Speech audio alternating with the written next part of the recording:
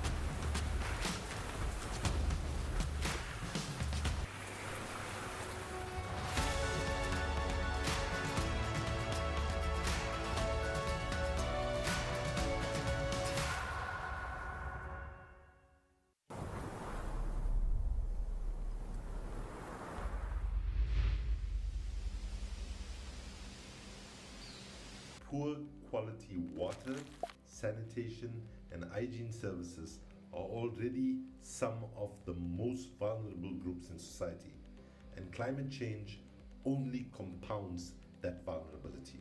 These marginalized populations, women, children, and those living in extreme poverty, face a vicious and unjust cycle in which a lack of access to water and sanitation is aggravated by extreme weather events, leading to services that are more expensive and also difficult to access. But where the problem starts might also be where the solution begins.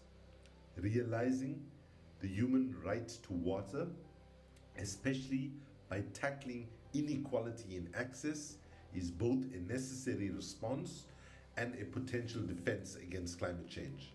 After all, well-managed water systems can protect access to reliable water supplies during times of drought. Strong sanitation systems can resist floods, and prioritizing these issues would have significant implications, not only for child health, but for public health in general, as demonstrated by the simple role hygiene in the form of hand washing being effective in preventing COVID-19. I call on climate decision makers to recognize the adverse impact of climate change on the enjoyment of human rights, especially the rights to water and sanitation, and to ensure that future strategies and plans integrate human rights principles. Join the partners of Sanitation and Water for All in our demand for justice and equality in access to water and sanitation and in all climate action.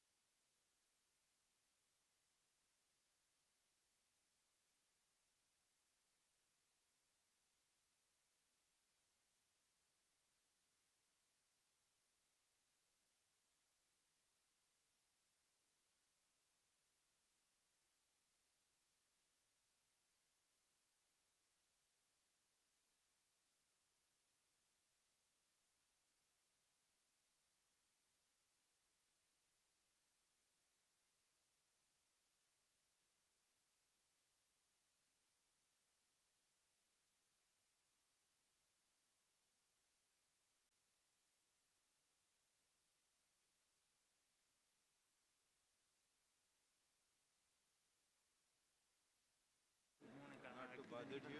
No, no, Yeah, no, no. I'll meet you after. Just concentrate.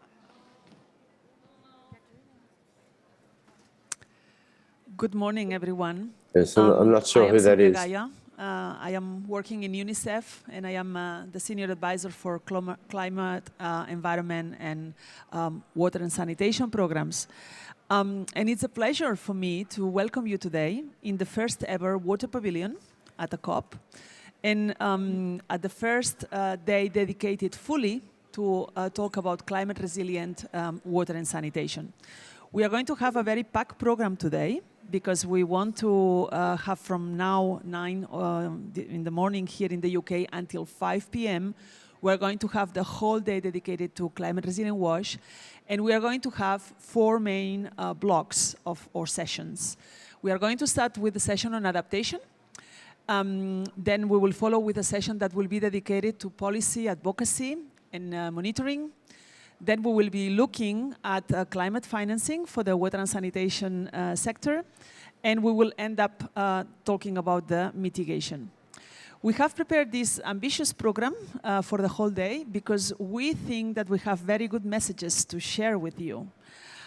This effort has been done from the side of multiple organizations.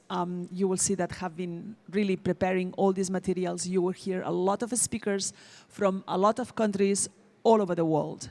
And we want to bring really the voice also from those who are most affected by the climate change, and they are voiceless, and they will be with us today to make the case on how the water and sanitation sector is really important, is really key for the climate agenda, and is really key to contribute to the race zero and to the race to resilience.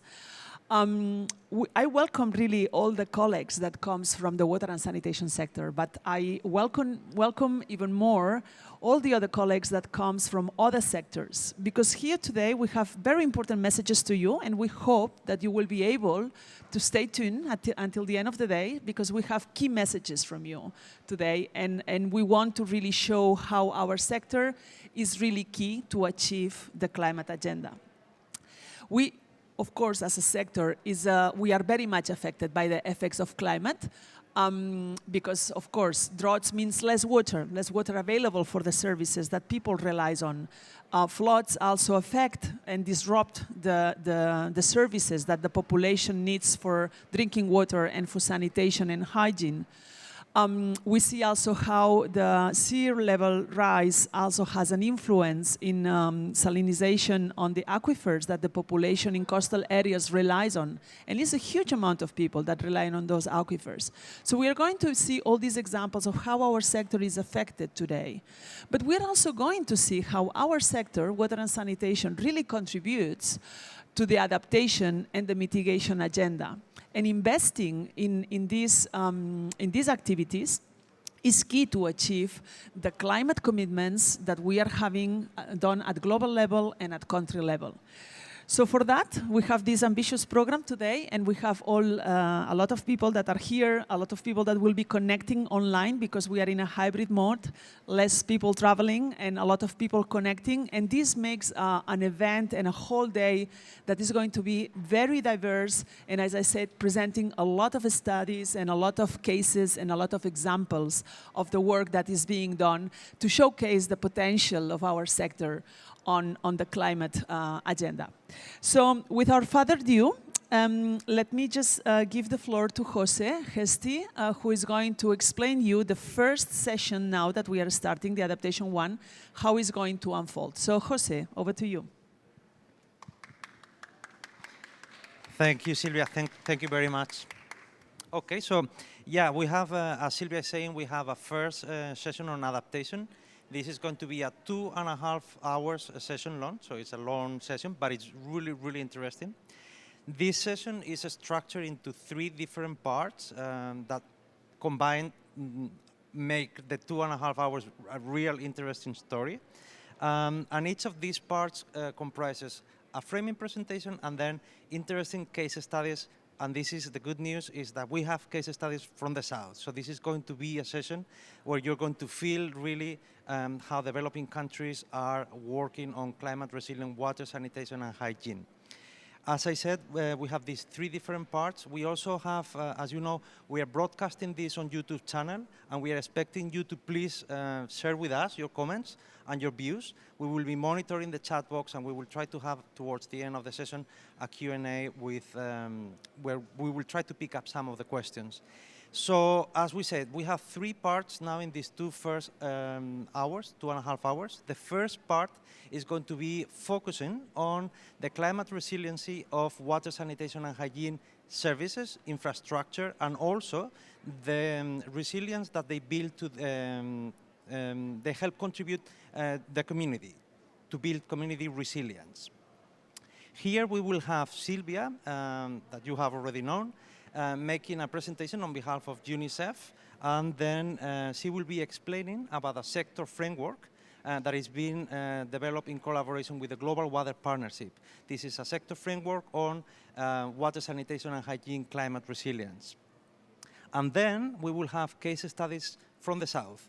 Indeed, UNICEF headquarters will make some legal interventions to present case studies from Bangladesh, Mozambique, and Madagascar.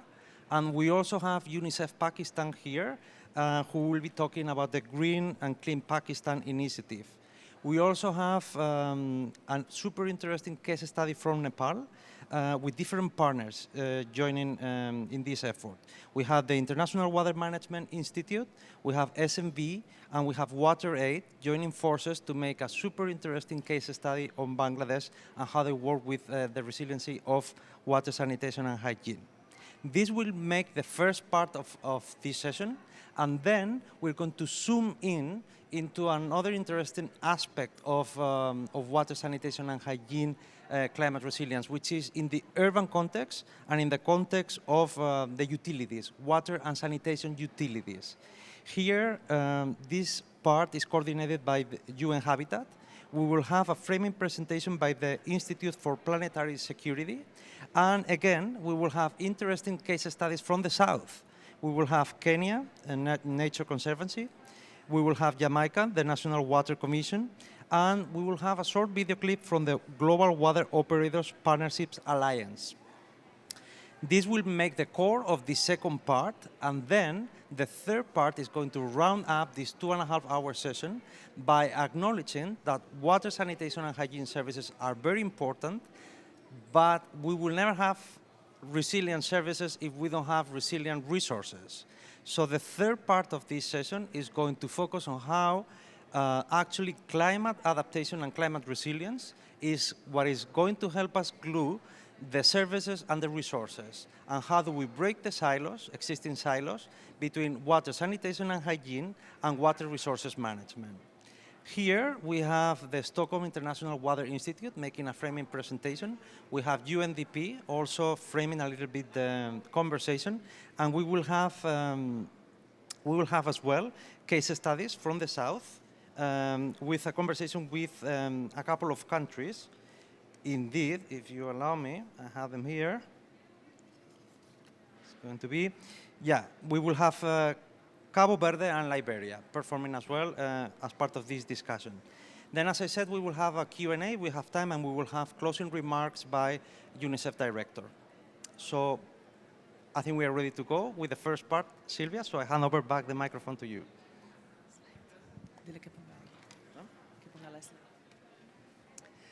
Thank you, Jose, for presenting the agenda for this first session on adaptation, for the contribution to adaptation of the climate resilient water and sanitation sector. And to start with, I think that we have one slide here available. And it's only one slide, so it's not going to be a lot of information, but we want to explain a little bit how the sector has started to think about this. Very important, in order to include the climate into the water and sanitation, we started, of course, as a sector, what do we want to really achieve, right? And what we want to achieve water and sanitation services that are sustainable over the time, even if they are climate events, climate shocks, and changes in climate, in aquifers, in droughts and floods, that the services will continue to be able to run.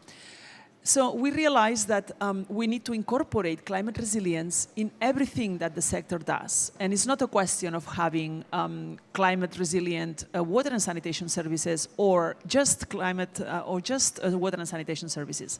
We see that we need to transition and to shift to a situation where everything that this sector does is climate resilient, because otherwise it's not going to stay forever. And it's not going to serve the purpose of serving the population. So what we did at that time was to really try to develop a framework where the countries will find support, technical understanding of how we were going to do this. And you have this slide here, which is the presentation of the framework. And this framework has 4 main areas. But before going into this, let me start by explaining what is the objective of this framework. It has 3 objectives. Mainly, as I said, to see how we are going to shift into having all the services of water and sanitation and hygiene services that are climate resilience. This is an important objective. At the same time, we want to see how these services contribute to increase the resilience of the communities.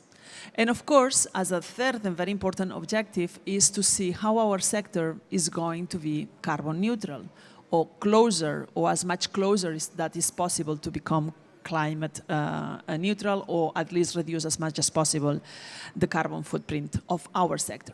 So these are the 3 objectives of this sector framework. And it has 4 main areas or dimensions or quadrants. Is this donut that we see here on the screen, right? The first of all is understanding the problem, understanding how the climate is affecting the water and sanitation sectors. And as I said before, of course, droughts and floods cause a lot of service disruption. We see salinization. We see entire water resources that the people depend on that are getting more difficult to be sustainable and to be available when it's needed. So it's important to understand how is going to be this impact. And of course, we have there some key materials to do risk analysis and a tool that is designed for helping our sector to analyze these risks and understand these risks. And once we know that, of course, we need to incorporate this knowledge and this risk into the design of the optimal solutions. How are we going? What are the climate resilient solutions for water and for sanitation and for hygiene look like, right? So we need to look at what are our options and appraise them in order to be able to see what is our menu, what will work better, what will be more efficient, what will be more cost efficient, what is going to stay for longer time, what is going to be more convenient, more affordable for the population. We need to understand all these elements in order to then shortlist the best options for the sector. And then when we have these options, implement those options and go at a scale. And countries are already starting to scale up hugely the options on climate resilient water services, climate resilient sanitation services, and hygiene services. And finally, of course, we have an important dimension, which is the monitoring of all these, understanding which is our target. We need, of course, to have a monitoring system that will explain us how to, that will help us to reach to understand where we are and to be able to reach our targets. And we are having a dedicated session in the next block of the activities after this one that will be dedicated to this monitoring. So for this framework, we have developed all these different technical briefs as a part of this framework, there has been a lot of trainings in a lot of regions and countries in order to make it available to everyone and to all the sector colleagues and sector stakeholders and, of course, governments. And we are happy to say that more than 80 countries now are already, in a way or another, implementing this climate resilient water and sanitation framework. And the cases that we have here today, we really relate in a way or another to this framework. And of course, we are going now to move into this part of the session where we are going to showcase with examples. And these examples come from countries that are doing any of these parts are understanding better the problem, are identifying solutions, are scaling up solutions, and are seeing how the sector is becoming more and more resilient, and how they, of course, increase community resilience on this, and of course how this will reduce the carbon footprint. But this particular one of the reducing the carbon footprint will come into another session, which is the last session of the day, and there you will see a lot of examples of mitigation and how our sector contributes to the mitigation agenda. So you will hold from this, we'll hold you from this until the end of the day. So let me now then start this session with case studies, starting but a couple of interventions from colleagues from UNICEF headquarters. We have today with us Fiona Ward and Jorge Alvarez Sala, who are both experts on water and sanitation and are leading the agenda inside UNICEF on the climate resilient wash, on water security, and on water scarcity. And they are both going to present some of the cases. And then I will introduce the other cases that will be presented by other people that are here with us today. I will present them as we go. So now let me hand over Fiona. So over to you. Thank you. Hello, everyone. Hi, my name is Fiona Ward. I am a water and sanitation specialist with UNICEF. As Sylvia has mentioned, climate resilient water and sanitation saves lives. Ensuring water and sanitation services are resilient is really no longer an optional add-on. Historically, integrating climate resilience was seen as an additional burden, an extra burden, and one that could only be addressed with separate earmarked funding, and one with dedicated, really expert technical support. There was a perception that integrating climate resilience into the design of water and sanitation services would really delay the construction of badly needed construction services and the needs, of course, to meet the Millennium and Sustainable Development Goals. And also there was a perception that it would consume a lot of additional funding. So when resources are limited, people were concerned that implementing climate resilience would really delay the scale and the scale of the results and the speed of those results. Business as usual was really business as usual. Water and sanitation wanted to continue at full speed to reach those Millennium Development Goals and then later this Sustainable Development Goals. And of course, after all, there was a lot of work to be done. But climate change is not going to wait for the water and sanitation sector to catch up. Climate change and extreme events are already impacting the affordability, sustainability, equity, and safety of water and sanitation services. It is no longer a choice between reaching more people with a less climate resilient water and sanitation service, or less people with a more climate resilient water and sanitation services. There is no choice to be made. We should only provide services which are climate resilient and not those which are partially climate resilient, or perhaps those which are only resilient for water and not sanitation, or perhaps only resilient for some types of climate risks and not all types of climate risks. We need to, and of course, we're not just focusing, as Sylvia mentioned, in terms of our approach on infrastructure. It's also about the sustainability and the operation of those services. There are lots of opportunities for the sector in terms of creating livelihood opportunities, creating jobs, skills, youth engagement, and of course, there's also opportunities for leveraging large-scale climate financing. So as Sylvia mentioned and Jose mentioned, we'd like to share some of the examples that we have. We're showcasing two examples here today. One is from Bangladesh and the other one is from the work in Mozambique. So if you could help us show the video, thank you very much. Thanks for your time today.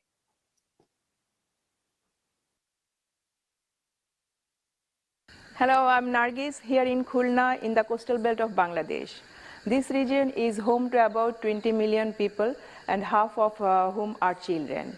The people here are already experiencing the impact of extreme weather and climate change in their daily lives through increasing intensity of cyclone, storm surge, and rising level of saline. The fresh water in this area is scarce because there is no rainfall for about 7 months of the year, and both shallow and deep aquifer are saline. To make things worse, the existing water sources are heavily contaminated by bacteria. So when there is a storm or cyclone, the freshwater reserves become polluted, and the scarcity of water becomes severe.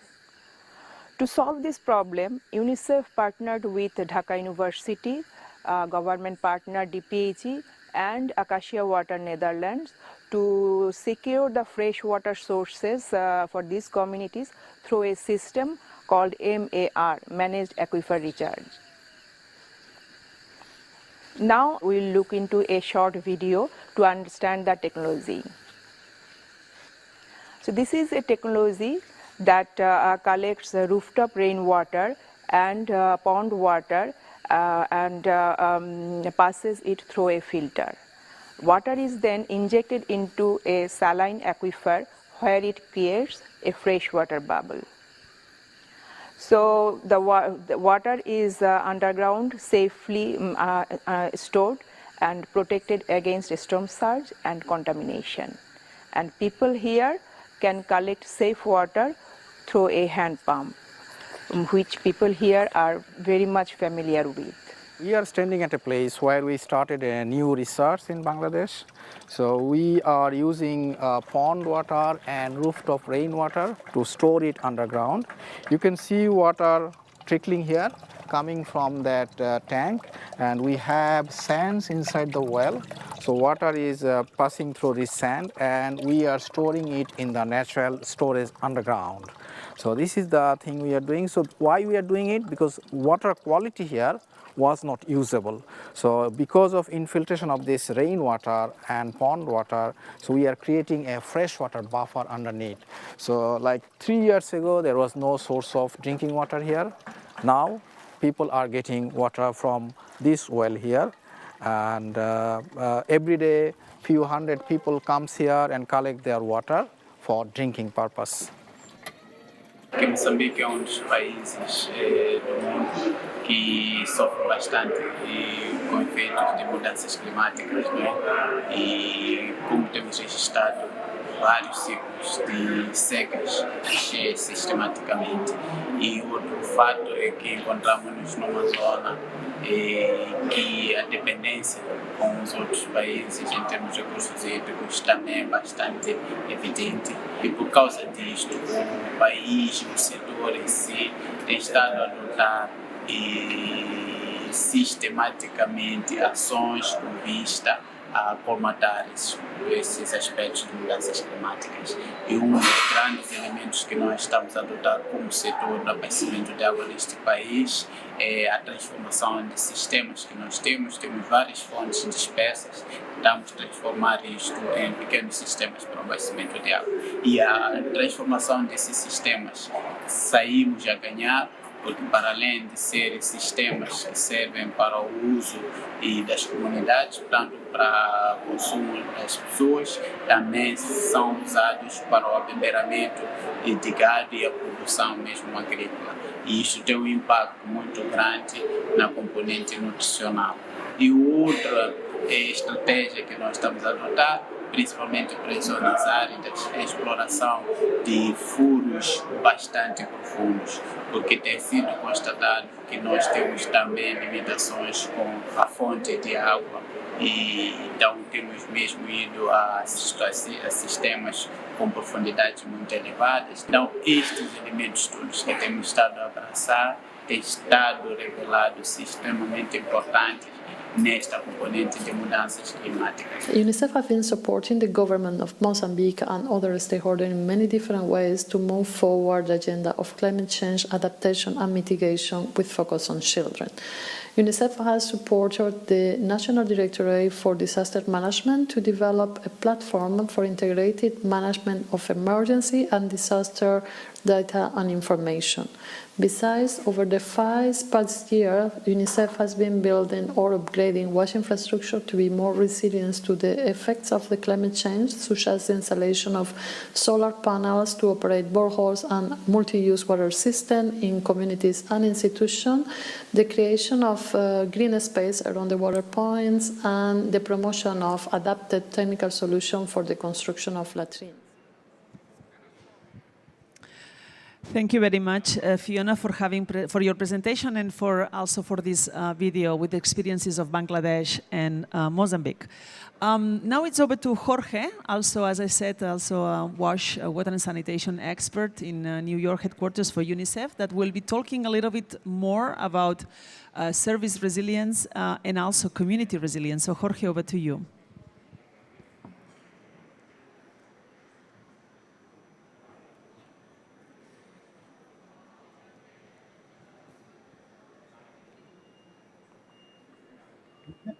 Two examples of climate-resilient water and sanitation infrastructures, which should be able to cope with more frequent and more intense extreme weather events, such as floods or droughts.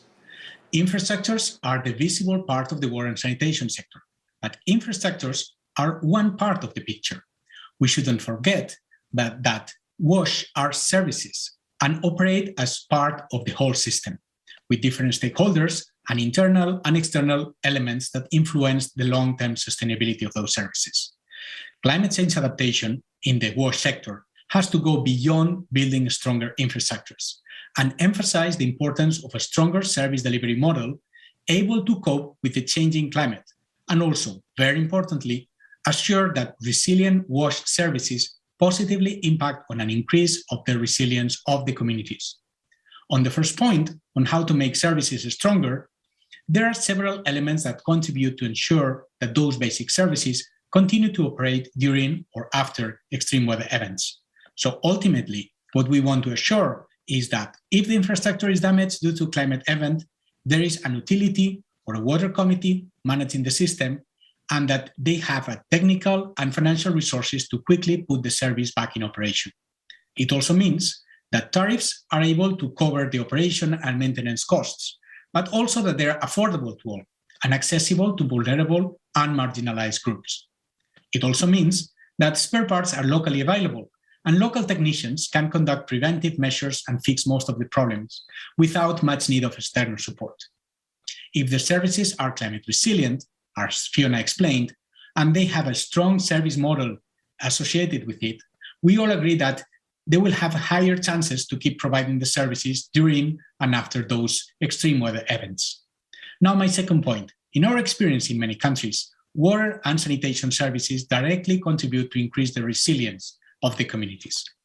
For example, in the south of Madagascar, I will just share a slide now.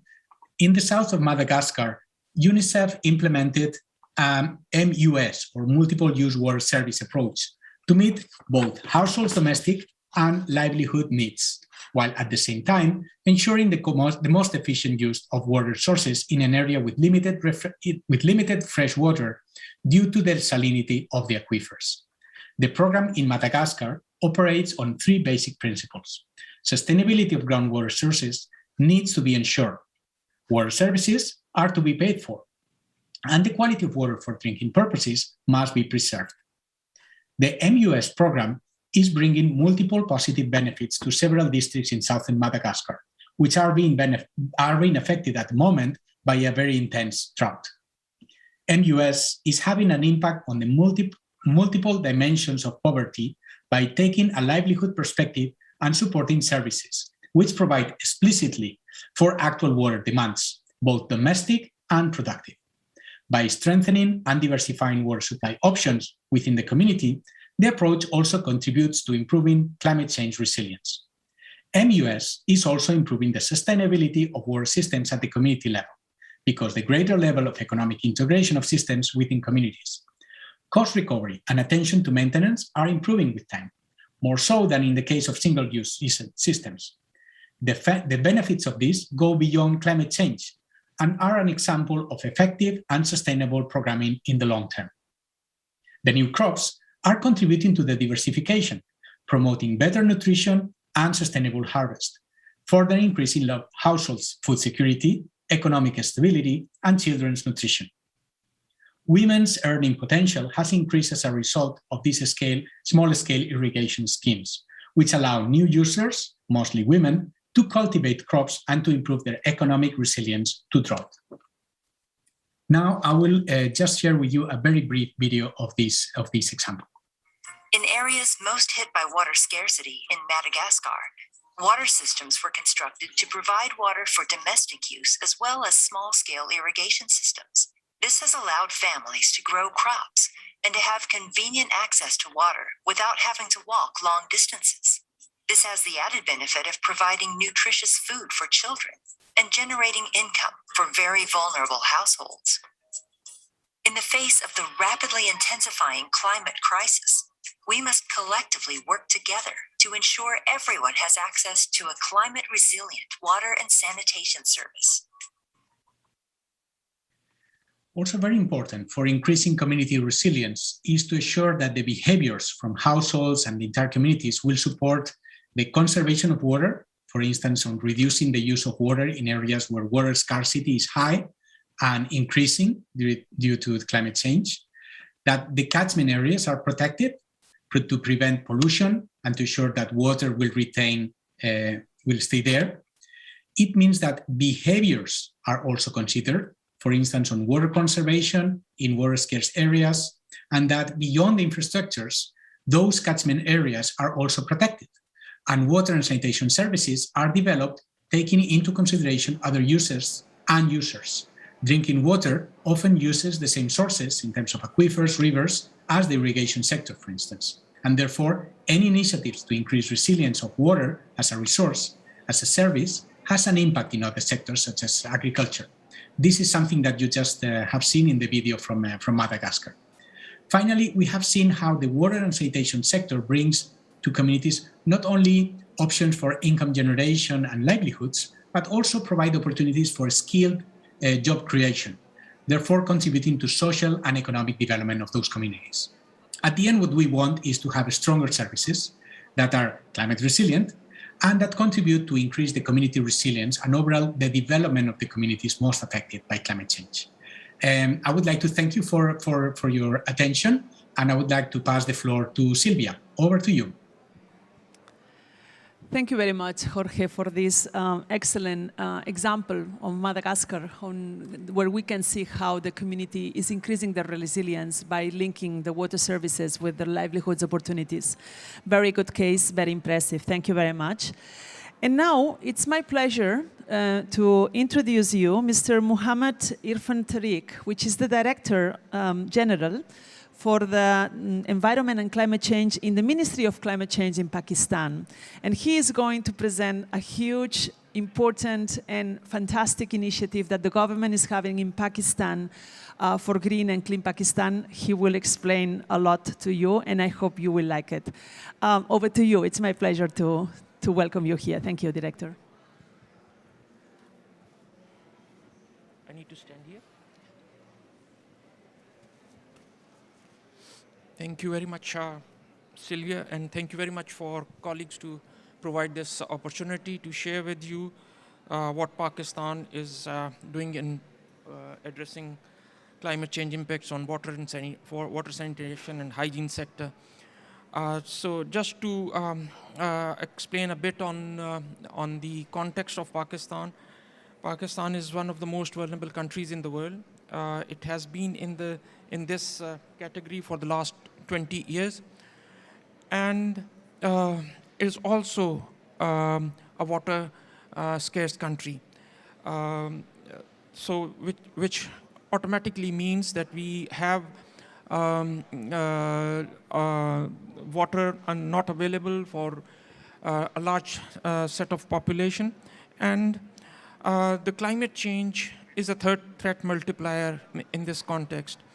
So government of Pakistan, considering the impacts on the livelihoods and communities, had some innovative thinking. out-of-box thinking, and we came up with a project called Clean and Green Pakistan. Now, this project was launched by the Prime Minister, and it is addresses issues related to water, sanitation, which includes waste management, both liquid and solid waste management, and has also a greening component, which accounts for planting a number of accounts for plantation of trees. This was launched by the Prime Minister himself, and it has 5 components.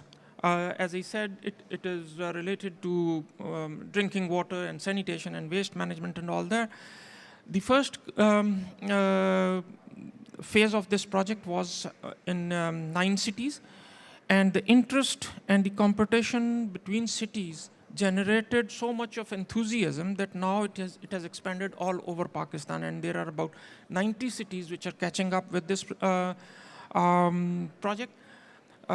It engages communities and local governments, and then creates a sense of competition between different cities. And then those cities, based on their performance, they are rewarded. So this is the major landscape of this project, and you would see that there are 5 thematic areas and 35 measurable indicators.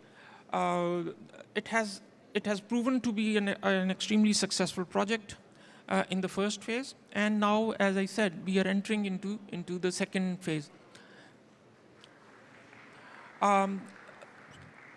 This project had basically 2 broad elements. One was the 5 thematic, based on 5 thematic areas, Clean Green Cities Index, and the second one was the Clean and Green Champions.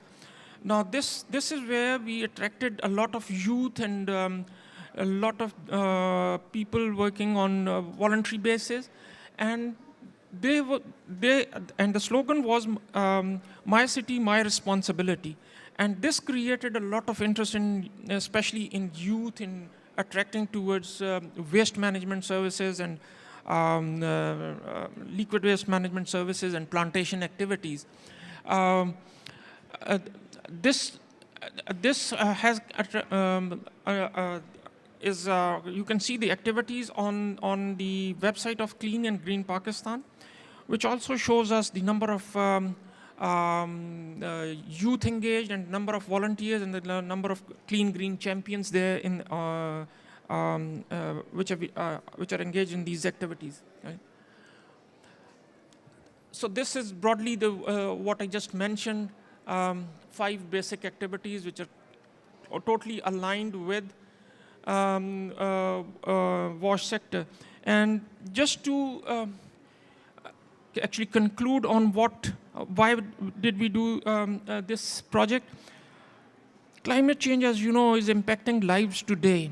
And what we did was we included this wash sector in our revised NDCs, which is the next climate agenda for Pakistan.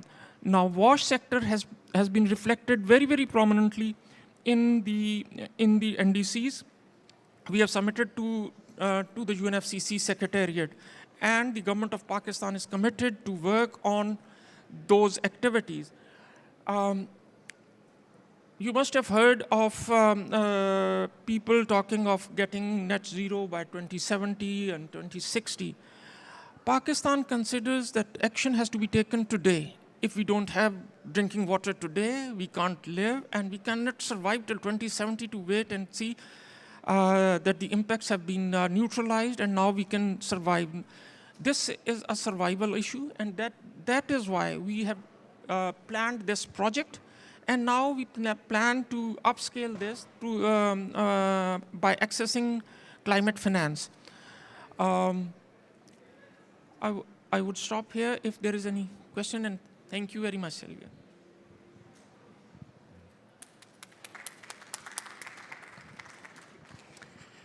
Thank you very much, Director, for this amazing case that you have here presented here today in the Climate Resilient Days at the Water Pavilion, to showcase how a country is really picking the issue, is really providing a priority of the water and sanitation activities to push and move the climate agenda forward, and how they are making a huge effort to scale up this nationally in all the cities and for all the people that are really suffering already in a country like Pakistan the consequences of climate change.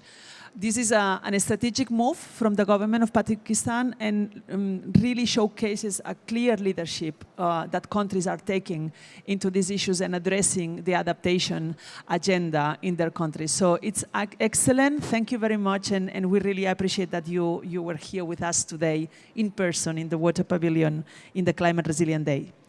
Now we have the case of Nepal, where we are going to see how we continue to build this resilience in the communities, right, that we were talking about through inclusive water, sanitation, and hygiene. And this is a subject that is very close to all of us, the inclusion, the issues that relates with disabilities, with gender, and that this has to be for everyone, right, because everyone and the most vulnerable are the most suffering the consequences of climate change.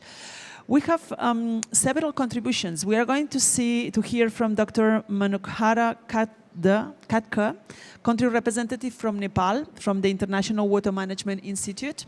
We're going to hear also from Ami Reza, SMB country director for Nepal and Bhutan, and also Ratan Budatoki, SMB Nepal project leader. And also finally, we are going to hear from Binesh Roy, which is the technical manager at Water Aid Nepal. So they are going to explain how Nepal is addressing and tackling these issues. So over to you. Thank you very much. Hello everyone. Greetings from Kathmandu. I am Manohara Katkar. I work for International Water Management Institute, IWMI, based in Kathmandu. Today, IWMI, SNB, and Water Aid are very pleased to share our case, building community resilience through inclusive water, sanitation, and hygiene, a case of federal Nepal.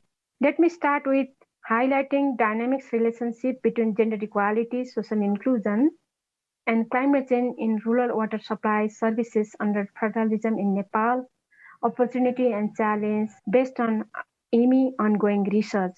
Nepal has moved to the 3 level of federal government structure since the promulgation of new constitution in 2015.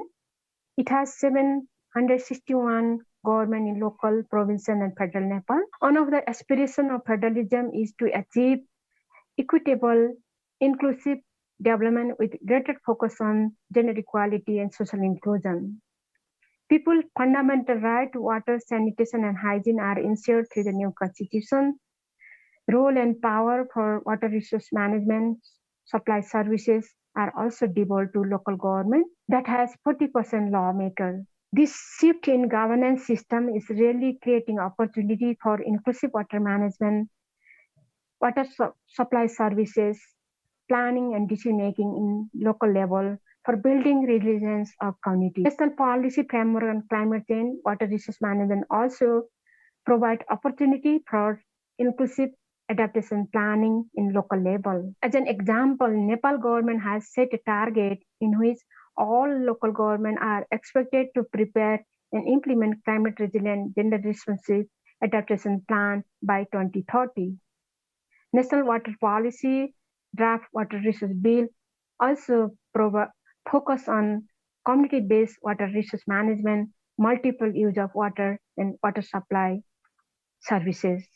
Talking about gender social inclusion dimension in water management and water supply services in the context of Nepal, less than 1/5 of population has access to safely managed water services. Over 90% of girls, women contribute to manage water for drinking, sanitation, homestead farming, rural household.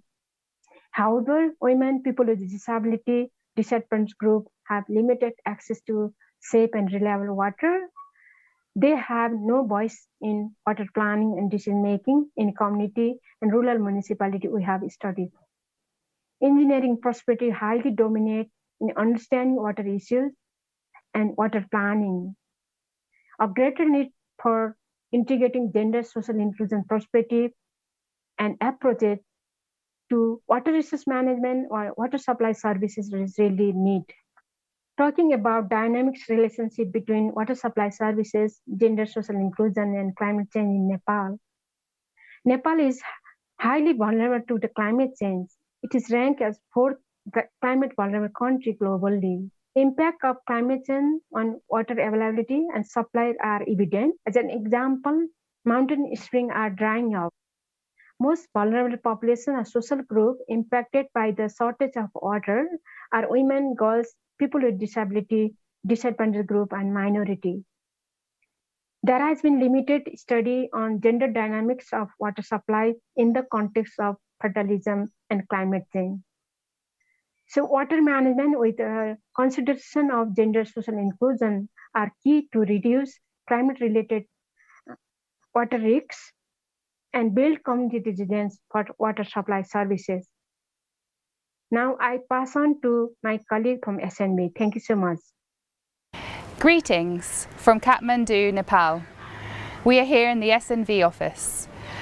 We'd like to welcome all the COP26 participants, speakers, delegates, and those listening in to this Water Pavilion event. We will be sharing a case study about building community resilience through inclusion.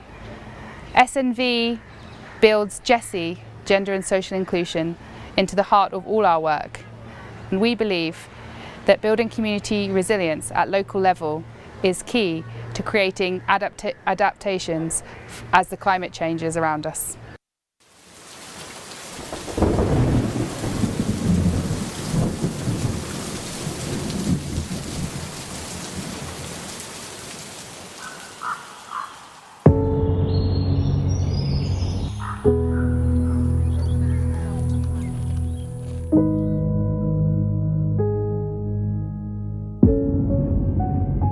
पहिला पहिला पानी सधैँ साउन महिना भदौमा पानी पर्थ्यो, समयमा धानको रोप्नी पनि हुन्थ्यो। तर पहिलाको हेर्दाखेरि अहिले मौसम जुन जलवायु परिवर्तन छ त्यो बिस्तारै बिस्तारै बदलिरहेको छ। यसपालि पनि कार्तिक महिनामा बेमौसमी आँधी बहेरी वर्षाले हाम्रो धान बाली गदर बालीलाई सखाप पारिदियो।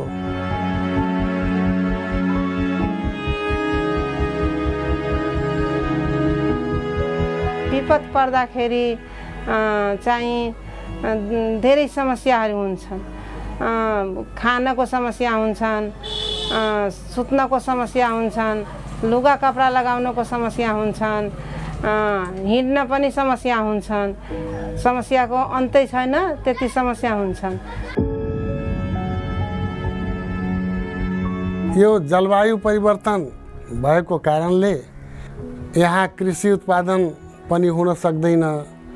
अब गरिब बालबालिका महिला पिछडिएका जुन वर्गहरू छन् उहाँलाई धेरै अप्ठ्यारो भइहाल्छ।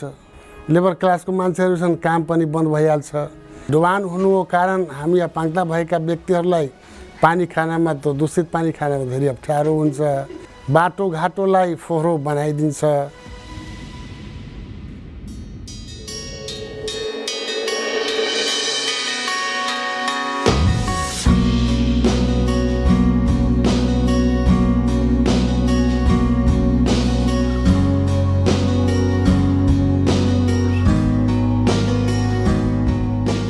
प्रत्येक वडामा समूह गठन गरेका छु।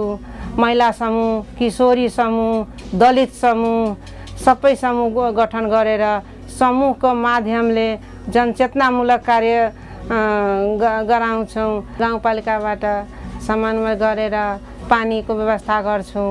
फिल्टरको व्यवस्था भयो छ। सेनिटरी प्याड, खाना, फोहोर त्यसको पनि व्यवस्था गरेका छौँ। चेतनशील बनाउनको लागि हामीहरू पटक पटक विपद व्यवस्थापनकोबाट र दलीय लक्षित वर्गबाट हामीहरू त्यसमा कार्यक्रम राख्छौँ। Community members in rural Nepal who have improved access to resources and power to influence decision making are better equipped to handle climatic disturbances in the short and long term. वासिसीले गाउँपालिकामा सबै वार्डको वडा अध्यक्ष र सबै मान्छेको बोलाएर उहाँ के गर्छ विपद व्यवस्थापनमा यस सालमा सिकप अर्को सालको लागि योजना बनाएर विपद व्यवस्थापनमा के काम गर्नुपर्छ त्यो उनीहरू तालिम दिएर हामीहरूलाई सबैलाई सिकाउँछ। त्यसै अनुसार चाहिँ हामीले बजेटको विभाजन गर्छौँ।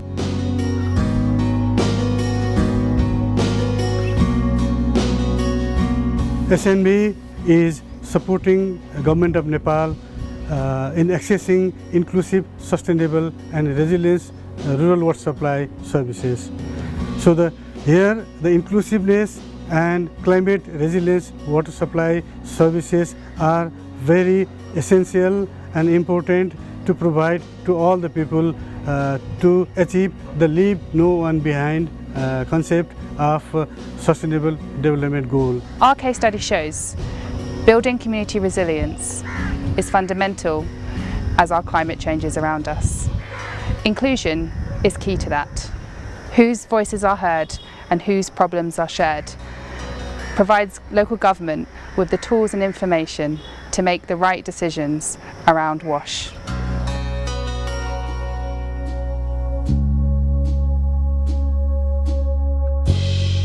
Namaste, greeting from Nepal. I am Dinesh Roy and I work as a technical manager with WaterAid Nepal. WaterAid is implementing water security and climate resilient project in Dolakha district since 2018 and supporting communities to build resilient water, sanitation and hygiene services. I'm going to share a case study of water supply scheme, and this is about the spring source that dried out suddenly in monsoon this year. Nepal is a largely mountainous country with high variability in climate. The climate diversity is driven by the complex topographical characteristics of Nepal. The frequency of extreme weather events has become more unpredictable in recent times in terms of the location and intensity of its impact. This has been observed directly from the variation of rainfall pattern in the last few years, which increases the incidence of certain landslide, flood and drought events. The local people have shared that the spring sources are drying and water depletion is rapid in recent years. This case is about the Chhare water supply scheme where the spring source was dried suddenly during middle of the monsoon. The spring has been a source of water supply for the community for the last few years. Later, WaterAid supported to construct a new intake from a spring located few hundred meters at upstream that was identified as an alternate source by the communities. WaterAid has identified 6 characteristics of the community to ensure that they are resilient and enjoy sustainable water, sanitation and hygiene services. We are supporting communities to develop their capacity to meet these characteristics and sustain it for the long run. The participatory vulnerability and capacity assessment is a self-assessment tool for the community.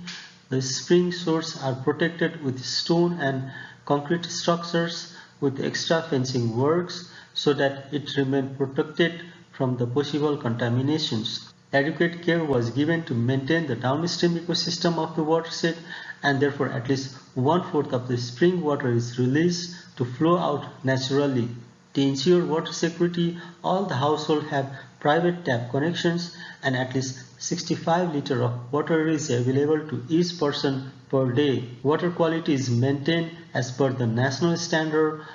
All the community have water safety plan with involvement of active team members. Operation and maintenance fund and monthly tariff collection is mandatory for the sustainability of the schemes. Village maintenance workers are the backbone of the users committee who are paid monthly salary for the to provide 24/7 services. In addition to this, hygiene behavior change is a crucial part of the community resiliency, where WaterAid is using the behavior change design approach so that community can adopt and practice good hygiene behaviors. WaterAid had trained both local level duty bearers and community people on the right to water and sanitation. Social audit is the part of the project to make the water users committee accountable and transparent. Similarly, municipality has committed to ensure one house, one tap with reliable water services.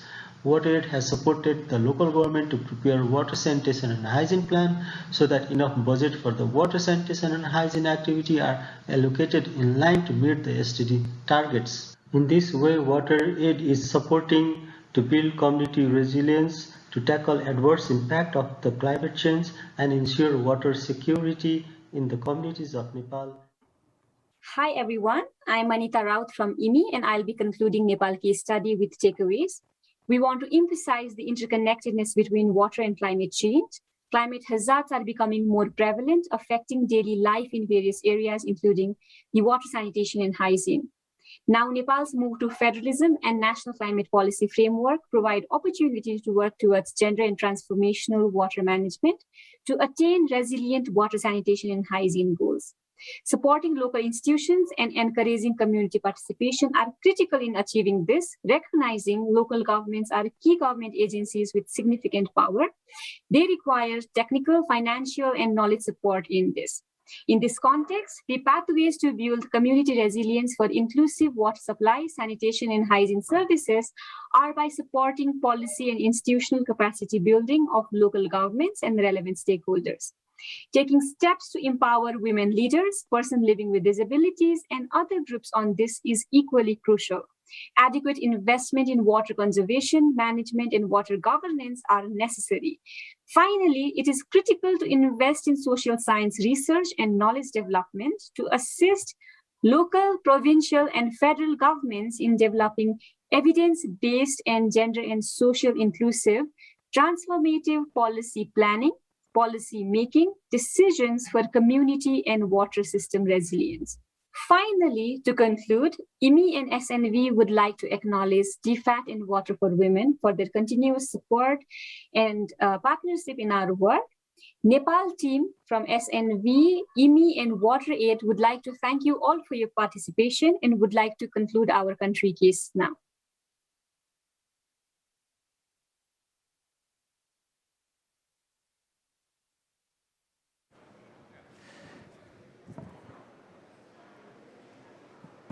Sorry, we are transitioning from being with a mask and being without mask when we speak, so I didn't remind that. So thank you very much. I think that we are at the end of this first block, as Jose presented, where we have presented the climate resilient framework that the sector has as a reference to operate. And we have been able to present a lot of country cases that in a way or another relate with one of these dimensions of understanding the problem, how the sector is affected by the changing climate, how they are trying to identify and shortlist the best options and implementing the options at huge scale, like we saw in the case of Pakistan. We have also seen how it's important leaving no one behind and how it's critical for the sector to really look into the most vulnerable groups of the population and assure that they have a voice and they feel represented and they are, of course, covered by the services for their also development. So we have seen how this is implemented in many places around the world. We have seen all these experiences, and now we are going to transition to the next block. This first one, you have seen that a lot of the examples comes from rural areas, not all, but most of them. But also we wanted to do a zoom in the urban areas. What's happening there? What is the role of the utilities in all this? How are they going to be, or how are they already being a key sector partner in terms of looking at adaptation, contribution to the adaptation global agenda from the utilities work? So for that, we have a whole block that is going to talk about the role of the utilities in water sanitation, wastewater, and the relationship with climate. And to start with, we have Mr. Alexander Berbik, the director of the Institute for Planetary Security, online. The colleagues are telling me that he may not be online. Yes, he is, because we didn't know if we had you. So happy that you are here with us, and over to you. Thank you. Thank you very much, Sylvia. I'm speaking from Ottawa, so that's why I'm a little bit later. It's still night here in Ottawa. So good to join you. This week's Adaptation Gap report concludes that developing countries need to spend up to 10 times more public money than they do now or to implement climate adaptation measures to deal with more frequent droughts and flooding and other weather extremes. And the report rightly states that climate financing for developing countries is not enough. But it also warns that governments are missing an opportunity to invest in green growth and deal with the current and future impacts of climate change. And we know from earlier reports, the report from 2 years ago, that some of the best investments to make are the low-cost adaptations, the so-called no-regret options that have a high benefit to cost ratio, and capacity building for water is typically one of those investments that you can make. And that is not only about the quantity of water that always gets the most attention in the media when there's floods, when there's too much water, when there's a drought, it's more visible, but it's also about the quality, because bacterial or chemical pollution is affecting the water quality, and that is just as important to consider. So this is even more relevant since huge amounts of wastewater are still unsafely managed. To give you an idea of all the wastewater in the world that we are talking about, that is equal of 5 Niagara Falls next to each other. That's let's say all the wastewater of the world together. That's an incredible amount. And a good example of what is possible is UN Habitat's work to improve and increase the capacity of utilities that manage the wastewater and the sanitation. It improves the water quality, and that then strengthens the resilience of the local population against climate change effects. And I believe that we need a renewed focus on the positive role that utilities can play in improving water sanitation and wastewater now that we increasingly experience all these negative effects of climate change. So let me give you 4 reasons for that. Well, first of all, many cities in the world are already behind on building and maintaining wastewater infrastructure. But on top of that, and that's the second reason, this challenge will only increase. So by 2050, so less than 30 years away from us, there'll be an additional 2.5 billion people in the world living in cities. And all these people will need water, and they will produce solid waste and they will produce wastewater to such an extent that by that time we're talking about 7.5 Niagara Falls of wastewater in the world.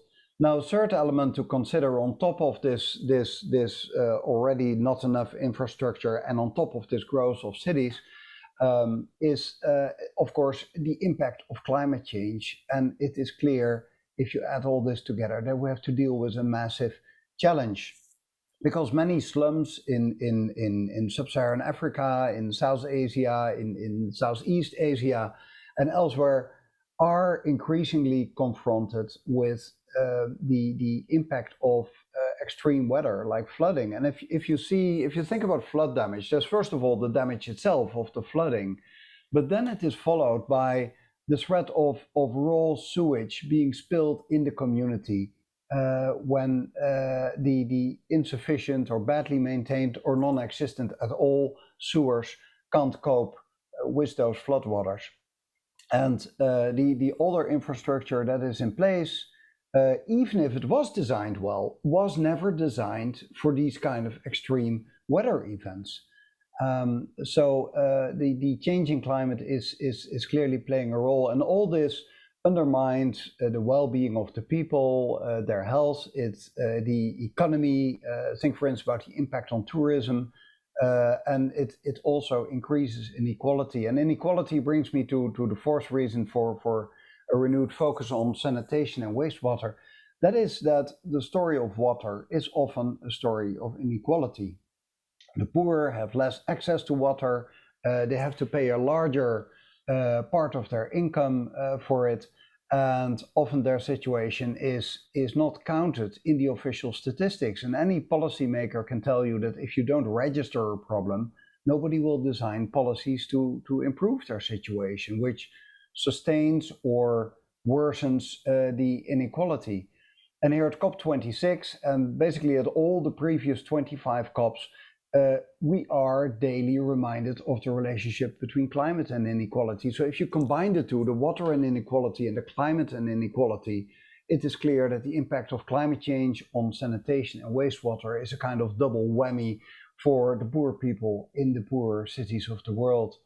And these people already live in geographically the most unfavorable areas. Otherwise, the rich people would be living there. So if there's too much water, it ends up in their low-lying quarters without proper drainage, and they have less access to resources and less access to basic municipal services, and often have less capacity to adapt. And the climate change raises all these challenges that they are already facing. And if there's a shortage of fresh water, those that are not connected to the pipe services have sometimes to pay up to 10 times more. I've read about cases where it's even more than 10 times for privately provided water, which is often also of lower quality, and also the delivery service is not always at the moment that you need it. But if we look at all the global challenges that we are facing today and at all the global goals, then there's a lot of hope and a lot of good news about sanitation and wastewater. For instance, we're not looking for all kinds of expensive high-tech solutions. We're not talking about technologies like carbon capture and storage that basically lives in the minds of scientists or on the drawing tables, where there's a few test locations but hasn't been up to scale yet.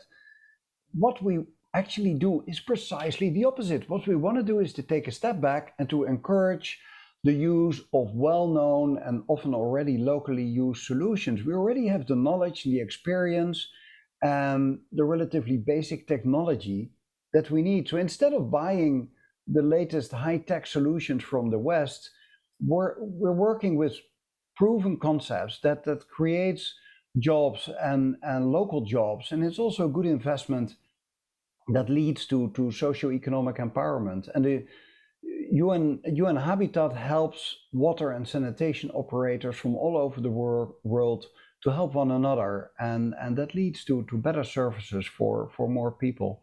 And also, if we work with nature-based solutions, it has a kind of built-in resilience that has the capacity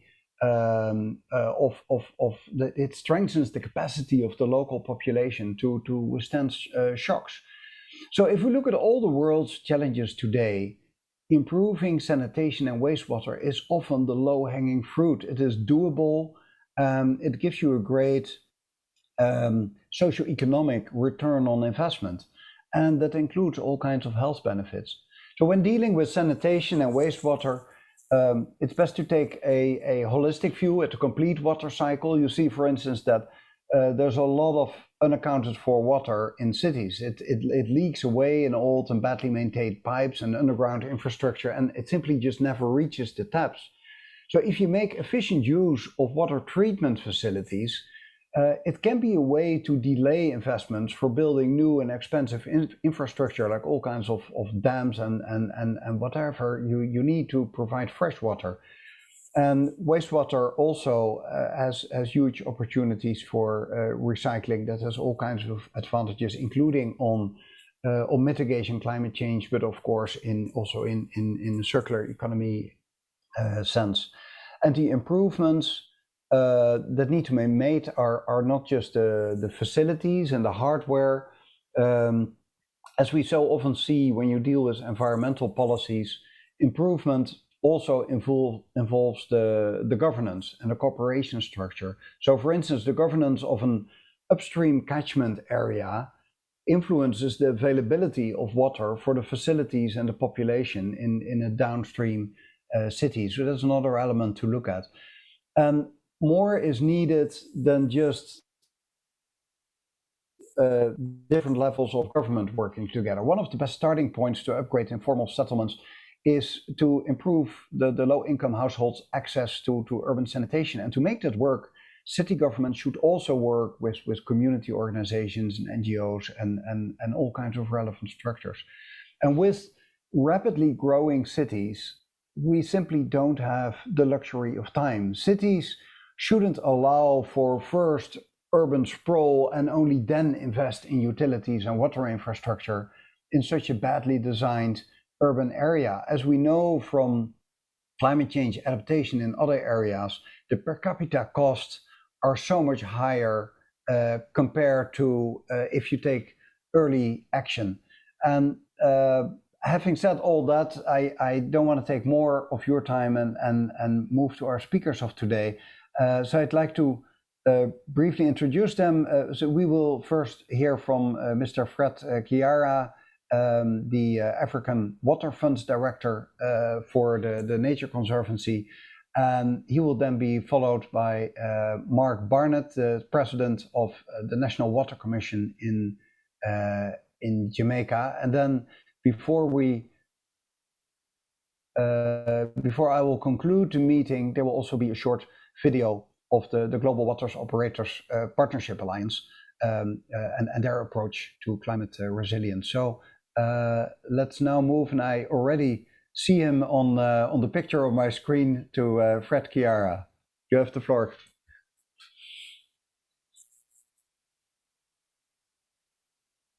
You're still muted.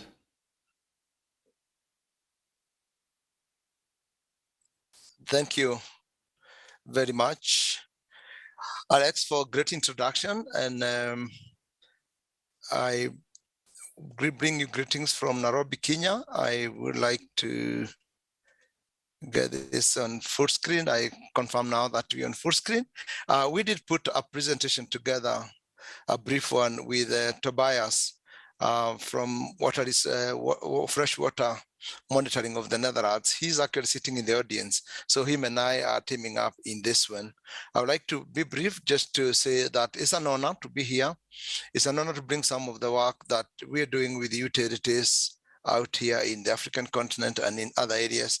And I'll talk a little bit about how collectively we are building resilient watersheds that can withstand climate change and provide benefits to our people. Just to give you a bit of background is to really say this is a publication that I would recommend for everyone. This is Beyond the Source. It's a publication actually published and available online from some 4 years back. And Beyond the Source did undertake a survey across thousands of cities in the group to see where they get their water from and if they could make a contribution towards conservation of their watersheds. And as you will see in the map, the greener the dot for your city, the more possible it is that you can actually make a contribution. And largely the greener cities have smaller watersheds, and you can actually fix it. And we realize that 1 in every 6 cities can actually fix the challenges they face in terms of fresh water supply just by working on their watershed, using operation and maintenance savings that they get from their utilities. So again, multiple benefits here. Build just water, carbon, health, economic opportunities. And I would recommend everybody to have a chance. Go ahead and download Beyond the Source and see for yourself some of the results. So the Nature Conservancy, together with other partners, have been working on developing a model called Water Funds.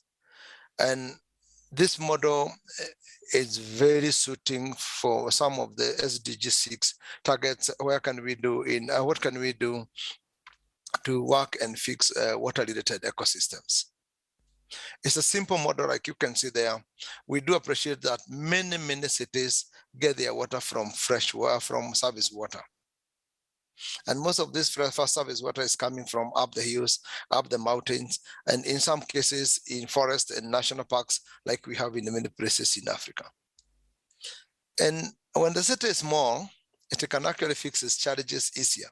But as the city grows, it faces the challenges of the population is increased. So the city is increasing its infrastructure or expanding it, and then they're having to expand their water intakes wherever the water comes from. And that provides some challenge because it gets to a point where the city of outstrips its water source. So what happens in this particular case is that the water funds help the stakeholders around the city to link up with their water sources and create a symbiotic relationship. So those who live upslope need technical expertise on how to do it well. They also need support with resources to be able to get the materials they need and use that as investment. And of course, those who in the city would like to have clean water in ample quantity. So this becomes the city, the downstream beneficiaries provide incentives to those who are upstream, and those who are upstream take care of the watershed, and ecosystem benefits like clean water and so on can actually come down to the city, and everybody benefits. So out of that, you get cities are more secure. In terms of water security, we have more waterborne sanitation now has resources. And we also see of late how important it is to also provide water as a means to good health for our people and our communities. And this is spreading across the globe now.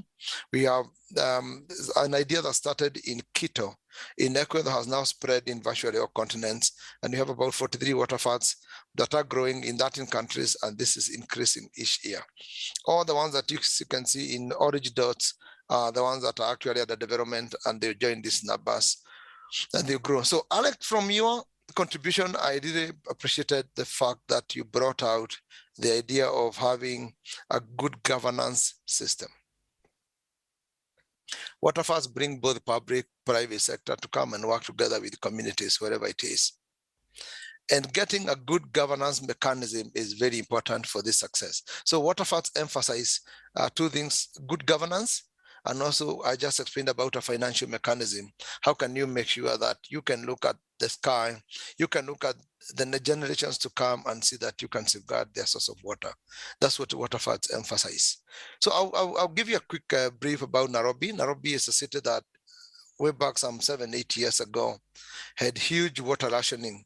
We could hardly afford the water demand that was there. And the city has continued to grow.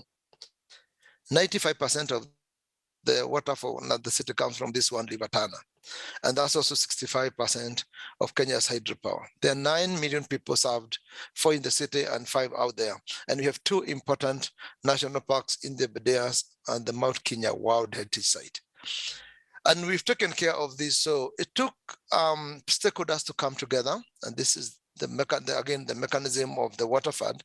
And in 2016, even Kenya government declared Nairobi water fund as a national priority. The city utility of Nairobi has been in the lead as a leader in some of the downstream beneficiaries, and so have been many other corporates and also public agencies. So the water fund has been, the water fund is created just for that purpose: take care of our sources of water. And then 2018, we saw presidential decree in this country, and our president is out there in Glasgow and again making the same point that everybody should invest. It's everybody's business, taking care of our water sources. And then a business case was developed that actually says exactly what you're saying. If you can develop some good infrastructure, green infrastructure up there, to take care of the green infrastructure, for every $1 you invest upslope, you prevent having to invest $2 further downstream in cleaning the water or expanding the infrastructure. And that has become a big contribution. And the financial mechanism is in place. We have stakeholders put in money, starting with government and private sector companies as well. And then that now has grown with investments. We're now building a fund, a capital fund. And as late as last Saturday, corporates were still together with government, trying to see how they can make this also like an endowment.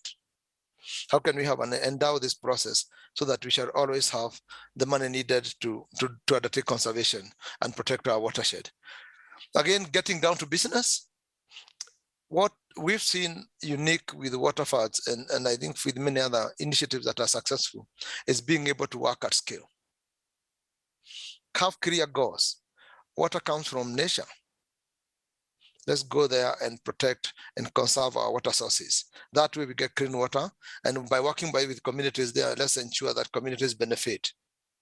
landowners benefit. And let's have clear strategies. Let's fix those forests, let's fix the farms, let's fix the the riparian buffers, and out of that we can get lots of benefits. And like you can see there, we're planting lots of trees, working with many farmers, and also ensuring that we can harvest rainwater, which is what the communities need. Again, keeping it cheap. We're working in a developing world. We're working in areas that globally do not have a lot of resources. It takes 1/10 the amount of money you would invest in JoJo tanks. When you do a water pan like I have in the right, they are now UV treated liners, and you can line them, and this one harvests 100,000 liters of water, and this farmer can harvest from the runoff from the farm, can harvest from the roofs, and that water is used for purposes in the home, including farming. Everybody has a role and they can do it. And then, of course, we're managing the work with the utilities, making sure that all the farmers who are irrigating from the rivers when it's dry, the dry season, can now have their own water, and they do it. And we're having good numbers for this. But let me just talk a little bit about the governance bit, because it's very important to provide a platform for many of our leaders to engage. Leaders in corporates come and join government to support communities to be successful. And that's very important. And then making it cheaper by working with local community groups and local NGOs there to just make sure that delivery is faster and cheaper. Again, this work now has no proprietary. We're working with Catholic Relief Services out in Freetown. We are working with WWF North Africa out in Morocco in the Cebu. IUCN has joined the work in Dakar, Senegal. Water for People is working with us in Blantyre, Malawi. Everywhere there's all these needs, and then we're working with the partners who are available, and we're seeing this grow into a movement. I talked about Nairobi, and Nairobi has seen quite a number of results since 2015 when they launched their business case. I may not go through all this, but it's true, it's evident that they've worked on over 300 kilometers of river stretches. They worked with farmers in close to 90,000 acres that have been fixed. And at the bottom there, you'll be able to notice that there's now 15% improved base flow during the dry seasons. And that makes a difference, because we've just come out of a dry season, and I can say water was reliable. The utility was able to provide water when it needs, unlike before. I also want to point out that we've been tracking together with the utility. Does green infrastructure actually really work? And you can see from our graph that the utility is seeing less use of chemicals in terms of quantities, that they need to treat the water. And there's a significant reduction of up to 40% by now, having looked at the baseline of 2013 years, about 8 years, you can see about 40% decline in the use of aram in the community, with the communities there. Again, the movement is growing. This is an invitation by Her Worship, the Mayor of Freetown, to make sure that partners come together and help Freetown solve its challenges for water. And this includes, of course, sanitation, climate, and also flood mitigation, and making sure that we have both the healthier people and also a good habitat. We have the Western Area Peninsula National Park light upslope of Freetown, which is a port city there, and with a lot of challenges for water supply. We're fixing it, and we do believe that we can get that working. An example again in Brazil, where stakeholders came together and formed a Green Blue Water Coalition. And out of that, they were able to put together about $5 million that they were able to support not just major cities, but also smaller municipalities that may not have a nice budget balance sheet or P&L as a water utility. And they were able to work on all of them and make sure that everybody can take care of their fresh water sources, and that benefits most of the people. So again, we take very robust monitoring, because we invest finances that are contributed by people who care. So they don't just receive results, but we track to make sure that they can see that we're keeping up with what we promised across the continent. We're doing this, but I've had quite a number of citations and quotes in this COP26, but I'd like to add one more, which is really like, in a week's time or so, we'll be home and we can go, and I think it's time to do something once we put the bags down. We are convinced, and I think it's time for us to take action. I think we can comfortably and proudly say we're the people we've been waiting for. And of course, when we get home, let's do something, let's get it done. again, takes people like us to get things done. And I definitely, on top of the many partners that I mentioned, and CB, I also helping with Addis Ababa. I like to explore, to broaden this invitation to also partners like UN Habitat to provide the science, and UNICEF, so that we can actually make sure that the people who need water for sanitation can actually get it and also be able to implement the activities. I'll stop here and say thank you very much and welcome you anytime to invite us, and we can do water facts in the point in the city that where it can help. Thank you very much.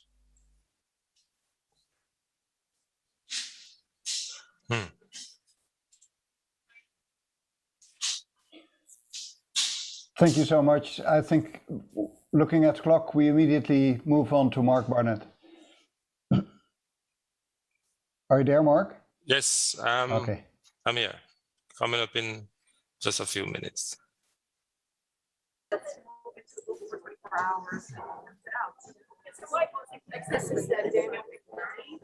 Kumi, nice to meet you.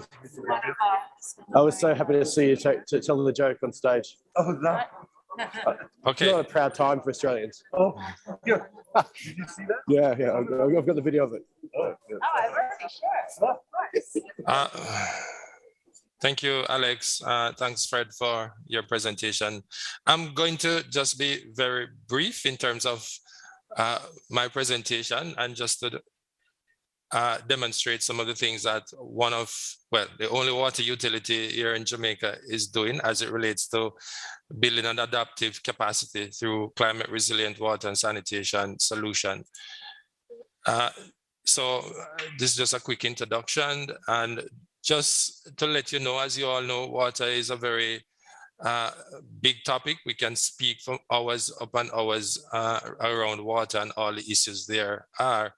So my presentation will focus on 3 particular areas and just to demonstrate some of the things that we have been doing. First, on wastewater treatment, improved wastewater treatment, non-revenue water, which we believe is significant in the context of climate change and watershed management.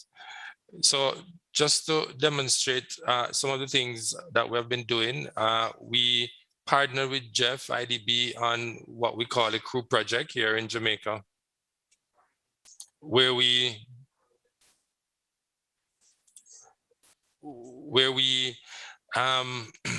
rehabilitated or decommissioned some of our wastewater facilities as part of and improve sanitation services for various communities. In this exercise, we would have replaced by building new facilities and decommission some by constructing conveyance systems to centralized location, as well as rehabilitating some facilities. In this, we did about 13 wastewater plants dispersed right across the island, as well as through NWC's own effort, we would have done 3 additional facilities. This gives a synopsis of the type of facilities that we would have worked on: activated sludge system, waste stabilization ponds, which incidentally we prefer as a result of the natural treatment process, aerated lagoons as some. The other area that we focus on, and we would have undertake loan financing to look at our water supply network, because what we believe and what we have found, reduction in non-revenue water reduces our carbon footprint as a utility, and water utilities inherently depends on your geographic location, can be a huge producer of carbon to the environment. So what we have looked at is how can we reduce the amount of wastage or losses, or reduce the volume of water that we pull from the environment to treat, to distribute. And so we engage on what we call a co-management non-revenue water program, starting in the corporate area of Kingston.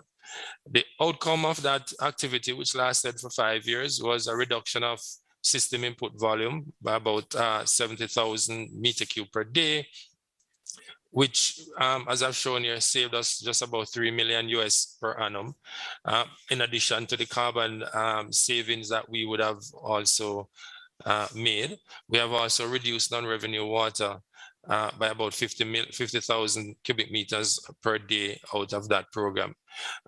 Additionally, we would have reduced our energy consumption as a result of that program and improve supply to the customers from an average of 18 hours per day up to 23.5 hours per day. The next program that we would have engaged on with other partners locally, which was a funding arrangement through GFIDB and the government of Jamaica, was to look at a watershed area that produces just about 42% of the potable water needs to the capital. And so we thought that is an important area to focus on to ensure that there's sustainable water resources to meet growing population as well. And the successes from that program, which ended just about last year, was a reforestation of over 500 acres. The results are here. Engagement of individuals who are practitioners and lives in those areas, and ensure that technology become part of the process in how we make decision, design a sustainable financing scheme, review of the watershed policy, programmatic review of watershed area management mechanism.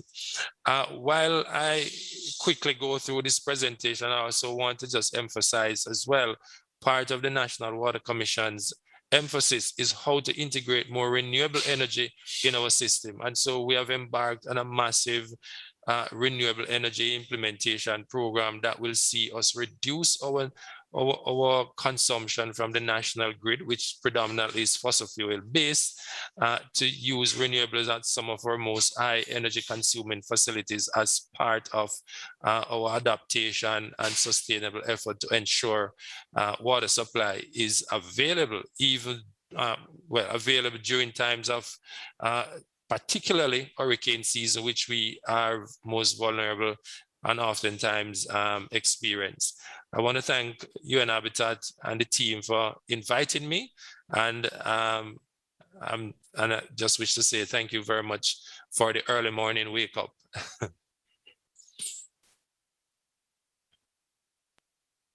Over to you, Alex. Thank you very much, Mark, for this. Before I sum up the conclusions of this session, I think we will first now show a short video about QOPA, the UN Habitat hosted Global Water Operators Partnerships Alliance. It helps water and sanitation operators to help each other to provide better services to all. So this is a wonderful tool to exchange experiences between water operators partnerships, or the WOPs, and Habitat works across all regions, and so there's huge opportunities for peer-to-peer learning from one region in the world to the other. And it's a good example of how Habitat is good at bringing ideas from other regions and then helping local actors to adapt these ideas for their particular purpose, and to adapt these where needed, also making use of the local knowledge that's there and nature-based solutions. So this video, it's a short video. It captures the highlights of the 4th Global WOP Congress, where climate resilience was the central theme, along with sanitation. So I hope somebody can push a button that the video will start, because I cannot do that from here.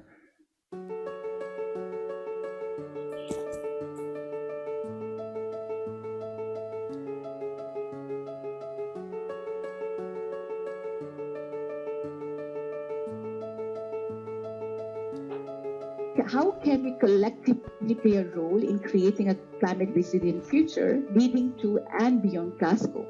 Operators are walking the talk every day.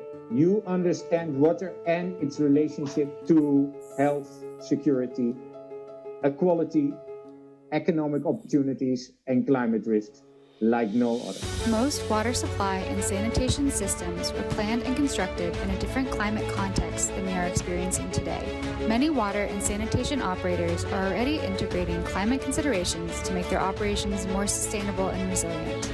for the well-being of communities and the safety of their personnel. This includes risk assessment and contingency planning, monitoring and reporting, and collaboration. Operator staff are developing and implementing climate-resilient practices and measures into the water and sanitation systems. They are the ones walking the talk, putting theory into practice.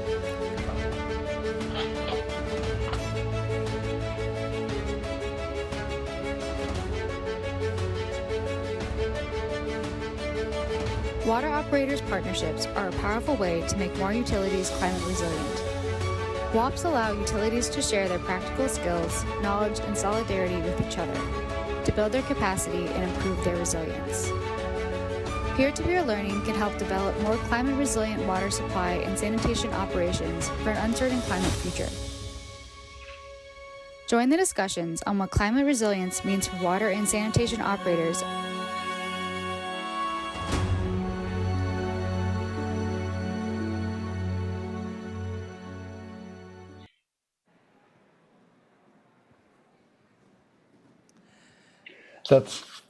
That's it. Just a very short few concluding remarks. As I look at the clock, we have like 1 minute left on my clock. Thank you, both speakers, very much for your presentations, and also Tobias Smit on the background. A few central themes that come out of here. Importance of good governance, cooperating with all involved parties. There's a lot of win-win situations where nature wins, things that are good for climate, for planting trees, but at the same time the people win and water wins because we have more and cleaner water, more reliable water, and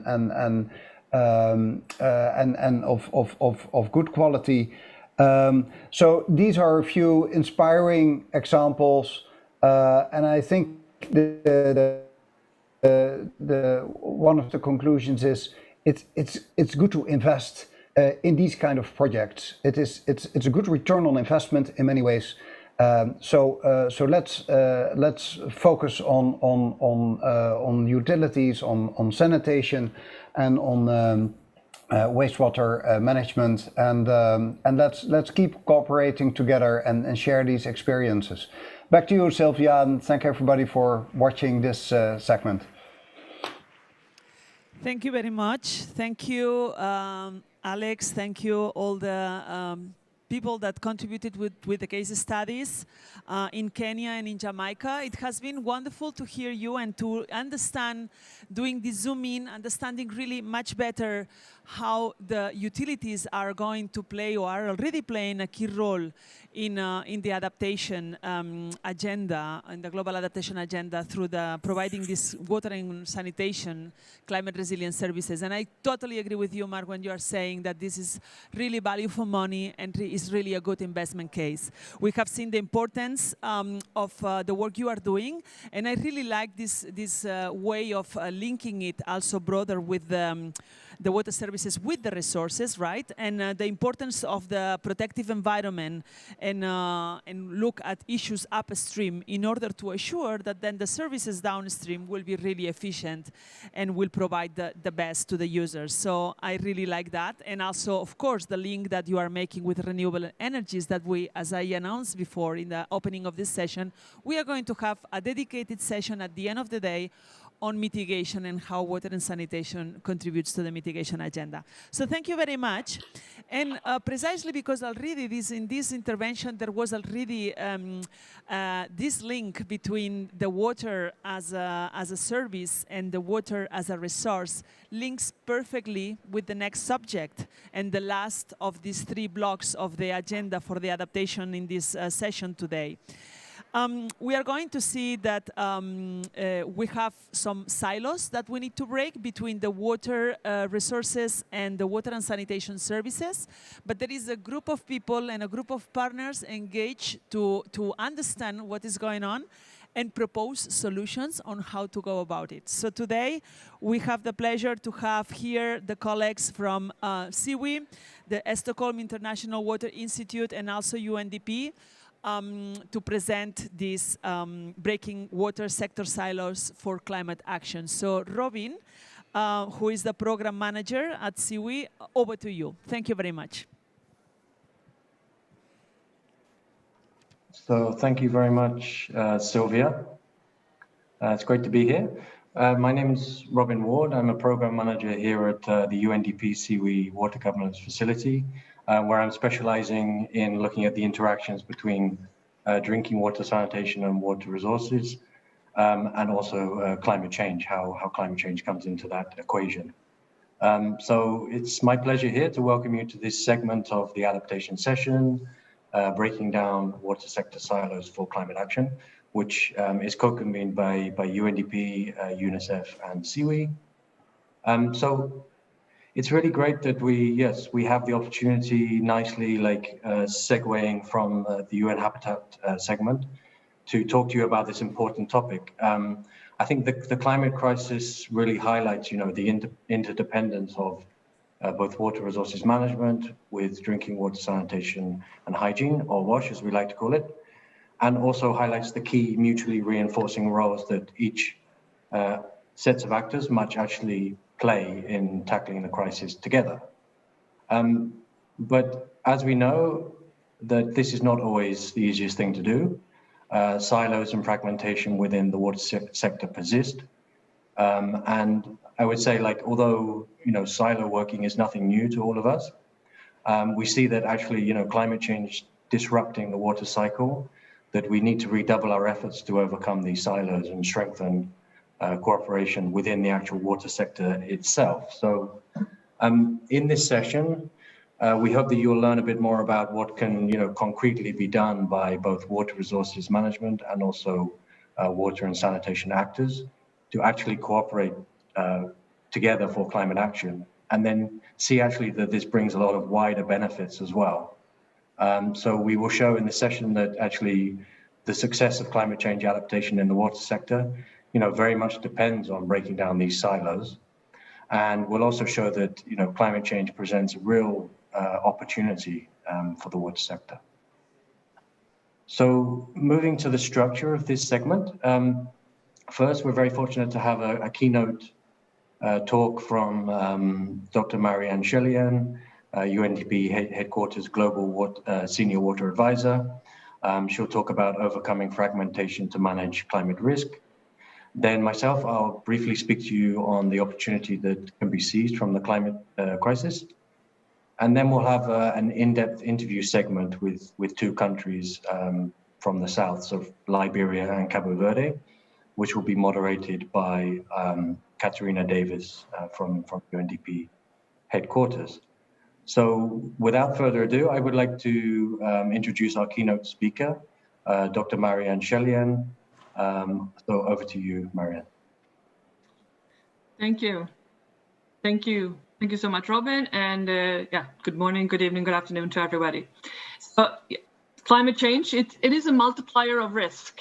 With the increasing variability and unpredictability of water availability, we have added pressure to our existing risk landscape of already variable water resources. And this, what we see also with increasing demand for water, where there is global warming and hotter climates in many places, the competition for water is increasing.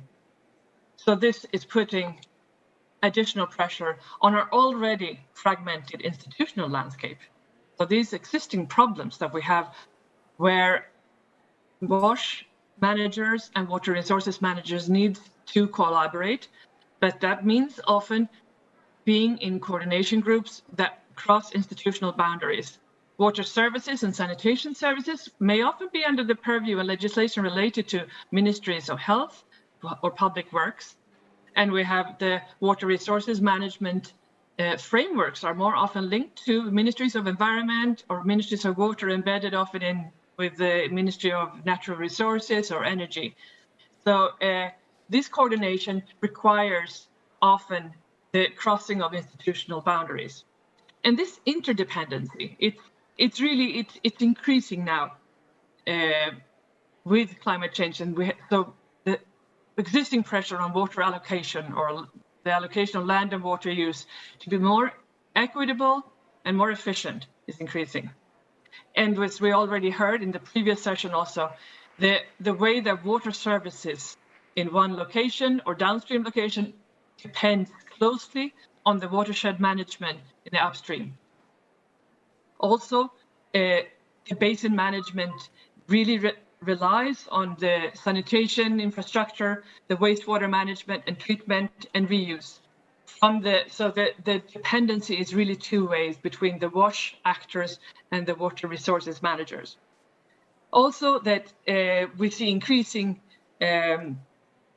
multi-purpose or multi-use infrastructure, as we also heard in the first session, especially also drawing on nature-based solutions, and also that all infrastructure need to be additionally robust to withstand also floods and droughts and other the threats being made more intense by climate change.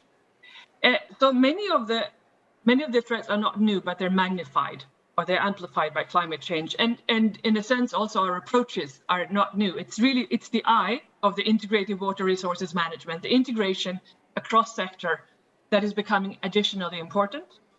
And it's always been needed. But now we see this crisis putting us on the spot to make this. It is also, as mentioned by Robin, it's also providing us with an opportunity. It seems like now the global mobilization to address climate change is actually helping in many cases. But it's helping to overcome these institutional boundaries. And I think that's why we will be showing some examples in this session. So as noted, for example, in UNDP's recent report on the state of climate ambition, the updated nationally determined contributions by countries now submitted, they have leveled up, actually taken much higher uptake of integrated and nature-based climate solutions, which are in fact bridging institutional silos. And that's also where we'll see also later in this session, for examples from Liberia and Cabo Verde, who have also integrated these in the national determined contributions and leading the way in a sense to how these the institutional boundaries can be crossed. And well, in fact, we have the water sector plans were elaborated already by 100 countries in the first NDC submission, but they have now become more specific, more holistic, and cross-sectoral, including WASH, energy, agriculture, and also a quarter of the updated NDCs also address wastewater issues. So moving forward to implement these more integrated plans, we really rely on the institutional collaboration around the shared plans and visions. So, and also to do that, I'm very pleased now to hand back to Robin to also present some of the research we're doing on the opportunities to really help this closer collaboration and bridging the silos. So thank you so much, and back to you, Robin. Thank you very much, Marianne. So just bear with me a second, I'll put up my slides.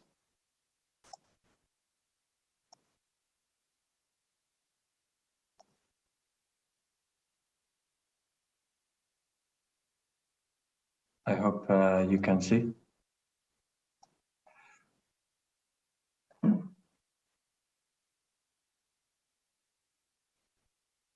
Okay, so yes, I would just like to talk to you about an opportunity that actually we see comes out of the climate crisis that Marianne was also referring to. And from the perspective of a study that we were undertaking at the UNDP Seaweed Water Governance Facility that was commissioned by both UNDP and UNICEF. My apologies. Okay. So I think, first of all, I would like to say that, yes, as the title on this slide says, broader water sector cooperation is very much critical for successful water-related climate change adaptation. So, in order to have actually successful adaptation, it actually depends a lot, on understanding and responding to how climate change is going to disrupt the relationship between water resources and drinking water, sanitation, hygiene services. And then looking at it from the other perspective is that if we continue with fragmentation and silos, and then the related lack of understanding that comes from that of the actual interactions between water resources and drinking water sanitation under climate change scenarios, this could actually lead to different situations.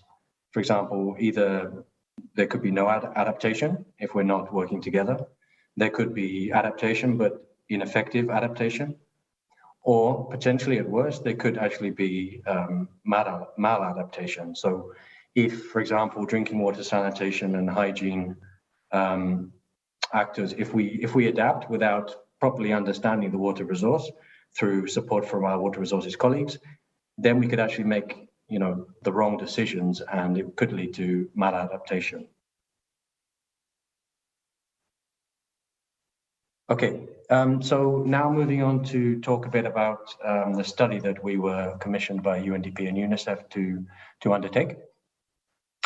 So yes, we did an extensive literature review and tried to find examples of where water resources management and WASH actors actually cooperate, not only in terms of climate resilient WASH, but also more broadly. So we looked at different areas such as equitable water resources allocation in the framework you see on the right-hand side, sustainable water management, drought and flood disaster resilience, climate resilient WASH, and integrated water sector governance.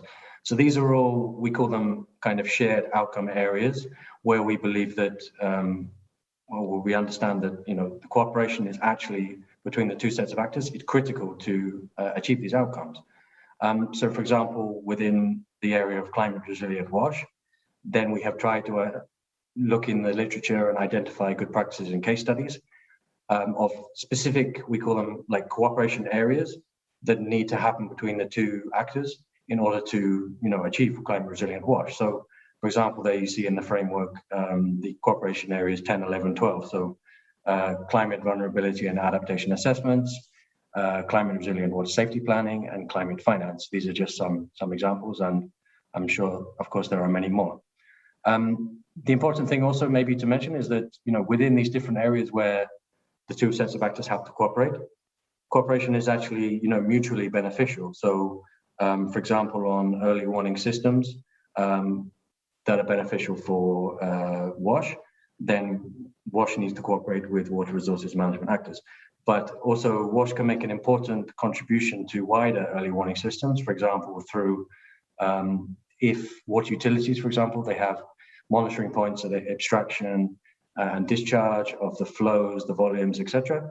This can potentially be a very valuable contribution to a wider early warning system within a country.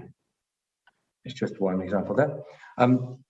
Zooming into one of the kind of the good practice examples that we identified through this study is actually in the Solomon Islands. In the Solomon Islands, there's a project that has finished now, but it was called the Solomon Islands Water Sector Adaptation Project. And this kind of really showcased this cooperation and collaboration we're talking about between the two actors. So it was a climate change adaptation project. It was led by the Water Resources Division, but in close cooperation with the Rural Water and Sanitation Department, and of course the Climate Change Division also within government. So under this project, which worked across the whole country in various different small islands in remote and vulnerable areas, vulnerability and adaptation assessments were undertaken by these different actor groups. And through robust water resources data, it was possible to identify, adaptation response options, which were, not only jointly identified, but they were actually developed and implemented in partnership between the two groups. And you can see some pictures of what those kind of measures look like there on the right. So we have hydrometeorological early warning systems. We also have expansion of rainwater harvesting capacity to bridge gaps between climate change induced droughts or extended droughts. And then we also have desalination. So yes, and then this project actually, finally culminated in these actors cooperating together to launch actually the first, I would say, very integrated and holistic policy, which is not a water and sanitation policy, which sometimes we're used to, but actually a water resources and sanitation policy. And I think this is quite a progressive way of looking at things.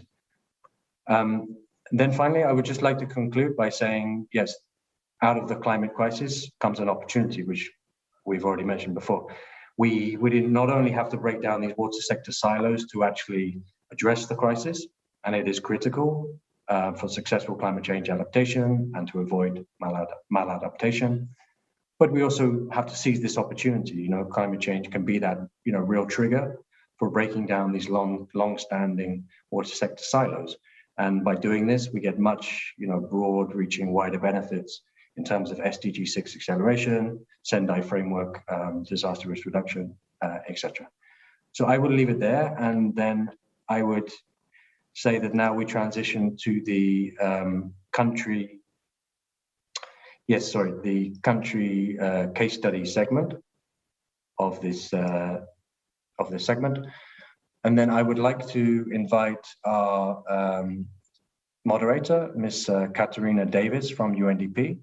And Katerina Davis is working as a thematic expert on water, climate, and urban resilience at headquarters. And she will invite and have an interview with speakers from Liberia and Cabo Verde. So over to you, Katerina. Thank you so much, Robin, for the introduction, and good morning from New York City. It's still night here. We now have the pleasure to hear from Liberia and Cabo Verde about how they manage the linkages between water resource management and the water and service sector. Let me welcome our panelists. First, Mr. George Yango. He is a water sanitation and hygiene specialist and worked as former Assistant Minister for Community Services at the Ministry of Public Works, Water and Sanitation in Liberia. Good morning to you, George. And Mr. Claudio Santos, he is the president of ANAS, that's Cabo Verde's National Agency on Water and Sanitation. Good morning to you too, Claudio. So, as we have just heard from Marianne and Robin, the service provision of water and sanitation on the one hand and the management of water resources are very closely linked. However, we find that in many countries, these two areas are still managed quite separately. So we are very curious to hear now from Liberia and Cabo Verde how they have been dealing with the situation. So the first question I would like to address to Mr. Yango. George, could you please describe the situation in your country, how these two areas are currently coordinated, and also what is the institutional landscape in terms of coordination and any various gaps that you perceive in Liberia? Thank you. Over to you, George.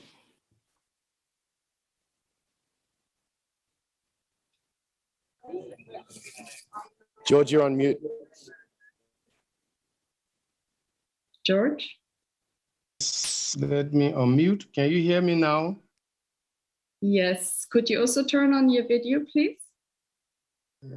Okay.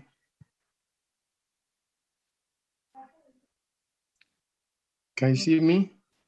Yes. Okay. So, yes, you did mention a very useful period in my career when I was an assistant minister at the Ministry of Public Works in the early 2000 up to the late 2017. Yes, we struggled a lot because we realized there are a number of instruments that were not in place to support the sector. And so one of the things we undertook was to get support from the World Bank, SWA, the African Bank for Development, and we got some governance instruments and policies on board very early on. For example, the RWRM, Liberia has one, and then there were a number of policies and a number of programs that will bring some level of reform to the sector. And those documents still exist for many reasons.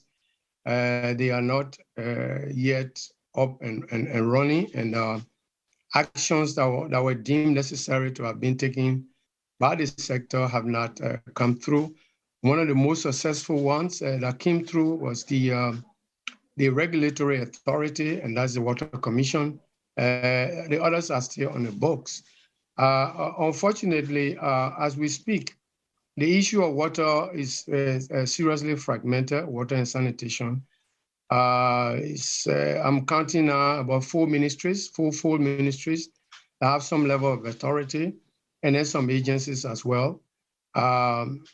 Some city municipalities also have taken some responsibilities. But the most difficult one is how do we get these mandates that have been since the creation of these ministries and agencies that are not living up to what is happening in the world around. And for example, the very pressing issue of climate change. This is something that has hit us almost by surprise, with agencies not prepared. Not only do they not have the funding, but the instruments to operate with have really not been designed to be able to take these issues head on. So those are the big challenges. And quite recently, in the last 5-6 years, we got the NDC coming on. Again, that was a very strange animal has just come into what we need to do. But yes, this is where we are at the moment. Thank you very much, George, for this overview. So we hear that in Liberia, the 2 areas are still managed in a pretty fragmented way, and the agencies are still following their traditional roles and mandates. So now I'm turning over to Claudia to see how these areas are managed in Cabo Verde. Good morning to all. I don't know whether I've been heard okay. Yes. Good morning. Thank you for the opportunity. I might say that the water and sanitation sector in Cabo Verde has seen vast advances since the creation of ANAS, the National Water and Sanitation Agency, established in 2013 as a public institution during the reform carried out with the second compact of the Millennium Challenge account, Cabo Verde. The challenge assumed was to address at that time that the water and sanitation sector was had to overcome historical deficiencies resulting from numerous institutions that at that moment responded for the water sector. That was the need to have a single institution, a single voice that managed the water sector. As a result of the reform, the water sector has been asserting itself socially and technically, and ANAS has contributed to its regulation by exercising the function of an independent authority in the definition of criteria, techniques, norms, rules, and procedures which aim to improve the quality and the sustainability of all service under its supervision, referring to the management of water resources, water supply, and sanitation, and solid urban waste altogether. ANAS defines and proposes to governments all the investment priorities in the sector and feeds back from established policies, promoting the elaboration of implementation of directives and public policies for the mentioned sector. In addition to the important responsibility played by ANAS on behalf of the government, the role of licensor of the right to use of water is the fruit and management of water production and distribution system in multiple uses, including the management of the whole cycle of water from the perspective of a circular economy to improve the sector sustainability. The supervision of ANAS is done nationwide, and it coordinates all the investment projects in the sector. The activities carried out by the water production and distribution projects allowed Cabo Verde to guarantee at the end of 2020, despite previous 3 years of severe droughts, access to drinking water through public networks to more than 71% of the households, compared to 66.4% in 2015. They also allowed to guarantee to each resident in the territory at the end of 2020 an average of daily service of 43.8 liters per day compared to 2015. In the archipelago as a whole, the island of São Vicente are fully supplied almost 100% with dissolved water, with the islands of Sal being the first one to have a water service 24 hours a day. The island of Brava is following. We hope very soon it will become 100% energy sustainable, renewable. And we hope that very soon Brava, with energy 100% renewable, will also produce energy for the desal plant. Most of the islands are going to desal due to our difficulties with water, the droughts. So our natural resources of water are depleting. So we have to go to desal. We do that in major urban areas, desaling water directly from the sea for the water supply. And in rural areas, we use boreholes that have somehow become a little salty to desal. Between 2016 and 2020, ANAS has renewed license and grants for right to use of water for various uses. And also we control all the investments regarding mobilizing of drinking water, expansion of water supply networks, building of collectors and drainage domestic wastewater, and in industrial influence. It also proceeds with the closure of many municipal dumps, as well as operation and opening of sanitary landfills. In terms of governance, the water and sanitation sector includes the management besides of the solid waste, and it has developed instruments to regulate the activities of the sector, with emphasis on the legislation on the quality of water for domestic consumption, for quality of discharge, treated wastewater, and to the water quality control, as well for the preparation of a publication that we called HAZAS, that is done together with ARM, which is our counterpart for economic regulation, which is the Agency for Economic Multi-Sector Regulation. And this report is annually produced, and now we're having the 6th edition going on.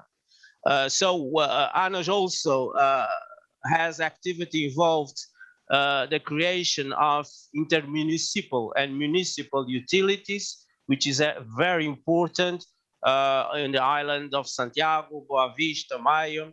And now we are engaged in closing the cycle with 2 islands that are left out, but we are going to close the cycle with the islands of San Nicolau and Santo Antão. Each will have a multi-municipal water utility. The institution participated in the process of creating the FASA, which is very important,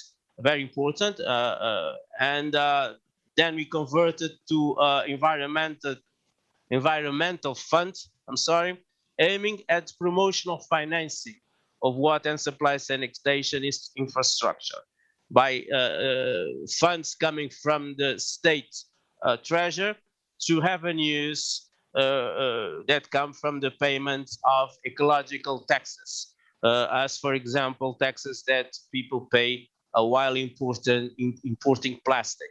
So all this polluted material that get in paid taxes, part of these taxes comes to this fund where we finance most of the infrastructure for water and sanitation.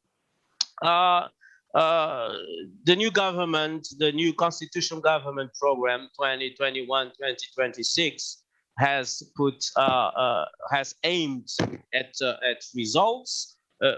For example, one is increase the rate of water supply network currently from 71 to 100% until 2025.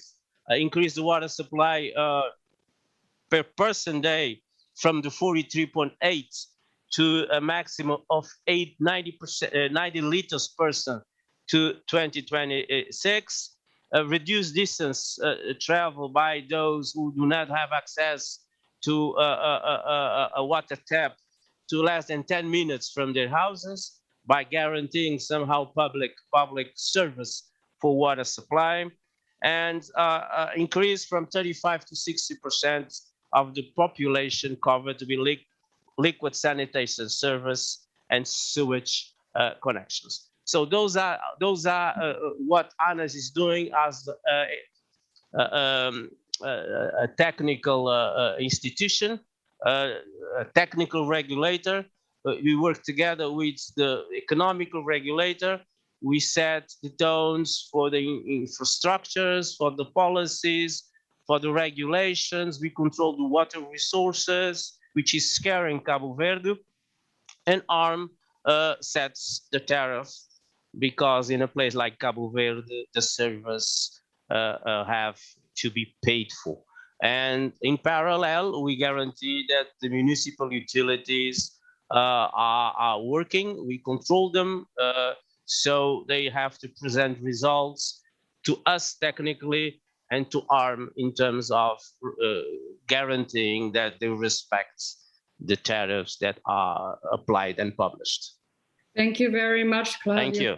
Very Thank you. comprehensive overview of how the areas that ANAS is covering, and it is very important to note this need for the close water and energy link for Cabo Verde, since Cabo Verde is very water scarce and has to rely on desalination of seawater and groundwater. The service provision of water has to go in lockstep with an increase of access to sustainable energy. Impressive also are the circular approaches that you are employing to improve water resource efficiency, recycling, and reuse. So this brings me to The second question, and I'm circling back to George. We wonder, now you've been describing the landscape, the institutional landscape in Liberia and some of the gaps that still exist. So the question is, what needs to happen to close this gap so that Liberia can more effectively address climate change? You were noting that Liberia has been sort of surprised by the climate impact. So what needs to happen in terms of the institutional mandates and roles and modes of cooperation? And do you see any opportunity now through the Paris process, through the nationally determined contributions, as well as the national adaptation processes, to foster that sort of cooperation? Over to you, George. Well, certainly a lot needs to be done. And looking at just the mandates seem inadequate to live with the new reality. And so there has to be some level of reform. And this is where it becomes quite difficult because these are instruments that may have to go through our national legislature. But again, the president has the opportunity, he has the authority to engage into the creation of bodies that can take this emergency on. I will call that an emergency. And one of them is, for example, the NDC.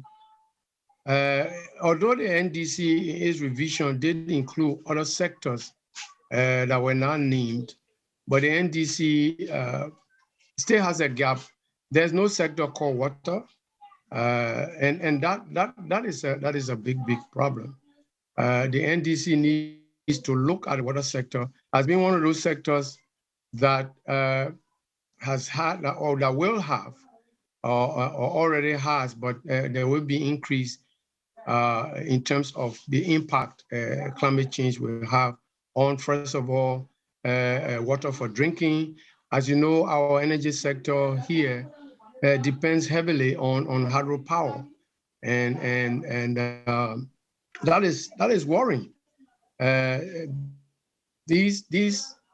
level of water is always seasonal, as you may know, and so there are attempts to also use solar power to be able to fill in some of the gap. But the bulk of the power that comes to our homes, mostly in Monrovia and some parts of Liberia, are the rivers that flow from the north down to the south.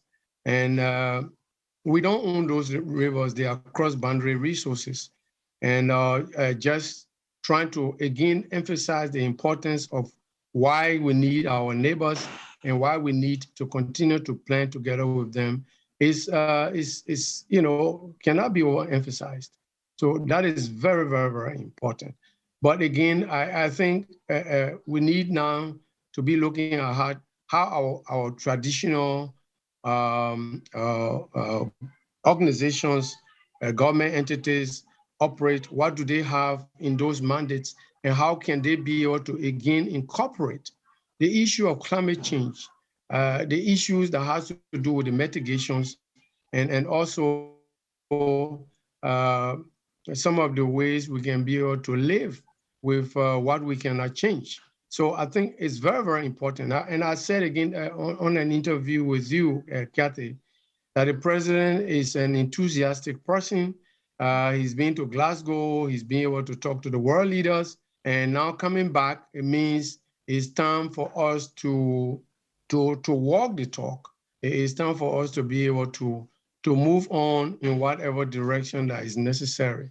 And again, on the issue of governance, I remember clearly in some of the policies, we had to go to the point where in order for ministries and agencies to be able to cooperate, we had to work with the office of the president. There was something called the PDU, and that PDU has a lot of credit for how the Liberia Watch Commission was created after we struggled from 2012 up to 2017. And I think it's very, very useful that the president be able to look at what we call the Water Resources and Sanitation Board. And that board is chaired by the president. So the president can call all of the water-related sanitation ministries and then hold them to account. So this is very important. We need to look back at some of those documents that we did in the past and see how we can be able to put them into action. So I think this is very important. Thank you very much, George. And absolutely, having the high-level political support is critical to make any meaningful changes. I am also circling back very briefly, so to Claudia, I'm very sorry, we were running a little bit over time. But if you could briefly describe what's next for Cabo Verde. You already had a big head start, a forced one, may I say so, because as an island, you were already forced to make these changes, experiencing the climate impact.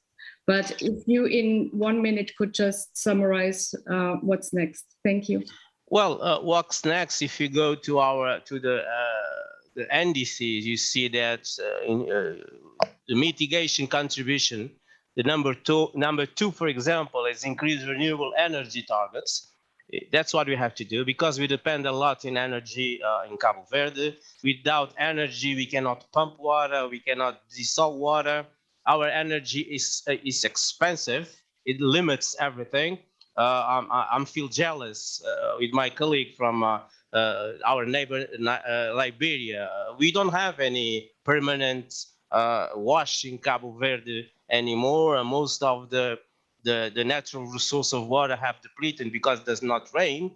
So we have to be creative, and that's what motivates us. In terms of the adaptation contribution, again, we have number one, which is improving water safety, natural replenishment while reducing carbon intensity in water. We have number two, which is improving sewage, solid waste and treatment of wastewater.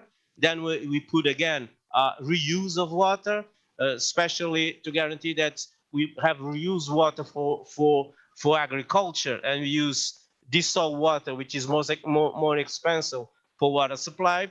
So it's a learning procedure, but I would like to put it clear that nature has been very tough with us, and that's why we have to be creative to come up with alternatives. So it's a matter of survival, and we are small. 500 people indoors helps also in terms of getting solution and getting things done. Okay. Thank you very much to both our panelists. This was very interesting to learn from both of you, and your situations are very different. And yeah, desperate situations call for creative solutions. So with that, I will hand over back to my colleague, Robin. Thank you. Thank you very much, Katerina, speakers from Liberia and Cabo Verde. We are over time, so I'll just say, yes, this is the close of this segment. Thank you to all speakers from UNDP, from the countries, and we look forward to continuing this important discussion with everybody. So thank you. Over to you back at the pavilion. Thank you very much. Thank you very much. This is the third and last of the blocks of the adaptation session today. Before moving the point, let me say the importance of this contribution that have brought the colleagues from CIWI and from UNDP and with these two countries, because honestly, having been myself in several countries serving Senegal, Chad, Zambia, Madagascar, I have always felt this tension between water as a service and water as a resource. So I think that it's important that we have here some solutions, and I like this model of having 5 outcomes and how the 18 cooperation areas contribute to it. So thank you very much. It has been very useful. Let me just thank everyone that has participated in these 3 blocks. It has been very rich, all your comments. And now I am handing over to Jose to see if there is any question from the panel and from the chat. Thank you very much, Silvia. Indeed, it has been a very interesting session, and thank you all for participating. Also, we've been monitoring the chat box in the YouTube channel. Thank you for all the positive comments there. Indeed, I would like to remark one of the things that it was said during the chat box, and it was a comment in reference on how the updated versions of the NDCs are actually picking up on water sanitation and hygiene. This is good news. The analysis says that we are getting 3 times more attention than before, but we need to remember that we got very little attention at the beginning, so we still need to work to have drinking water, sanitation, and hygiene in the NDCs. Now what I would like to do is to see if in our audience we have any questions for the panelists. And we have our colleague, Guy. Yes, please. Great, thanks, Jose. So I'm Guy Howard from the University of Bristol. I've worked in both water resources and on WASH. Very interesting presentations. So I think one of the key questions that come back is whether the international community itself that is providing technical assistance and finance is actually properly joined up. So we often criticize countries because they're not linking water resources to services. But to be very honest, as an international body, we don't do it very well ourselves, and we often go into quite competitive settings. So I'd just be interested in reflections about what should we be doing more to join ourselves up at a global level in order to support countries to make the changes that they want.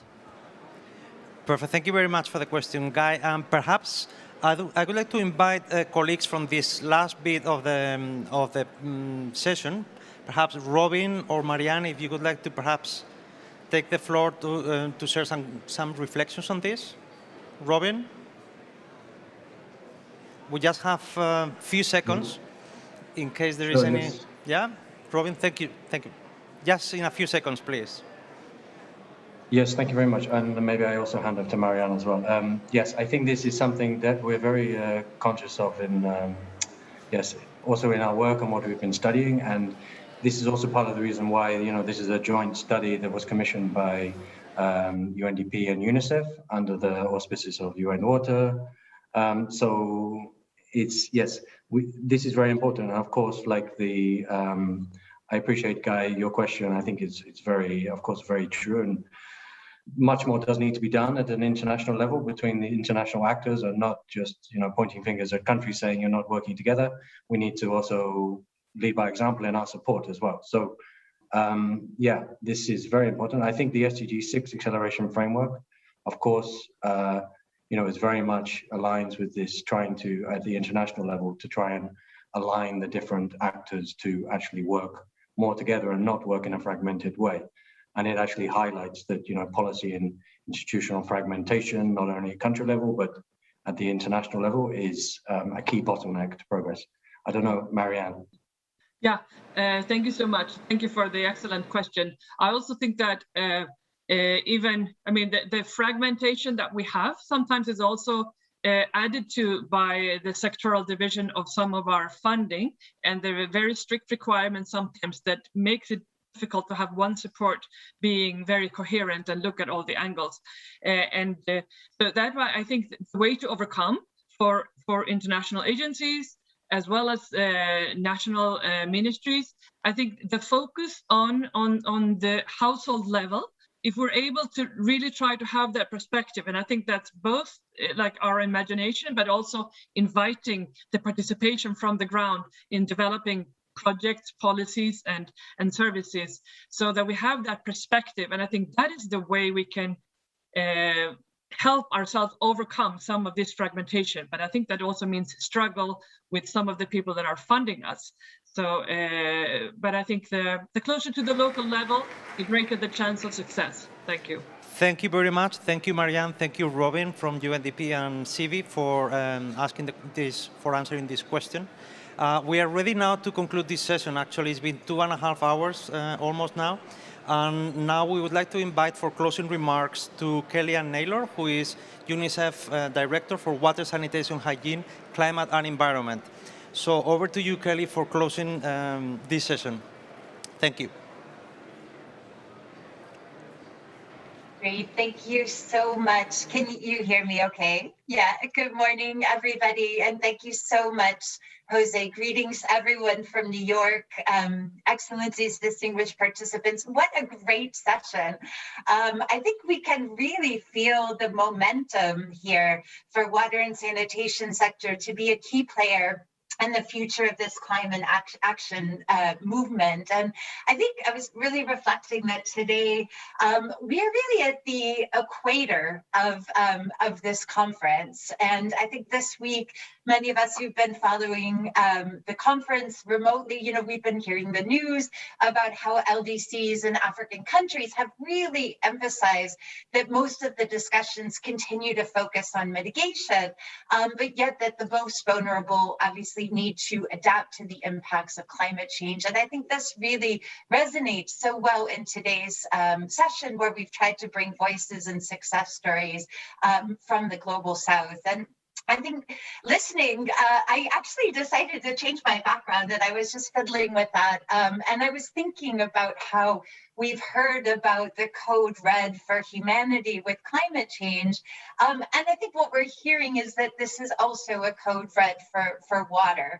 And I think this was a map that was developed by UNICEF showing where children and their families are most water vulnerable, lacking drinking water and facing the greatest water scarcity. I think so this is kind of the face of this thirsty world that we're looking at. I think listening to our amazing speakers, it really struck me that we're not just proposing ideas or talking about the problem, but what we're actually seeing is how concrete solutions are already in action. And I found it so inspiring from the first part of the session, where we heard about the examples from Bangladesh, Mozambique, Madagascar. We heard the great presentation from the government of Pakistan, which brought this excellent example of the Clean Green Pakistan, where WASH is officially part of the country's NDCs. We heard from SNV and WaterAid that brought us the example from Nepal. In the second half of the session, we heard from UN Habitat and Nature Conservancy about the examples from the Global Water Operators Partnership Alliance and this approach to climate resilience, with those excellent examples from Kenya, Jamaica, and several others. And I think just in this last segment, we've really heard from CIWI and UNDP about how these recommendations on breaking the silos between water resources management and WASH can come together so concretely in the examples presented by the colleagues from Liberia, Solomon Islands, and Cabo Verde.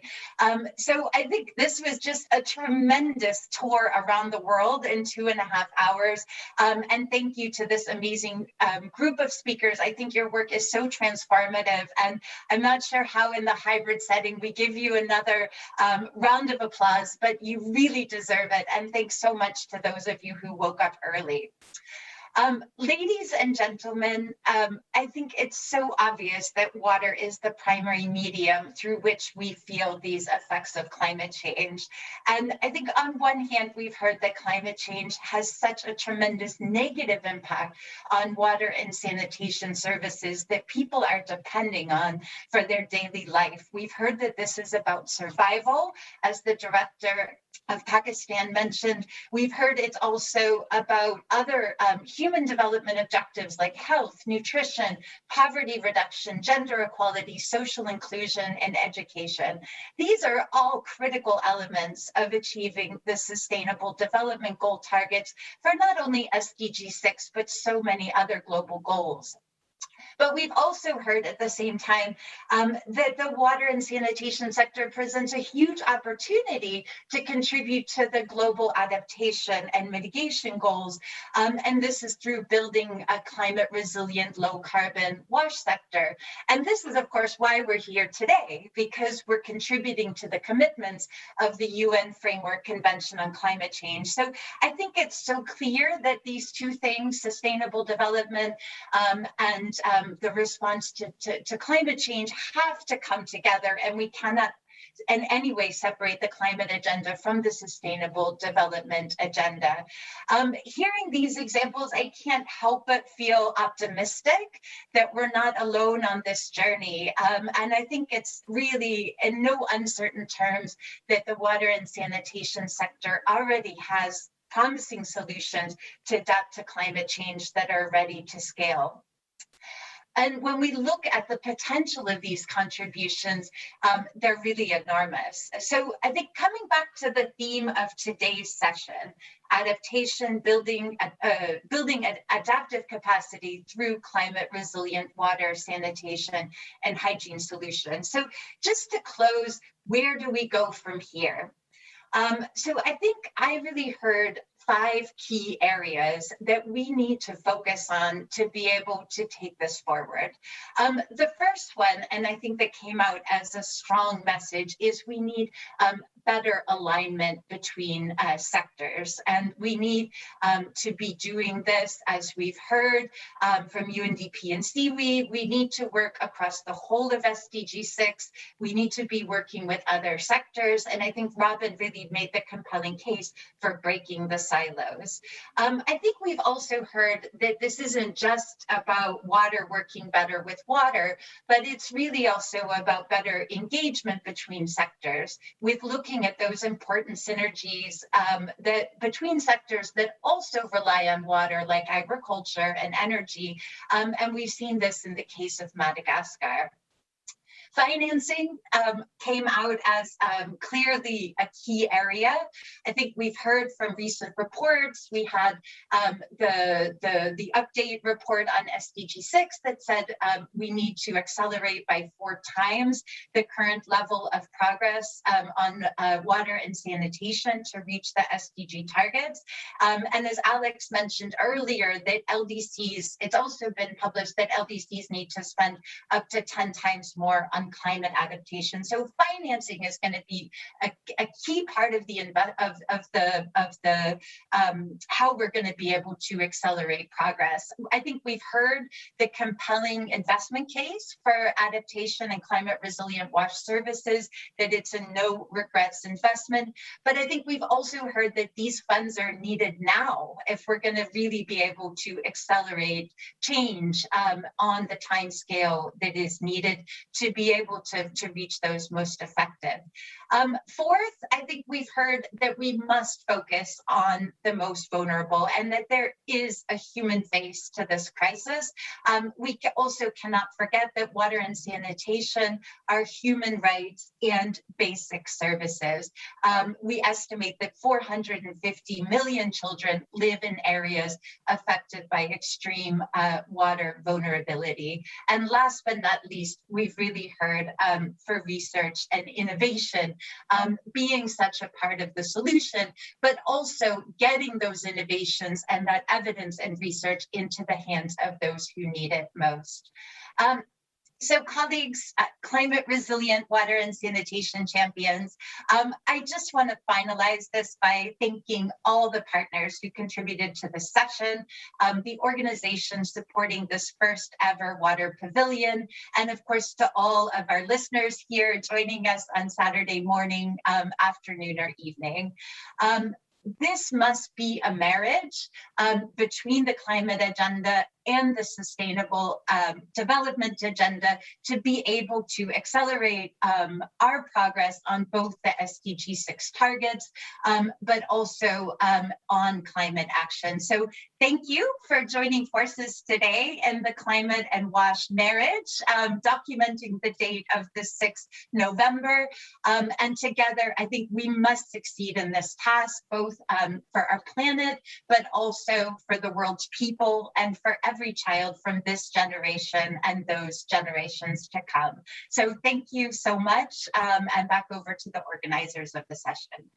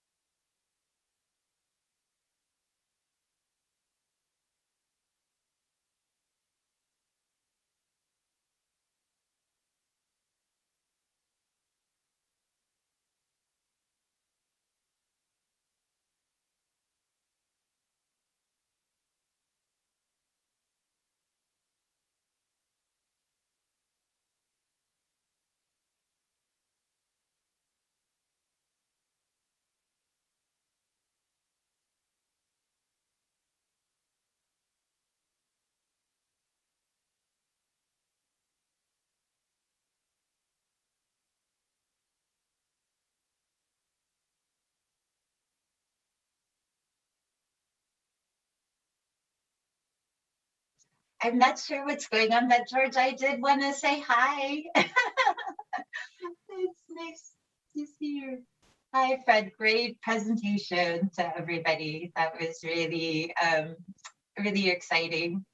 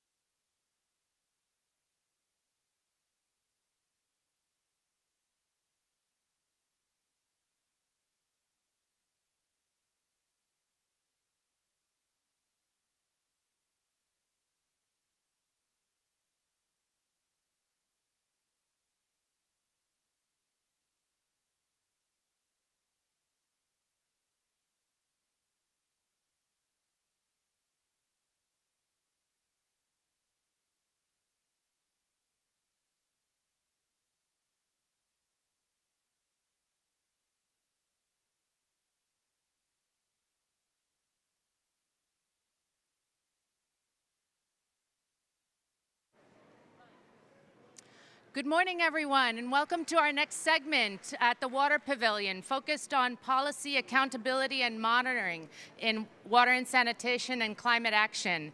My name's Lucinda O'Hanlon. I'm from Sanitation and Water for All, and I'm really pleased to introduce our Master of Ceremonies for the day, Katerina de Albuquerque, who is the CEO of Sanitation and Water for All. Over to you, Katerina. Thank you so much, Lucinda, distinguished guests. Good morning, good afternoon, or good evening. It's a great pleasure to be with you at this event today.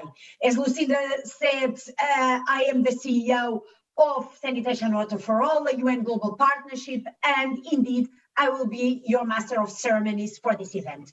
First, I want to extend a special welcome to the Honorable Minister of Forestry and National Resources of Malawi, Ms. Nancy Tembo, who is a key part of the session today. It's a pleasure and an honor to have you with us.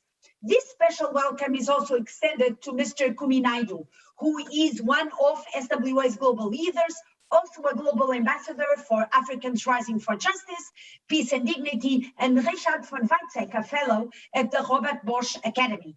Kumi, thank you so much for joining us, and I'm now giving you the floor for the high-level opening of the session. Thank you, Katerina. Dear friends and colleagues, we are living in the most consequential decade in humanity's history. What we achieve in the next 10 years will determine what kind of future we'll have or whether we will have a future at all. And as we reach this midway in this COP, we need to recognize that the world is at a tipping point. The health of our planet and our very survival are at stake.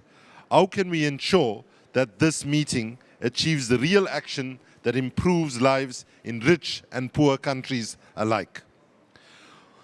More than empty political rhetoric, what we need is a new eco-social contract between decision makers and people, one that achieves genuine mass support for climate action and connects people to the planet.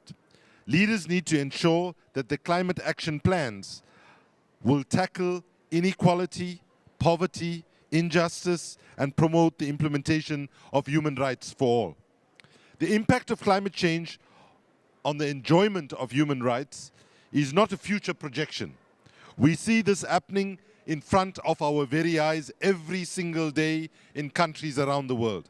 And the patterns are no surprise to a world which is characterized by vast inequalities, those who are already disenfranchised in terms of realizing the rights to food, health, housing and development, and importantly, their rights to water and sanitation, are precisely those populations who are on the front lines of climate change. They are feeling the impacts right now. They are also the least responsible. And the terrible injustice of this all is that those that are least responsible are paying the first and most brutal impacts of climate change. The way this plays out through water is especially striking. 50%, 90% of climate change is happening through weather-related events, which have a profound impact on the hydrological cycle, often resulting in either too much water or too little water. All this in a world where 1 in 4, that is a quarter of the world's population, lack access to safe drinking water. And nearly half the world's population do not have access to decent sanitation. And let's just be clear, when we say half the world does not have access to sanitation, it's a very nice way middle-class people like us talk, but if I want to put it brutally and crudely, half the world's population do not have a decent, clean place to piss and shit. I want to say it in those words that hopefully it brings a message that we take certain things for granted, which half the world's population do not have access to. In the end, those left furthest behind end up bearing the brunt of increasing water scarcity and poverty. They face a vicious and unjust cycle in which a lack of access to water and sanitation is aggravated by extreme weather events, leading to more expensive and unaffordable services. But where the problem starts may be where the solution begins. We need a radical approach grounded in human rights. We need to prioritize the tackling of inequalities and putting people's needs front and center. The good news is that the solutions are well known and readily available. What is lacking, of course, is political will. We are here and ready to work. As the Sanitation and Water for All, a multi-sector partnership, we are here and ready to work with all that believe that access to water and sanitation is a fundamental human right, so that we can put our shoulders together to make these changes that we should have done a long time ago. I want to just end by saying we must now realize that nature does not negotiate. We cannot change the science. All we can do is change political will. And thankfully, political will is, in most countries, a renewable resource, in the sense that when political leaders don't deliver, we have the capability of changing them in elections and other processes. So I would end finally by saying that after the global financial crisis, those in power responded with an approach of system recovery, system protection, and system maintenance. What was needed then and what is most critically needed now is system innovation, system redesign, and system transformation. And I hope that this COP rises to the challenge to do that, and those of us in the water and sanitation sector are ready to rise up to that challenge. Muchas gracias, merci beaucoup, thank you very much. Thank you so much, Kumi, for your always inspiring words, for reminding us that the climate crisis is not only a planetary emergency, it's a human rights crisis. And the missing link is indeed political will, and it's never enough to say it again and again and again. And thank you for reminding us that political will is something that is renewable and that we can change when there are elections. Applying the human rights framework as a lens for crafting solutions to adapt to climate change and mitigate its negative impacts can indeed help us. Human rights law provides both procedural principles such as participation, non-discrimination, transparency, and accountability, which can guide how we pursue integrated policies, as well as substantive guidance on what it means to enjoy human rights in practice. For instance, in the case of the rights to water and sanitation, it means that these are available, that these are accessible, that these are culturally acceptable, of good quality, that they are affordable, and that water users are first allocated towards the realization of human rights. These human rights requirements have big implications for how we plan within the reality of climate change and how these plans get implemented. The Paris Agreement calls on all parties to formulate and implement national adaptation plans, the so-called NAPs. And parties should submit and periodically update their nationally determined contributions, the so-called NDCs, describing their mitigation and adaptation priorities. While the Paris Agreement does not explicitly address water and sanitation, the nationally determined contributions and the national adaptation plans are critical entry points for ensuring that climate action is human rights based and for incorporating also the human rights to water and sanitation. For example, these are opportunities for states to assess water usage across different sectors and to ensure that human rights are not jeopardized by, for example, unsustainable water footprints. These policies need to be developed in a participatory manner through inclusive processes which take account of the needs and of the voices of those who are most disadvantaged, who are very often not heard, not included, and not able to participate in such processes. There is also a need for greater intersectoral collaboration, and more must be done to secure reliable financing for effective climate action, grounded again in the realization of human rights. We know that these are consistent challenges for the formulation and implementation of NAPs, but we also know that partners are finding ways to make progress. One of the defining features of a human rights approach is its emphasis on accountability, and accountability. And here at COP26, negotiators are working to finalize the Paris Agreement's enhanced transparency framework, which aims to hold countries accountable for their climate commitments. Effective accountability requires reliable data on what is happening, to whom, and also why. And through strong monitoring systems, we can adjust and course correct to ensure that we are continually working towards reaching the most marginalized. In short, these are our key topics today: strong integrated policies, but also accountability and monitoring, with a focus on how to more closely link the climate and water and sanitation agendas. Today we will have 3 segments in this event. In the first segment, we will discuss and showcase successful stories around the integration of water and sanitation in the review of nationally determined contributions in Africa, including lessons, opportunities, and the way forward. In the second segment, we'll focus on accountability, and it will highlight how platforms as the SWA Mutual Accountability Mechanism can help to elevate attention to commitments at the nexus of climate, water, and sanitation. Finally, the third segment will focus on approaches to monitoring climate resilience. We will have time for questions at the end, and please make sure that you use the chat box function. And without further ado, let me now give the floor to my dear friend and colleague Alejandro Jimenez from CIWI to moderate our first panel discussion. Over to you, Alejandro. Thank you very much, Katarina. Thank you, everyone, for being here. It's my pleasure to moderate this first part of the session today.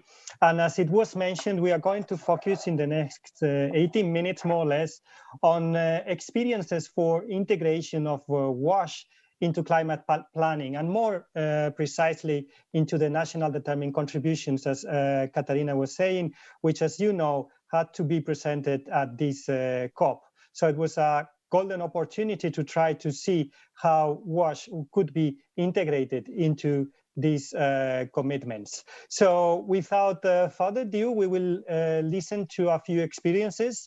And the first one would be related to the partnership that WaterAid has been having with the Pan-African Climate Justice Alliance to integrate WASH in NDCs, and what this has resulted, and what are the key findings of this experience. And I would give a word to Ronnie Murungu from WaterAid to tell us about this. for this question. I think in the case of water aid and the Pan-Africa Climate Justice Alliance, this initiative started in 2020 February, where we convened a climate and water conference. And out of that conference, there was a recommendation that if we want to see movement, if we want to see action around WASH and climate change, it was important that we include it within the NDCs. In a way, it was also an important way to show government commitment to water sanitation and hygiene. So as a starting point, we thought it was important to have a rapid assessment of the NDCs to assess the extent to which water sanitation and hygiene were included in selected countries. So these countries were Tanzania, Uganda, Ethiopia, Zambia, and Nigeria. And the assessments were done by Pan-Africa Climate Justice Alliance chapters of those respective countries. Quite interesting and very unique results came out of the assessment, but allow me to speak only to the common ones because of the time.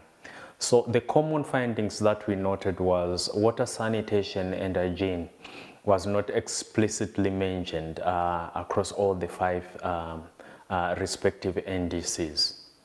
And of the 3 components, water, sanitation, and hygiene, it's only water that is mentioned, but in this case, it was mentioned in relation to water for agriculture and water for energy, not specifically for the water that we drink in our homes, the water that Water Aid and PACJA are looking at. Then sanitation equally was not mentioned in any of the NDCs. I think the closer aspect that was noted was waste management. Then hygiene, of course, there was no mention at all.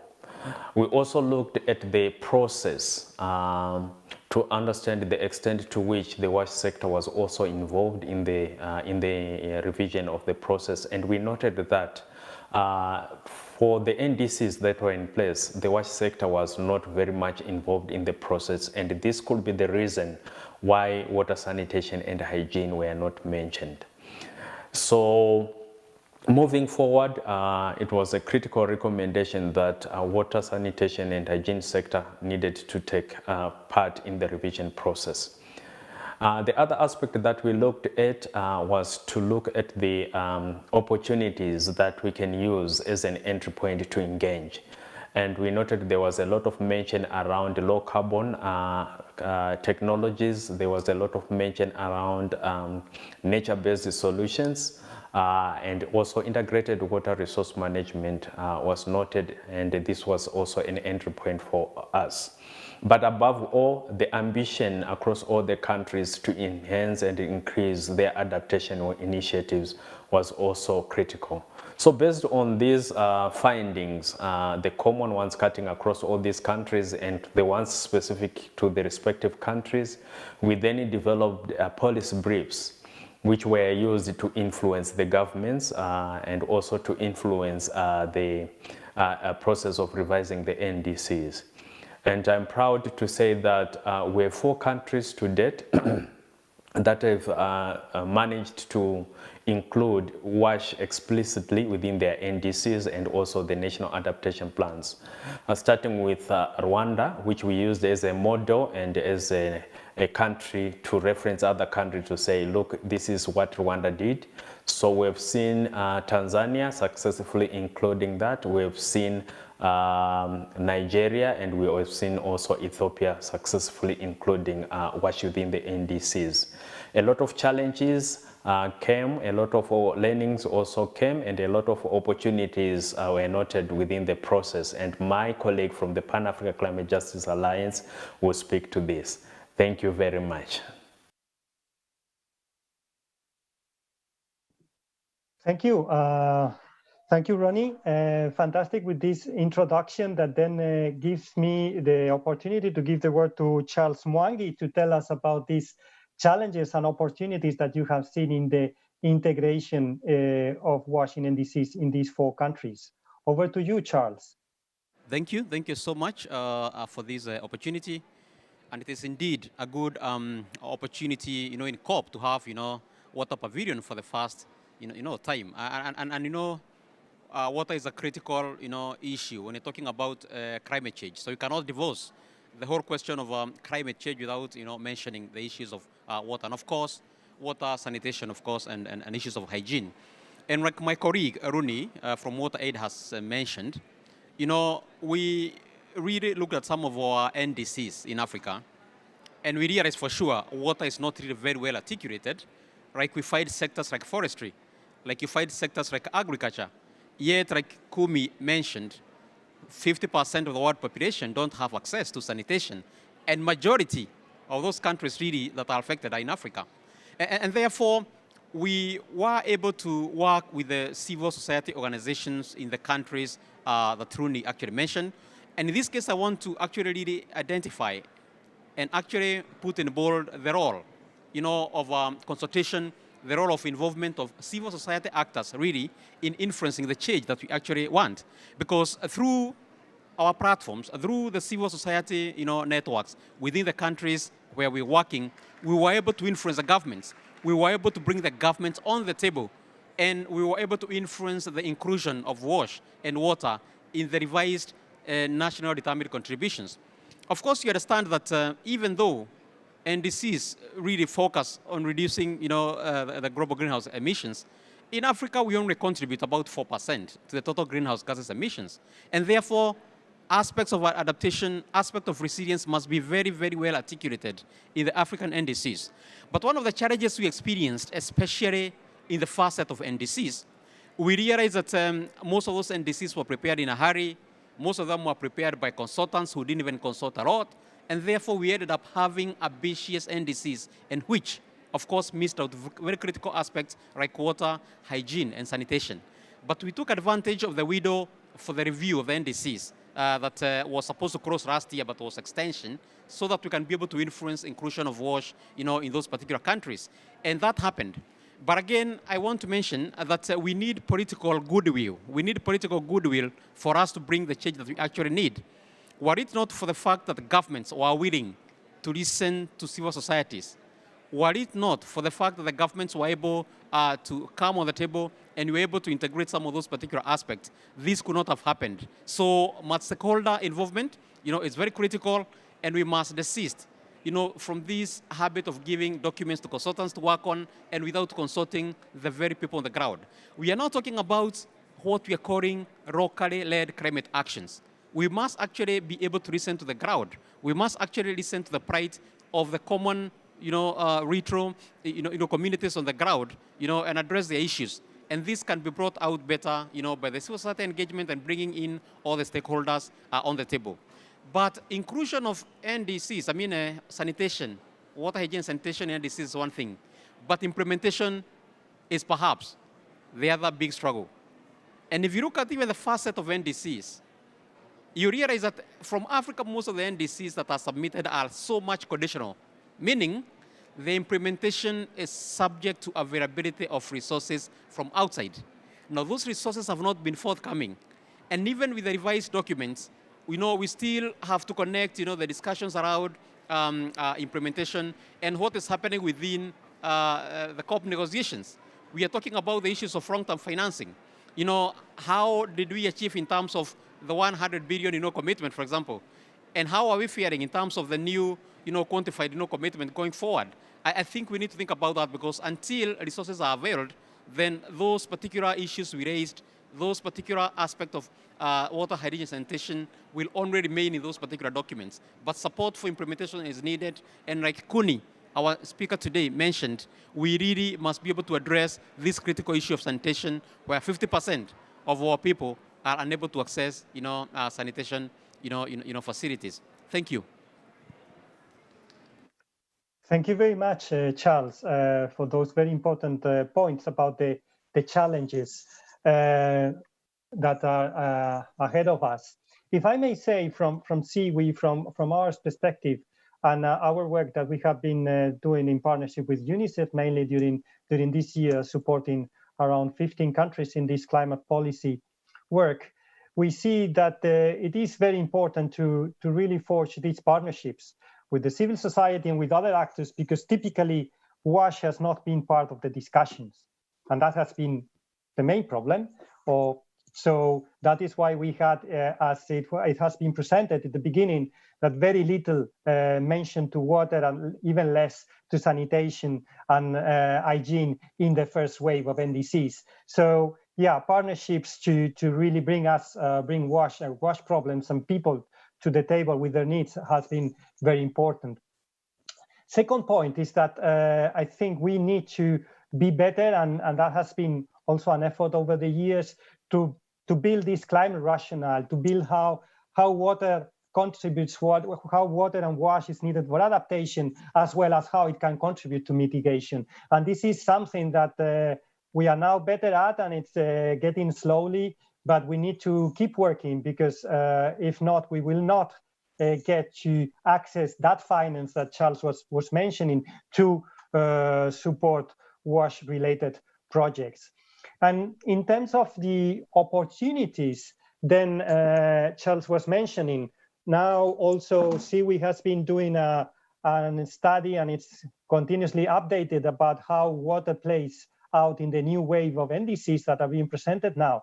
And we see a much more presence of water, mentions of water throughout the NDCs. More mentions to water security, a lot more mentions to wastewater and sanitation. So this gives us a big opportunity for the next few years to turn these NDCs into reality, into funding, into actions in the ground that really makes the difference for the people. And the second point I wanted to raise in terms of opportunities, that also, as Katarina mentioned at the beginning, we have the national adaptation plans that are updated and that give also an opportunity for us to work into how WASH can be part of those and be part of the national climate policy landscape that then would give access and would give the priority in terms of funding of potential actions on the ground. So those were a few comments from my side, from CIWI. I don't know if there are questions in the ground or at the pavilion. We have 2-3 minutes left, as well as we also have Tsegureda Abraham from WaterAid Ethiopia that has been part of one of these processes much in depth. So if she wants to make any comment or remark, Tsegureda, also happy if you want to come in. Thank you, Alexandro. Maybe just to add to what Charles just explained, I think what is important here is to look at what has been mentioned right from the start, intersectoral collaboration. We said it is important, but how does it happen really? So for the WASH sector specifically, there's no much engagement in the climate adaptation process. Intersectoral collaborations are here, but WASH actors are not really aware of them. So including the NDC reviews and the NDC development, what this assessment have done and this partnership with PACTA, it has opened more opportunities for WASH sector players to engage. So the one-to-one lobbying with actors at the country level has been also very useful, and better understanding and harmonization. We say that we have the SDGs, the SDG targets are assessed and monitored separately. NDC targets are assessed and monitored separately when they look at the same indicators sometimes. So this process is quite time consuming. At the country level, if you look at it, it's costs, the cost is quite high as well. So focus on intersectoral collaboration and also practical ways of coming together to be able to achieve both the SDGs and the NDCs. I just wanted to add that. Thank you. Thank you very much, Tsegureda, for that final point on intersectoral coordination that is needed. And I haven't been alerted of any question, but I know that we are also in our last minute. So I will just hand over to Katarina again, and perhaps we can take more questions at the end. Over to you, Katarina. Thank you. Gracias, Alejandro. Thank you so much. And thank you all to our distinguished panelists. I cannot avoid and make a comment on the last remarks by Segureda. I could not agree more with you on the challenges and difficulties of intersectoral coordination, collaboration, and work. And this is also one of the reasons why at SWA our partners thought that it would be a good idea at our next sector ministers meeting that will take place next year in Indonesia, to precisely bring around the table not only the usual suspects, meaning the ministers responsible for water and sanitation, but bring also around the table the ministers responsible for the environment and climate. And we hope that something good happens. We hope, and we are sure, we are confident that something good will happen through bringing those ministers together. And I have to say, I was shocked to learn that it has not happened before ever. So I hope that that this intersectoral collaboration will be strengthened, and that from our side, our partners and at SWA will give it also a push. Okay, so as I said at the start, plans and policies are crucial for articulating our destination and the milestones along the way. And accountability for meeting those objectives is often the elephant in the room. And this is normal because accountability is the teeth. And very few of us like going to the dentist or like being beat. Although we know that we must go to the dentist, not being beat. And accountability is the teeth, because one dimension of it is being explicit about where we have fallen short, and who likes to admit that they fell short of anything. So nevertheless, the value of accountability is not in its shaming potential. The reason why we want to insist on accountability is because we are persuaded that it helps us all do better. It helps us see the gaps, it helps us see missteps, it helps us see things that have changed, and as a result, help us to continually improve our approaches. It's possible to take a practical approach to accountability and use it as a pathway towards collaborative action. While governments have the primary obligation when it comes to realizing human rights and when it comes to achieving the Sustainable Development Goals, as we know, it were heads of state and heads of government who signed up to the SDGs in New York in September 2015, the diverse range of actors required to deliver universal access to water, to sanitation, and to hygiene means that an effective accountability framework should offer the opportunity for a diverse range of stakeholders to contribute. And it is in the response to these gaps that SWA, our partners, developed 3 years ago what we called a mutual accountability mechanism. We even call it the mutual accountability mechanism. We think that it's quite unique because it's the only global mechanism of its kind dedicated to water, to sanitation, and to hygiene. And through a combination of global and national multi-stakeholder processes, we support continuous momentum for collective dialogue and action to make progress on commitments towards achieving universal access to water and sanitation. We have been working with our partners to use this tool as a way to bridge climate commitments with commitments made in the water and sanitation sector, and critically linking these to the important issue of financing.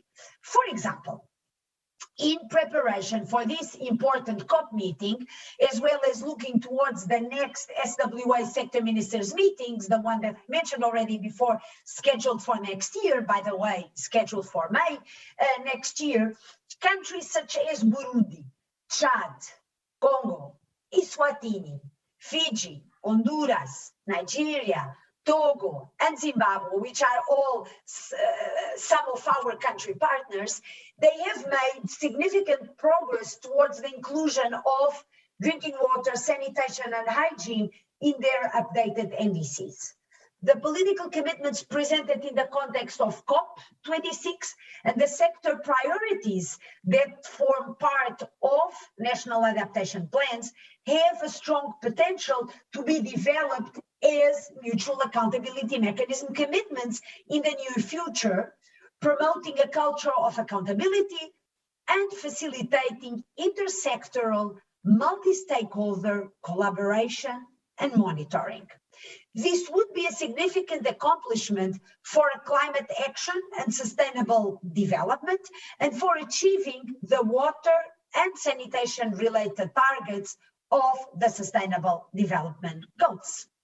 We are very excited to be contributing to this work, and we realize that the work that we are supporting our partners to do at the country level will culminate in or will bring momentum to global gatherings as COP26, but also as our meeting, sector ministers meeting next year. And we very much believe in the mutual reinforcement and the between work done at the global level and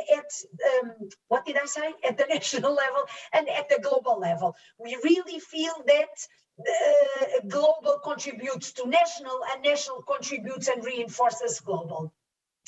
So today we have the privilege to hear from a country that has been and is very active in the SWA partnership in many spheres of the work that we are doing. And this country is Malawi, and we will be able to hear from Malawi on how they have been progressing on this work.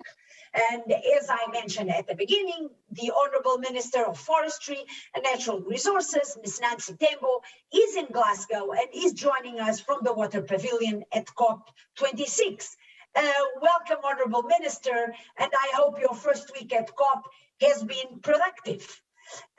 Malawi's NDCs present adaptation actions and measures related to drought, to floods, to integrated watershed management, and also demonstrate efforts to improve water, sanitation, and hygiene practices in their linkages with public health. In July, the government of Malawi submitted a meaningful climate-related commitment under our own collective SWA's mutual accountability mechanism, namely to develop a climate-resilient wash sector financing strategy by September next year, September 2022. And this links obviously very nicely with our sector ministers meeting next year, but also with the finance ministers meeting that we hope to organize in 2023. As Malawi tends to be one step ahead, you have already reported progress on this very commitment, informing the partnership that once developed, adopted and implemented, the climate resilient wash sector financing strategy will guide Malawi's wash sector and allow finances to go towards key areas that will help achieve SDG 6. So, Excellency, please share with us Malawi's efforts to build climate and water sanitation and hygiene. We would like to take this opportunity to learn about how your ministry arrived at this commitment and about the strategic relevance it may have for future conversations with the Ministry of Finance and with your counterpart, the Minister of Finance. Over to you, Honourable Minister.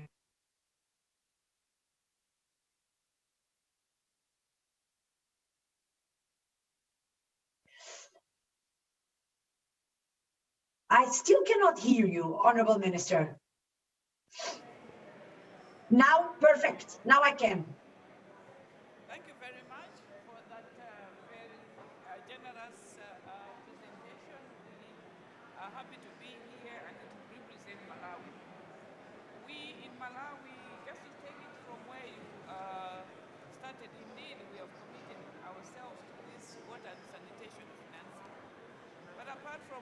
there's so much that we're doing. We have... Honorable Minister, I don't mean to interrupt you, but I just wonder if somebody can fix the sounds. I don't know if it's just me, but you are breaking a little bit and I don't hear you very, very well. Very sorry, Honorable Minister. Try again. Hello, can you hear me now? Yes. Okay. Go ahead, Honorable Minister. Yes. Okay, we mustn't lose the momentum here. We want, with you, we will never lose the momentum. Well, I would like to thank you for having me this morning, this afternoon. In Malawi, we have committed ourselves to this WASH financing and working very closely with the Minister of Finance to ensure that our projects are well funded.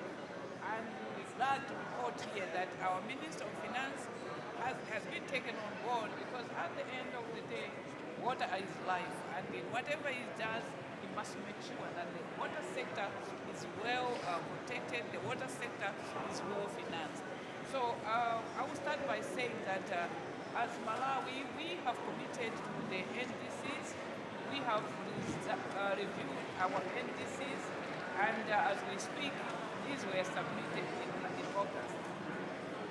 Among these NDCs we submitted, we presented our adaptation action measures related to water, sanitation, and hygiene.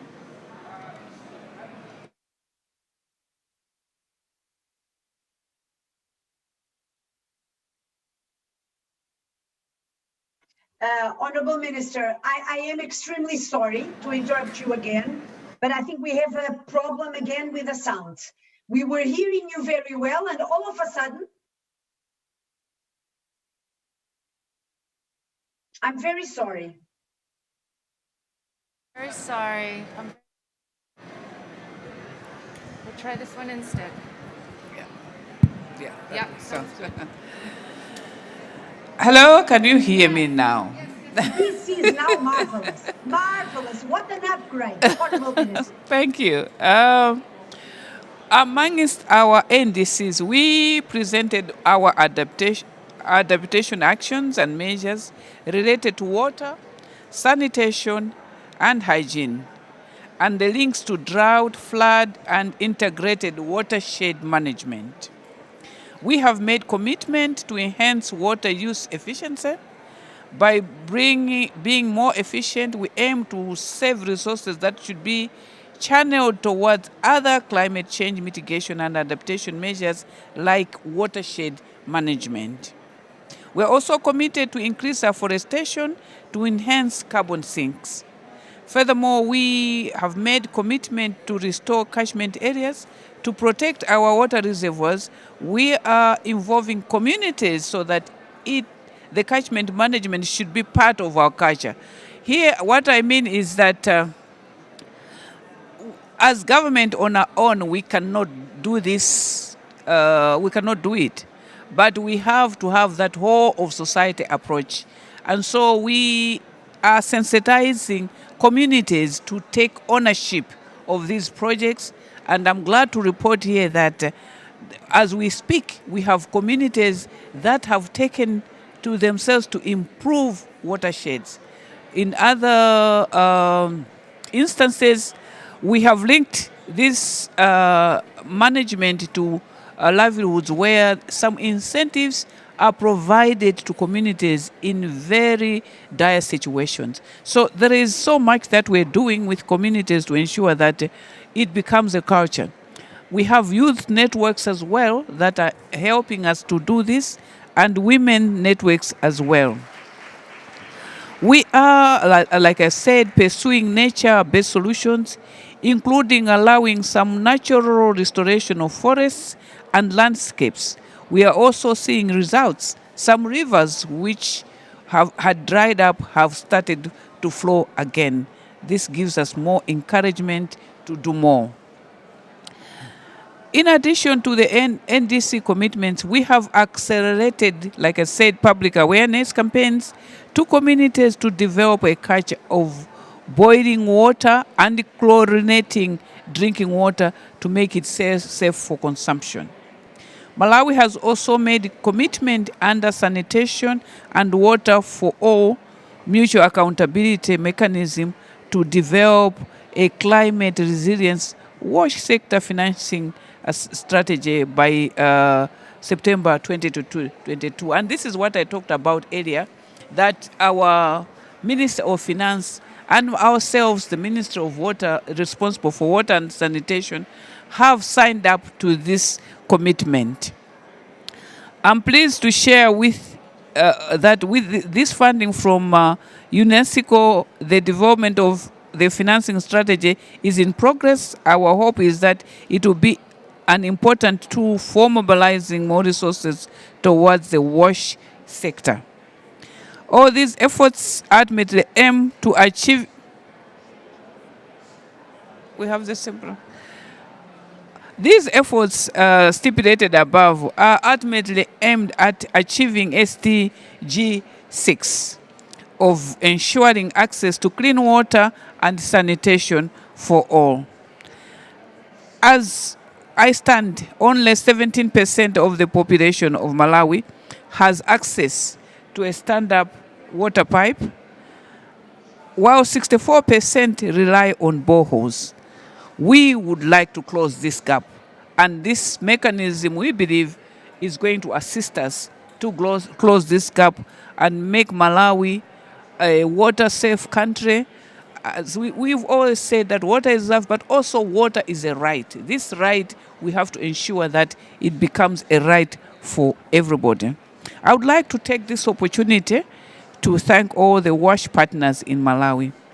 Government only can achieve up to so much, but working together, there is so much that we can achieve, and therefore we look forward to being in this continued collaboration. Thank you very much.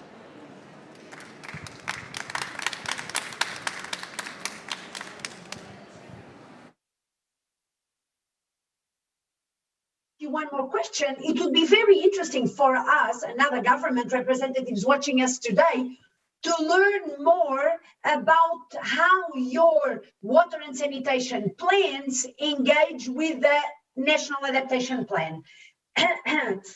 I'm sorry, and what the commitment that you were referring to develop a climate resilient wash sector financing strategy by September next year means for this process. And if you allow me an additional question, how can other stakeholders, because you were talking about the importance of working together with other stakeholders and that the government can only do as much, right? So how can other stakeholders support the government in making these intentions a reality, Honorable Minister?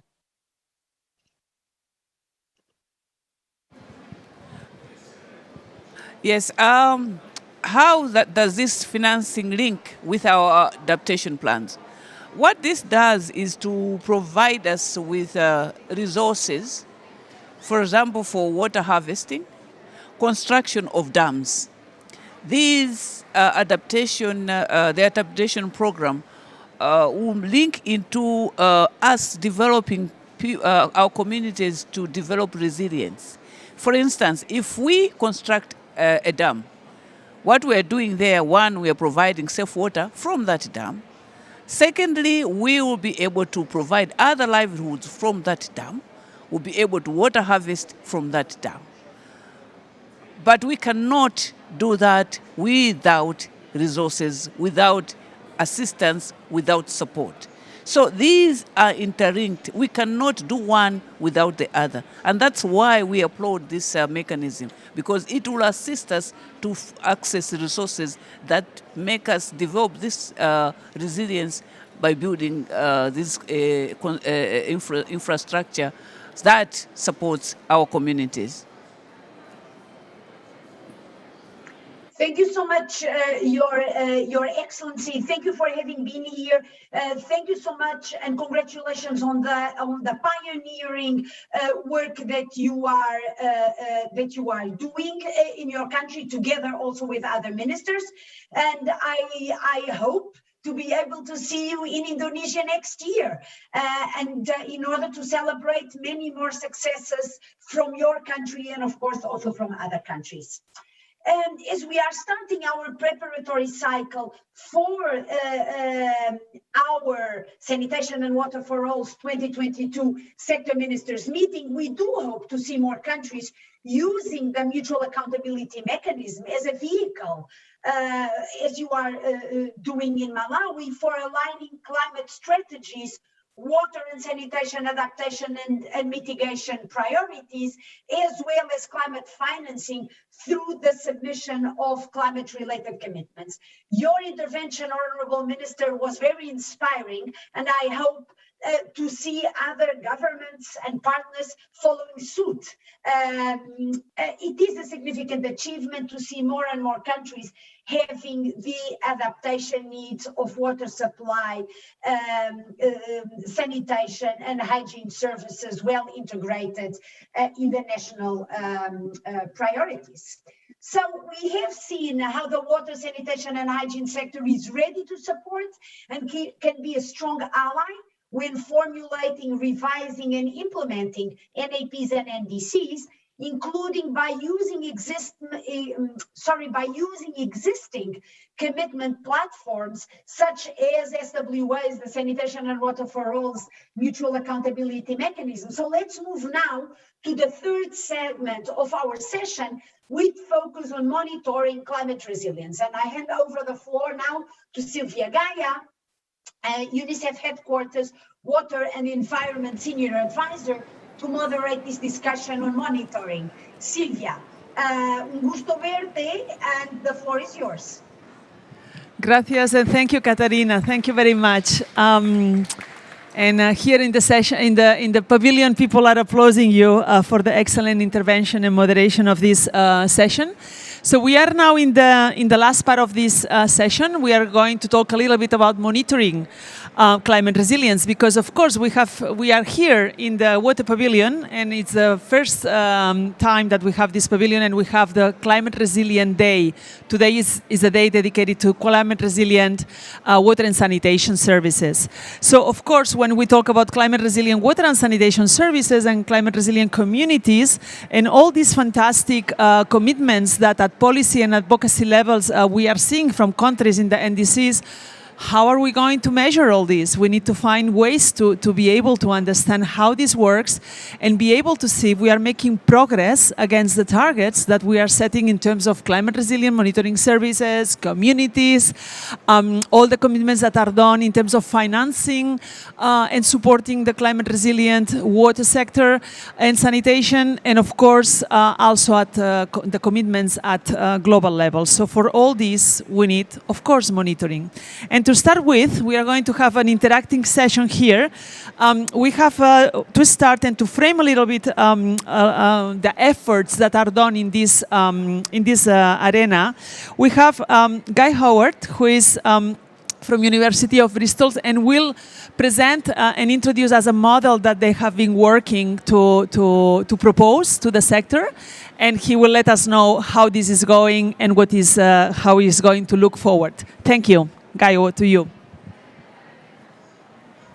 Great, thank you very much, Sylvia. So, as Sylvia said, I'm Guy Howard. I'm the director of the Cabot Institute for the Environment at the University of Bristol, and also a research chair in environmental and infrastructure resilience.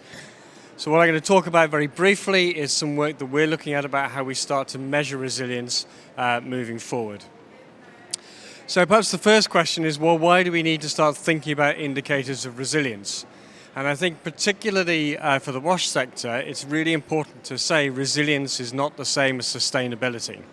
So if I was to very briefly describe the differences, I would say when we're talking about sustainability, we're talking about systems' abilities to cope with things that it already knows about, the threats it already understands. Resilience is much more about an ability to cope with unknown threats, unknown in terms of their magnitude, in terms of their frequency, their complexity, and sometimes in the case of things like wildfires or storm surges, threats that the WASH sector hasn't previously tried to address. But where resilience is very complementary and very similar to sustainability is that it's multidimensional. And so indicators of resilience need to reflect that multidimensional approach, which means quite a lot of it will be relatively qualitative and not simply quantitative. And what you see on the right here is through our work, we've identified 6 key domains where we think you have to really understand what's going on in order to build up a picture of resilience. So the environment, the infrastructure, management systems, governance and engagement, institutional support, and supply chains. Now, if we're looking at big utility suppliers, what we then would often do is do very bespoke assessments that would lead to individually defined resilience that would work specifically for that system and to provide a response for actions for that system. And if you want to look at materials like that, the Climate Resilient Water Utilities website in the United States has some extremely good examples. What we're talking about a lot more today is in smaller systems, so small towns with villages or urban fringes, where actually often what we need are a simplified metric that allows us to compare between communities so we're able to make decisions and support action. This work that I'm going to talk about today is largely built around work in 2 particular countries, Ethiopia and Nepal, that we've done from Bristol in collaboration with colleagues in Kathmandu University and Haramaya University. These are 2 countries that have large numbers of small supplies, largely managed by volunteers, and they are both countries that, for different reasons, face major challenges from climate change. So historically, Ethiopia has been very concerned with drought, but increasingly is recognizing floods are an increasing problem, and for many of their communities will be faced with both droughts and floods in very rapid succession. Nepal has a very wide range of climate threats, but has particular problems with spring decline, part of which is linked to glacier recession, but also of lowering groundwater tables because of sinking boreholes in the Tarai. So what as we've developed our metrics, we've started to think about what do we need. So a metric needs to be relatively simple. You might have very large amounts of data that underpin a metric. And so in the cases where we've worked, we've probably had about 40 to 50 indicators. But you need to simplify that down to a way in which people can understand. You have to have transparent and simple ways of scoring that people can follow, and you must be able to support decision making at different levels. So that might be at a national or subnational level where you're trying to identify which communities might be priorities, or where you're trying to look at systemic failures where you need concerted action to address failures. But you also want to have systems that you can use at a community level as a more scorecard approach to engage people in discussions about problems and their resolution. So this gives you an example from the How Toughest framework that we've been working on. So within the 6 domains I've identified earlier, we have developed Likert scales for each domain, ranging from 1, which is very low resilience in that domain, to 5, which is very high resilience, with descriptions of all the characteristics that you would expect to see of a water supply system or a sanitation system that would allow you to allocate that to a particular level, give it a particular score. So this is a scoring system with examples that we've developed for small piped and non-piped systems, for simple water treatment, so not complex utility treatment systems, but simple water treatment systems, and for on-site sanitation systems. But we have not covered complex utility sewer systems. And these have been tested already on around 30 supplies in Nepal and about 25 in Ethiopia. So what this is an extract of some of our data that we've had for water supplies in Nepal, and what basically this is trying to show is that if you use this method, you can look across these multiple domains, and what you can do is end up by assigning a final single resilience score to a water supply. And once you have that, you can start to compare it to the other water supplies that you may have covered. So what you'll see from this example, so we have 6 domains with a 5-point Likert scale in each one, so a maximum resilience score should be 30. So the first thing you probably take away from this is that actually an awful lot of water supplies in Nepal aren't especially resilient to climate change. The color coding is a way of us being able to identify priorities. So those supplies colored red are where the resilience is lowest. So where logically, if we were going to go back and make investments, those are the communities that we would prioritize. Whereas those in green have much higher resilience and therefore would be much lower priority. We can then also use this data to look at how that resilience varies within the domains. So the graph on the left is from Ethiopia, and what you will see from that is actually there's very little variation within each domain. They all tend to consistently score the same, which suggests that they have a similar set of problems across all sites. The right-hand graph is for Nepal, and what that shows you is actually resilience varies hugely within that domain between different water supply systems.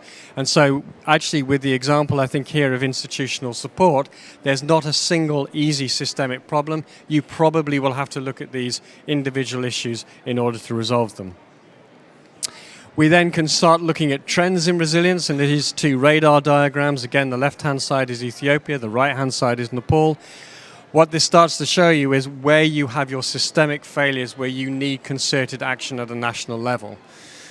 So institutional support, for instance, in Nepal is clearly the major problem. So when we mean institutional support, we mean the processes of local government or private sector to support managers of water and sanitation facilities. By contrast, when we look at Ethiopia, we can see that there's a set of issues that consistently score lower, so management, supply chains, institutional support, and so we might want to do concerted action across all of those. Now, these are very small data sets, but you can see as you build this up to more and more supplies, you start to really be able to detect your trends where you need action. When we're talking about resilience, we then actually need to understand what we are being resilient to. So what we've done through this project and increasingly starting to work on is development of climate storylines, which is a way of trying to relate climate projections back to events that people can relate to. So particular types of flood events, particular types of drought events that you can then actually really understand in your planning. So these were based on the models and ensembles that had most skill for the individual settings. It's a developing field. There needs to be more work, but in my view, this is the way that we need to be asking the climate science community to support the WASH community, because this kind of locking into a real world type event is what actually helps you make decisions. And if anybody's interested, there's some extremely good papers about how people have used this in Switzerland, for instance, about a major rain on snow event and how that affected hydropower. It's a very good example. So let me wrap up with some key lessons that have come out. I think I'd say this framework works much more effectively for water supply than for sanitation. That's partly an issue of scale. So water supplies tend to have a relatively small bit of infrastructure that serves lots of people. Sanitation is lots of infrastructure serving lots of people. So it can be quite hard on sanitation about, well, how many toilets do I need to look at? It's partly because I think we understand the climate effects on water far better than we do on sanitation. And so there is a lot more further work going on about how we articulate indicators of resilience for sanitation systems. And also how we start to think about thresholds so that we can start to try and define some outcome level resilience indicators, which almost certainly would have to be set at a country by country basis because it will be determined by what societies think are a tolerable risk, but I think is the area that we need to go into next. So the framework certainly needs much more operational testing. We're hoping to do some more in Mozambique coming up. We are working with partners to try and roll it out because this is an initial framework developed through research. We now need to go and try it in the real world and work out what really does work, what doesn't work, and then reformulate it so it's more effective. And we will continue to work on our storylines. So hopefully that gives you an idea of some of the emerging work around measuring resilience. And thank you very much. And back to you, Sylvia.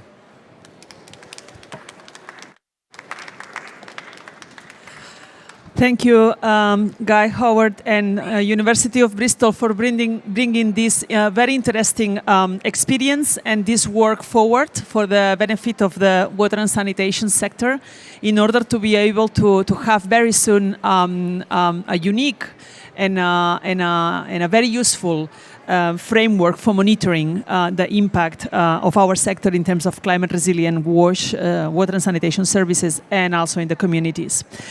But of course, we also want to measure other dimensions, right? Because there are initiatives like one that is upcoming very strongly coming from Africa, which is called the African Water Investment Program.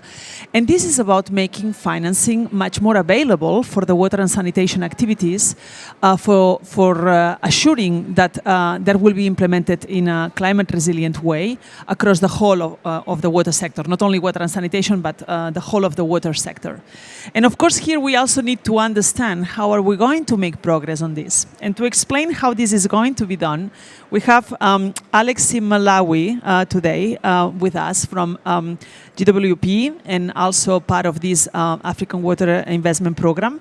And he will let us know in the next 3-4 minutes what he thinks about monitoring the finance that is going into the sector for the climate resilient results. So Alex, if you are with us, over to you. Thank you. Yeah, thank you, Sylvia, and thank you very much for inviting Global Water Partnership to be part of this event, which is very, very interesting and extremely important. Let me recognize the presence of the Honorable Minister from Malawi, and thank you very much for your remarks.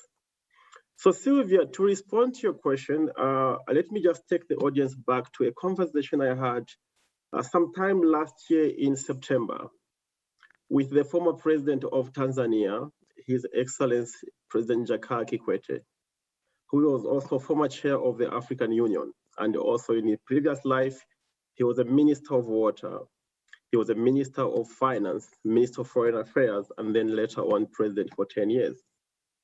So I asked him this question. I said, Mr. President, we in the water sector across Africa and globally, we've been trying to find a way of bringing water to the attention of heads of states so that it can have a higher profile within the economic development conversations, but also within the global planning systems and discussions on climate change. And I asked him to say, oh, based on your experience, what do we need to do?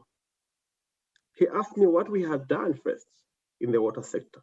So I gave him the whole story of integrated water resources management from the Rio Convention, the progress in the water and sanitation decade between 1980 and 1990 led by the World Bank, lifting millions of people out of poverty, connecting many people to sanitation. And then I mentioned that despite all of this, including development of various investment plans, integrated water management plans, we have not made much headway. What we need to do? He said we need to have a brainstorming session.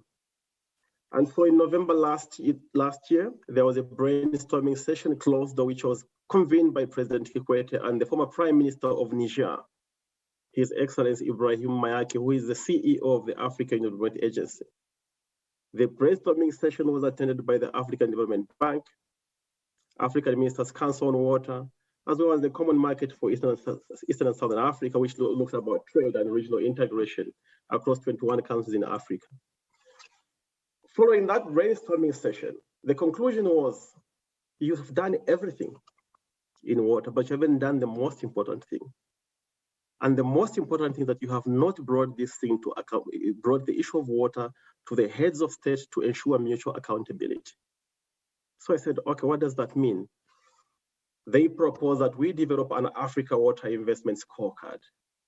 And the scorecard is going to be used to track investments in water and sanitation across all countries in Africa and be presented to the heads of state on a regular basis to be able to show the performance of investments in WASH, the performance of investments in water resources management, and also where the investments is coming from public sector, from ODA, as well as from the private sector, and identify where the bottlenecks are. And it is then that we began developing the so-called Africa Water Investment Scorecard, which has now been developed with a framework that consists of 3 pillars. The first pillar is about strengthening the enabling environment for water and sanitation investments in Africa. And this includes strengthening the governance, the coordination, the planning, all the beautiful things that my colleague Katarina mentioned from SWA. Strengthening the investment climate, including minimizing regulatory and governance risks that constrain private investments to come into water and WASH. strengthening the environmental and social safeguards, including gender transformation, that are needed to be elements of sustainable water and sanitation investments. And the second pillar is about tracking the actual investments from ODA, from public, to see where is the money coming from, where are the gaps and where are the bottlenecks. And the third pillar is tracking the investment performance and sustainability, including tracking indicators around climate resilience WASH. How sustainable are the different climate resilience water investments that are being put in place across Africa? How are they performing? So the scorecard has been developed so far with this strategic framework over 22 partners. Most of them are also involved in the Water Pavilion. UNICEF is part of the partners that are developing the scorecard. Sanitation and Water for All, WaterAid, WHO, including AGWA, the Global Center for Adaptation, looking specifically at what kind of indicators need to be tracked for climate resilience WASH. The game-changing profile of the scorecard is going to be that this is going to be presented to the heads of state on a regular basis, to the African Union, starting with the coming summit, to trigger action for mutual accountability from the heads of states and from the partners. So this work is ongoing, and particularly on the work on the indicators around climate resilience WASH is definitely building on the work that GWP has been doing with UNICEF on the climate resilience framework that was earlier presented by Sylvia in the earlier sessions, where the framework has been applied in over 80 countries globally. And we're trying to build on the work that has been done to be able to track the investments that relate to climate resilience WASH. The challenge remains the fact that, of course, the indicators still have to be defined. So anyway, as I conclude, just to acknowledge all the different partners that are supporting the Africa Water Investment Scorecard, and also to reinforce what His Excellency President Hikwete also mentioned this week on Tuesday, where he, together with other partners, mentioned that we urgently need in Africa to establish an international high-level panel for water investments for Africa. The panel is going to be supported by the Africa Water Investment Scorecard that I just mentioned. And also to close, as we deliberate on this, I think to build also from the Minister of Malawi's remarks, we have to remember that as we speak, in Madagascar, 1,300 people are victims of famine. The rate of child malnutrition has risen from 9% to 16% in just 4 months between December and March this year. And also, as we heard from the President of Tanzania, Her Excellency Samia Hassan, our pride, Mount Kilimanjaro in Africa, is becoming bald due to glacier melting. Our exotic and beautiful archipelago, Zanzibar, is struggling with temperature rise, salt intrusion, inundation. The salt water is getting into the island, impacting water resources and impacting drinking water. And this is impacting about 30% of Tanzania's GDP. Thank you very much for inviting GWP and myself to be part of this conversation. Thank you. Thank you very much, Alex, for explaining how the plans for this scorecard to monitor climate-resilient water investments in Africa is moving ahead with a strong backup from all the heads of states and the main stakeholders in Africa, with all the platforms and all the key sector partners. So this is really impressive to be able to measure these investments in climate-resilient water and sanitation and climate-resilient water resources.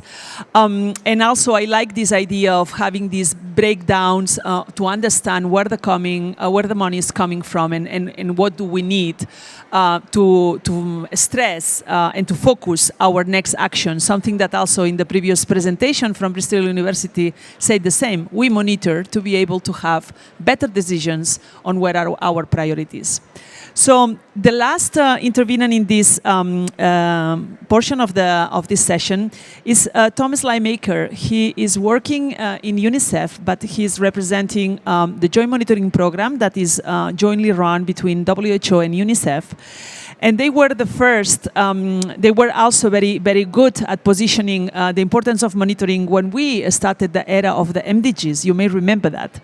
And they also come up with a system to monitor the targets in the sector. So I would like to ask Tom, what were the lessons learned in terms of monitoring the previous MDGs, now SDGs 6.1 and 6.2?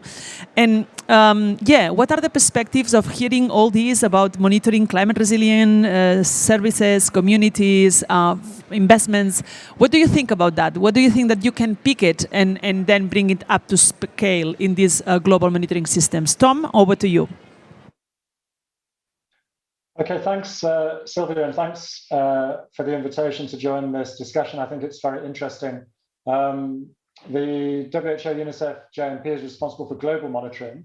And I think, as you said, the WASH sector did a great job of coming together and building a consensus around the monitoring framework that we're using for the Sustainable Development Goals. And I think we do need to do the same in terms of building consensus around the metrics for climate resilient WASH services. Guy gave a great presentation on the types of things you need to look at a system level, but the JMP is compiling data which is aggregated at the national level and then the regional level and the global level. So what is that going to look like? And I think the first point I would make is that the existing SDG metrics are actually a really good starting point. And in our last report that came out earlier this year, there are still some huge data gaps. So we still have a lot of work to do on this. So for drinking water, for example, understanding the proportion of people who have water on premises versus those that collect water from a distant source, understanding whether households have water available when needed during the last month, and understanding whether drinking water is free from contamination. All of these things will be impacted by climate change. For sanitation, Guy highlighted that we need to understand the difference between on-site systems and off-site systems. And the methods of treating human waste will have very important implications also for both adaptation and mitigation. And even for hygiene, for hand washing. So we have more and more data on whether households have hand washing services with soap and water available. In our last report, we saw that soap was more likely to be the limiting factor because it's mainly about behavior change. But actually, in those countries where you're starting to see water being a limiting factor for hand washing, that's a sure sign of problems with water shortages. We heard from the minister in Malawi earlier on. Malawi's just completed the first ever comprehensive survey of drinking water quality, which is a huge step forward. But that's just one data point. And so we need to now start to think about how do we track trends over time. And that's still a big work in progress. So the second point I would make is about the sort of methods and the frequency of data collection, which is really key. About 50% of the national data sources that we have in the JMP global databases are coming from household surveys or censuses, which happen every 3 to 5 years. But those are very good for tracking long-term trends, but they're not very good for capturing short-term fluctuations, changes in service disruptions, extreme events of the type that Guy was talking about. So we're now seeing increasingly follow-up surveys, phone surveys, for example, with the same households, where you can ask them 3 or 4 times in the following year how their situation has changed, whether there have been seasonal variations in service levels, how they are coping in response to certain shocks or extreme events, for example. And I think that's a very interesting new source of data. The other 50% of our global databases is administrative data coming from service providers and from regulators. And this can be extremely useful, especially for those large systems where we get information about service continuity, downtime, etc. But they do tend to be limited to big systems in urban areas, and they're generally not very good at giving us information on small systems, especially in rural areas. So in those low income and middle income countries, we have a huge amount of work to do to extend surveillance and regulatory systems to cover rural areas. The third point I want to make is about getting better quality data, but also better disaggregated data, which will help us to identify those worst affected populations and therefore to target interventions accordingly. Guy was really emphasizing the importance of understanding, whether it's a pipe system or a non-pipe system. We've got pretty good data on that, but understanding whether they are reliant on groundwater or surface water is much more difficult from national data sets. So that's something that we need to work on. We have more data on sewer connections versus on-site systems, but understanding whether latrines are wet or dry is also going to be really important. in terms of adaptation and also mitigation. Understanding the exact types of wastewater treatment that are being used, understanding the energy sources that are being used for treatment and for pumping are also additional pieces of information that would be extremely useful. And of course, the accuracy of these climate models depends very much on the quality and the accuracy of the WASH data which is going in. So it's very important for the bigger conversation that we've been having at the COP this week. The last point, and just very briefly here, is we do need to think about new metrics. There's a lot of discussion going on, and we need to try and build a consensus about what those are going to be.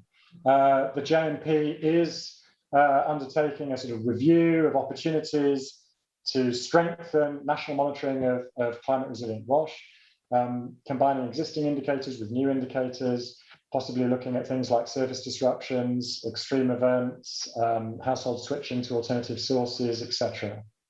But it's not just about those service outcomes, it's also about the inputs that Alex was talking about and the processes that Guy was talking about. So, whether there are national standards in place for climate resilient services, what are the costs of delivering them, and what are the existing levels of public and private investment, and what is the institutional capacity to adapt and to keep services running.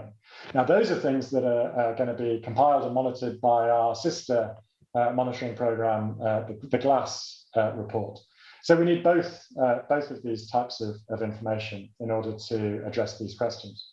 So I think it's about evolution rather than revolution, and we need to build on the strong foundations that we've established for SDG monitoring. But we do need to move quickly now to ensure that we have the data we need to inform decision making, and also to harness climate finance, as we've been discussing during this session, in order to accelerate progress towards universal access to sustainable and climate resilient WASH services. Thanks, Sylvie. Those are my main points. Back to you. Thank you, Tom. Thank you very much for your contribution. And you heard it. It's time for action, time for really rethink the parameters that we are monitoring, because everything that we are presently monitoring is going to be, if not already, affected by climate change. And therefore, we need to really evolve this monitoring and complementing with the information that was missing or is missing. And the three speakers today have been really making the connection with monitoring for action. And this is a very important message that we need to take with us. Thank you very much, and over Katarina again.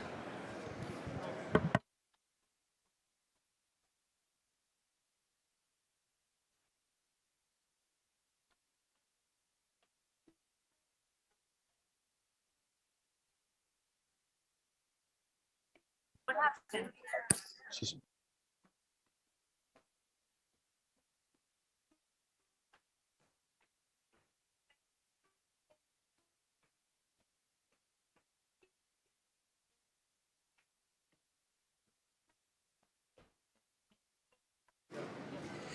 Excuse us, with this, we are trying to get Katarina on the screen. Apparently, there is a network connection problem, but she will be with us very quickly.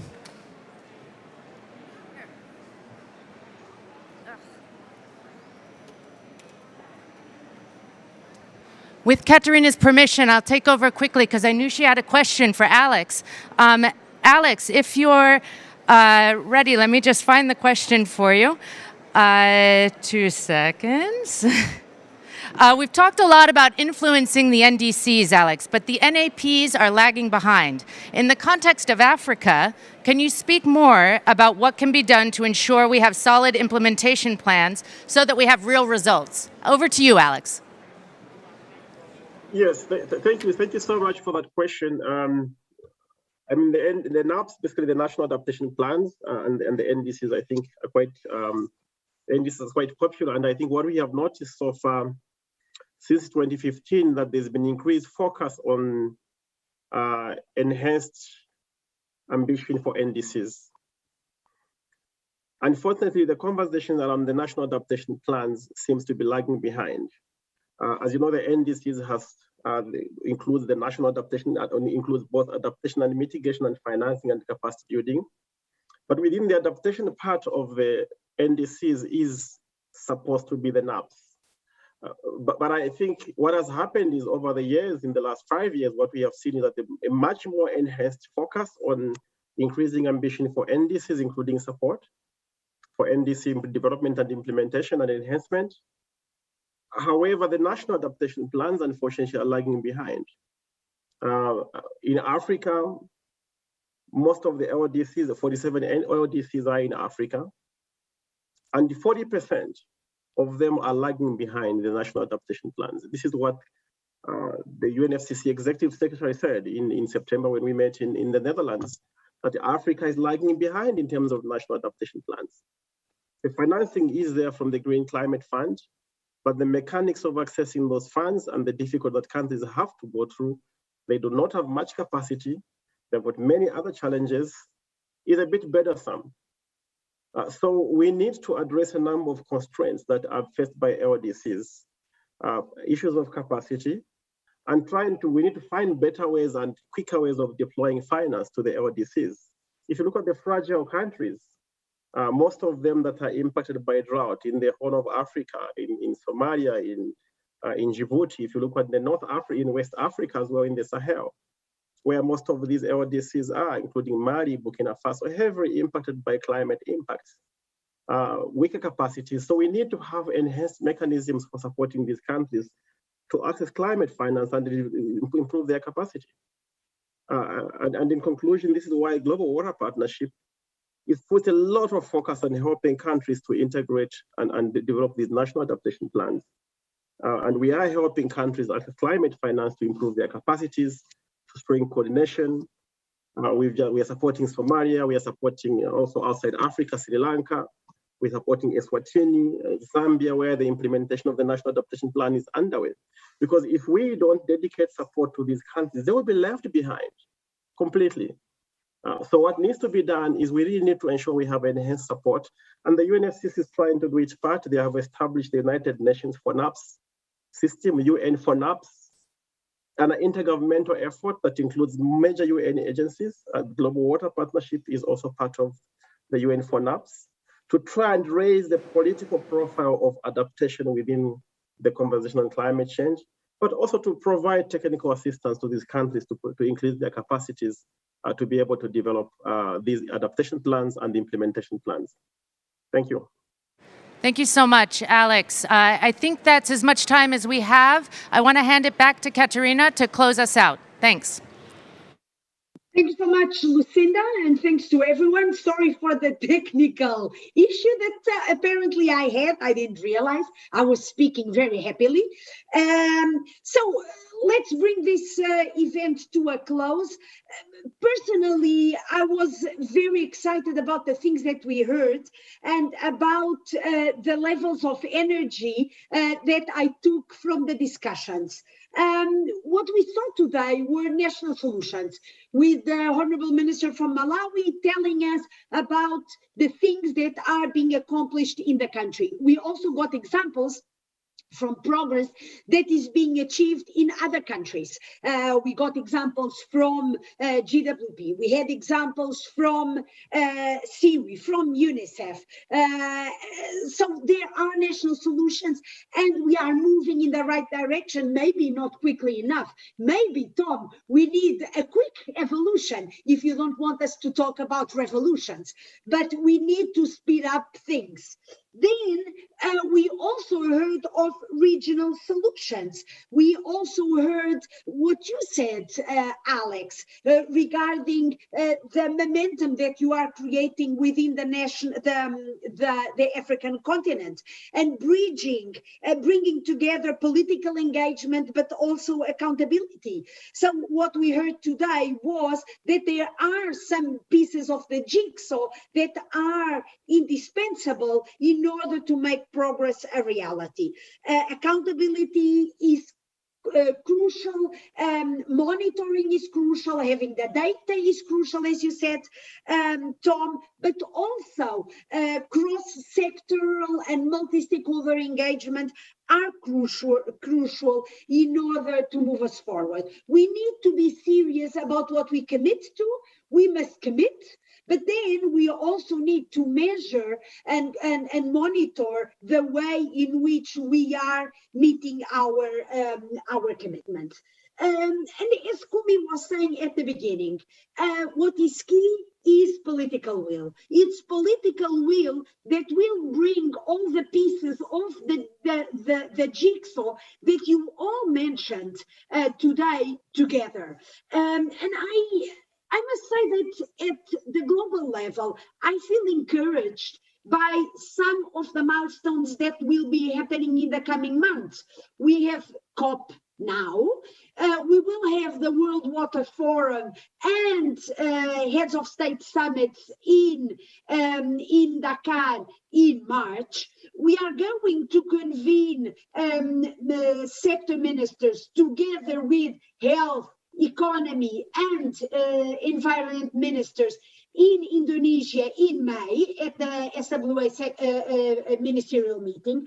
And we will have in 2023 the UN water meeting. And I hope that, and this is something that the sector desperately needs, the convening of politicians that will that will bring more political will to the sector and give us all more oxygen and space to and support in order for us to be able to do our work. So with an evolution or with a quick evolution or a revolution, the important thing is that we make strong progress on the infiltration of water, sanitation and hygiene with climate, with climate mitigation, with climate adaptation, and that we bring the finance on board, the data on board, the accountability mechanisms on board, so that we can deliver on SDG 6 at the latest by 2030. Thank you so much for having been here. Thank you so much for being such wonderful partners. And we are looking forward to continuing to working with you in the days, weeks, months, and years to come. Thank you so much.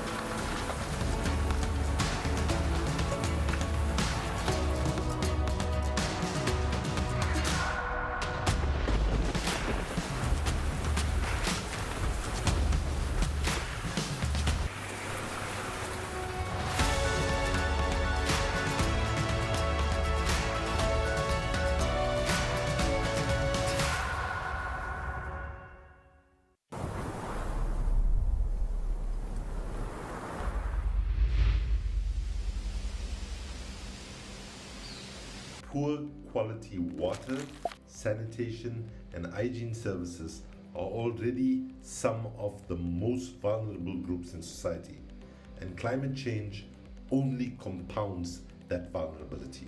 These marginalized populations, women, children, and those living in extreme poverty, face a vicious and unjust cycle in which a lack of access to water and sanitation is aggravated by extreme weather events, leading to services that are more expensive and also difficult to access. But where the problem starts might also be where the solution begins.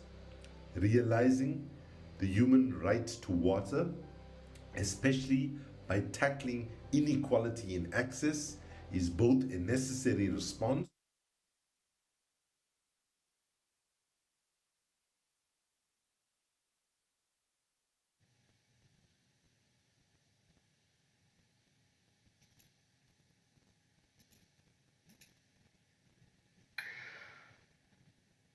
Well, all right. Without much further ado, I will go ahead and open us up today.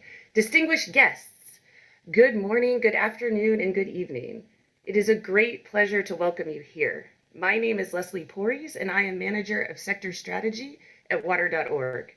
First, I'd like to extend a special welcome to the Additional Secretary of the Ministry of Jal Shakti, India, Shri Bharat Lal.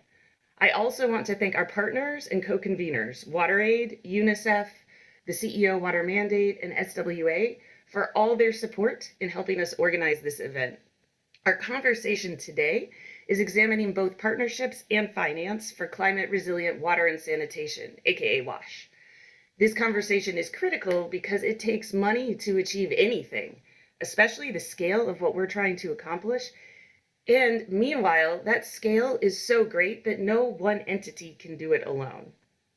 During Finance Day here at the Water and Climate Pavilion, we talked about how, according to the latest updates, developed countries are not on track to fulfill their Paris Agreement commitment to mobilize $100 billion a year in climate finance for developing countries. Specific efforts to mobilize private finance in developing countries have also stalled. The OECD emphasized that those working on WASH and water need to make explicit linkages between their work and climate action. And UNICEF highlighted the need for multi-country proposals to deliver climate finance for WASH at scale. Implicit and explicit in the above are finance and partnerships. There's not one formula for getting either of those two tactics done right, and the agenda we have outlined for today is designed to unpack different approaches. Part one of our conversation will focus upon government-led initiatives that create the positive regulatory and financial ecosystems needed for market-based, climate-resilient WASH solutions to thrive. Alex Knežević of the Toilet Board Coalition will moderate a roundtable where we will hear from India about the vision, Kenya about the regulation, Bangladesh about inclusivity, and the Philippines about the plan. We'll then transition over to Jason Morrison of the CEO Water Mandate, the Water Resilience Coalition, and the Pacific Institute to moderate a second roundtable that highlights opportunities and examples of good target setting and business investments in climate resilient WASH solutions for the private sector to build upon and accelerate progress towards NDCs and NAPs. This roundtable will feature the business case for climate resilient WASH from Jason, as well as the WASH for Work Coalition and WaterAid, Evershed Sutherland, Diageo, and Braskem. We've got a lot of exciting speakers to hear from, so I will turn it over to Alex to kick us off. Thank you, Leslie. Appreciate the opening. And as Leslie mentioned, I'm Alex Knežević. I'm the Director of Operations at the Toilet Board Coalition, and it's a great pleasure to be with you all here today. Without further ado, Mr. Bharat Lal, Additional Secretary for the Ministry of Jal Shakti in India, I'd like to begin with you. In India's population of 1.4 billion, 300 million are affected by drought, with another 97 million affected by flooding. Water management is an important aspect of adaptation efforts. Better management means less waste and also allows for local aquifers to be relieved of stress and exploitation. In 2019, India has launched the Jal Jeevan mission to provide piped drinking water to all Indian households by 2024. Mr. Lal, What has the vision of the Jal Jeevan mission set into motion throughout the country? Hi, Alex. Good afternoon, and good afternoon to everyone. Thank you very much for having me here. And indeed, it's a privilege to be speaking in with such august audience.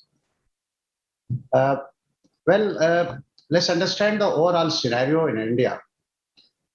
As you have noticed that since last 7-8 years, there has been concerted effort to improve the quality of life and ease of living. And our Prime Minister, Mr. Narendra Modi, is committed for environmental conservation and basically climate change. And you have seen that India, well, in last 7-8 years, it built 110 million toilets as a first step. 150 million families have been provided gas connection. So in a country like ours, where we have got 1.37 billion population, out of which around 70 million people are living in rural areas, I think improving their quality of life is the most paramount factor. Well, we have focused on renewable energy, and today we stand at 4th position in the world when it comes to installed capacity of renewable energy. And 38% of our energy basket is basically renewable. Now, in this scenario, kindly see that 1/3 part of our country is basically water stressed. And ensuring clean water is one of the topmost priority for the government. So in 2019, Prime Minister announced a program, Jal Jeevan Mission, basically to ensure clean tap water to every rural home in the country by 2024. And when we started this program in 2019, only 17% rural household had tap water connections. So provision of tap water supply in a rural area was limited to only 17%. And from 17%, we have to reach to 100% by 2024 in 5 years. So that is the speed and scale which is expected for implementation of this kind of program. And there has been a method in this whole planning. First, as we all understand that in a country like ours, whatever rainfall basically takes place and little bit snowfall, so this precipitation has to be captured. And this precipitation has to be used because in our country, let's say average 25 to 30 days are rainy days. So whatever water we capture, we have to use it for whole year. And there are certain parts of the country where basically next year might be a drought year.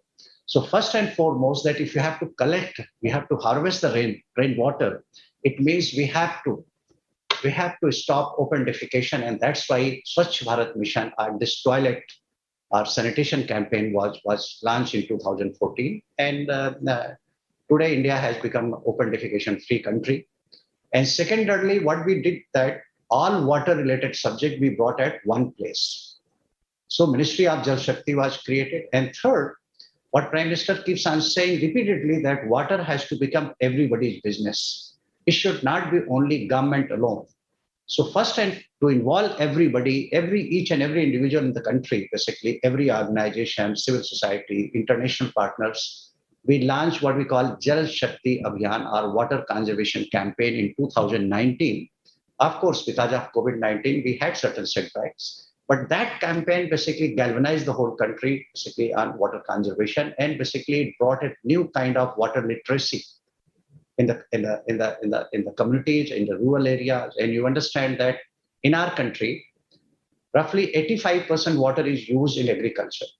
So if our villages, our village community, our farmers, basically they get more enlightened, they have access to new technology and fund, I think they can start saving water. In this context, Jal Jeevan Mission was announced on 15th August 2019, which is our Independence Day. And basically this point, I think this Independence Day, the significance of the occasion is that in India, fetching water is the responsibility of women and basically girls, basically who accompany their mothers. So the most important part was that it was freedom from this drudgery to women and children, that water should be made available in their home. Pipe water in adequate quantity of prescribed quality with adequate pressure, and regular supply. So this mission started in 2019. We have to cover roughly 192 million households. 192 million households, plus schools, plus Anganwadi center or creches, plus hostels, plus community centers. You know. So roughly you can say that 200 million points we have to make available clean water. And since then, I think we have adopted a strategy. Most of the focus is on water security. That village committee has to be empowered. They have to be educated, trained, resources have to be put at their disposal, and they should be preparing their village action plan. And the village action plan basically contains 4 components: drinking water source strengthening and augmentation, drinking water supply, grey water collection and treatment and its reuse, and fourthly, operation and maintenance.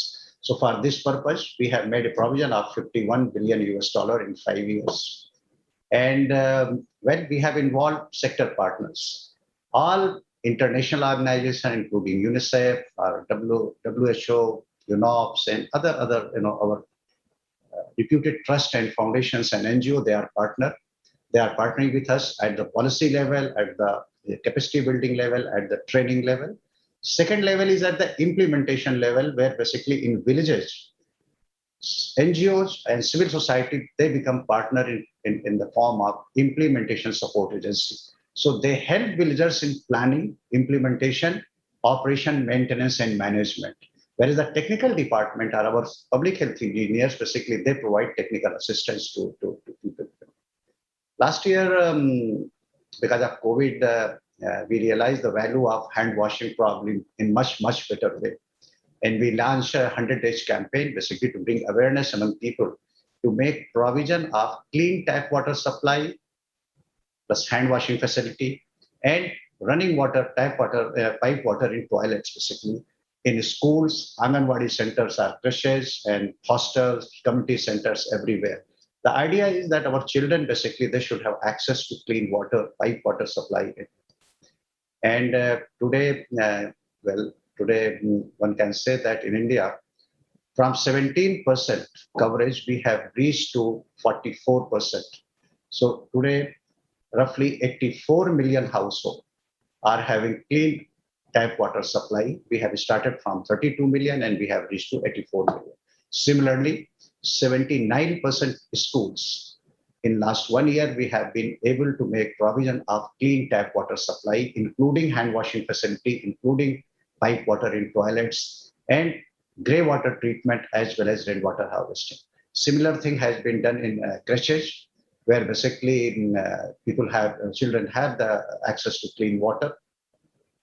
What we have done, one more thing, basically, that say capacity building of our public health engineer, because they are basically civil engineers, they have become public health engineer, and we are trying to convert them into social engineer and utility manager, because they have to handhold village community or village level institution.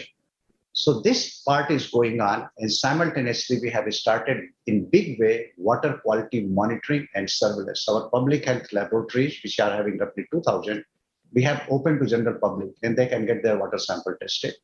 And people in every village are being trained, 5 person in every village, who are basically, they can test and they can upload the data on the system, and our government agencies, responsible people, have to take remedial action. So overall, basically, we are trying to achieve a water security where paucity of water does not become a limiting factor in our quest for socioeconomic development and economic growth. Over to you, Alex. Thank you, Mr. Baratlal. Appreciate it. And the vision of India has permeated, I think, throughout the globe in terms of water and sanitation. David Auerbach, I'd like to now turn to you. As CEO of Sanergy, your business is a pioneer and a leader in the sanitation space and has worked closely with the government of Kenya. From your experience, how can policy enable innovation and market development for climate resilient and climate positive wash solutions? Over to you, David. Great, thanks, Alex. Thank you to the minister for sharing his thoughts there. They were really great to hear. So Yeah, so I'm here in Nairobi, Kenya, running a company called Sanitation, which, as Alex mentioned, is providing safe sanitation for residents living in low-income areas, particularly in urban informal settlements, which of course are areas that are highly focused, highly susceptible to the impact of climate change, with rapid flooding. With these areas being prone to the impact around rapid flooding. We've taken a very clear strategy to work closely with the Kenyan government to be able to improve upon the policy environment for us to be able to serve these residents. Specifically, and this has been quite a long journey, but we're really seeing incredible fruits from this right now. About 5 years ago, Kenya launched the Environmental and Sanitation Health Policy in 2016. And that policy really worked to engage the private sector as well as the public, as well as nonprofits, to be able to bring their voice into this discussion. And what happened is that we've been able to actually include really important innovations, things like non-sewerage sanitation, as well as the promotion of the reuse economy too. Both of these, we believe, are solved for two key issues. One, the former is being able to successfully reach those in the hardest to reach areas, and two, in the latter, lower the overall cost to be able to deliver these services through the private sector involvement in being able to safely manage and treat waste. We've seen really good results from this, and that's now being ratified through the National Sanitation Policy, and Kenya is the head of it has one of the most progressive policies there is. And what's more, they've been actually able to be a guide for what is also called the Africa Sanitation Policy Guidelines. And so this is a Pan-African initiative led through the African Ministerial Council on Water that's actually enabling, promoting more climate positive sanitation approaches, specifically by focusing on ability to reuse and the environmental benefits that come from that, and then also non-sewage sanitation and being able to specifically serve residents who are most vulnerable to these challenges. Thanks, David. So then perhaps just diving specifically into that climate perspective. So can you speak a bit more to how leveraging renewable supply chains can help build that harmonious relationship between communities and industry? Sure. Yeah, no, it's a win-win. I mean, look, these cities are growing so fast. And, as a result, there is, unfortunately, much more waste. And this is both sanitation waste and just in general, organic waste too. And the pace that traditional infrastructure approaches have been going at in not just Kenya, but in most countries, it's unable to meet, it's not keeping up. And so what we need to do is actually come up with, offer ways for us to be able to solve for this challenge in the short, medium, and what I think will be the long term too, but at least in the immediate term, to be able to safely manage that waste. This is beneficial, of course, to citizens because they're receiving much better services. And for reuse businesses, this offers tremendous opportunity because this is a feedstock that they need to be able to convert waste into everything from black soldier fly larvae for insect proteins to safe organic fertilizers to briquettes. All of these things, we are, it's making it easier for the private sector to thrive. And I will say, from the policy environment, by having clear regulation and clear prioritization of these issues, it enables us to also access the capital too that we need. And you can even see this because, like, for example, just yesterday or 2 days ago, the UK and Kenya announced a new 66 million pound program just for climate finance that has a waste focus to it. This is really significant for organizations like us, but I do think it's reflective of because Kenya is a place where the regulation is clear enough that it is suitable for investors to come in. Thank you, David. Excellent. And now I'd like to turn to you, Haseen. Haseen is the Country Director for WaterAid Bangladesh. Haseen, thank you for joining us. Bangladesh is home to 164 million people, with 37 million in the coastal belt who are particularly climate vulnerable. Haseen, can you share about how the government of Bangladesh has partnered with organizations such as WaterAid to incorporate accessibility into its WASH strategy? Thank you so much, Alex. It's a pleasure for me to be here.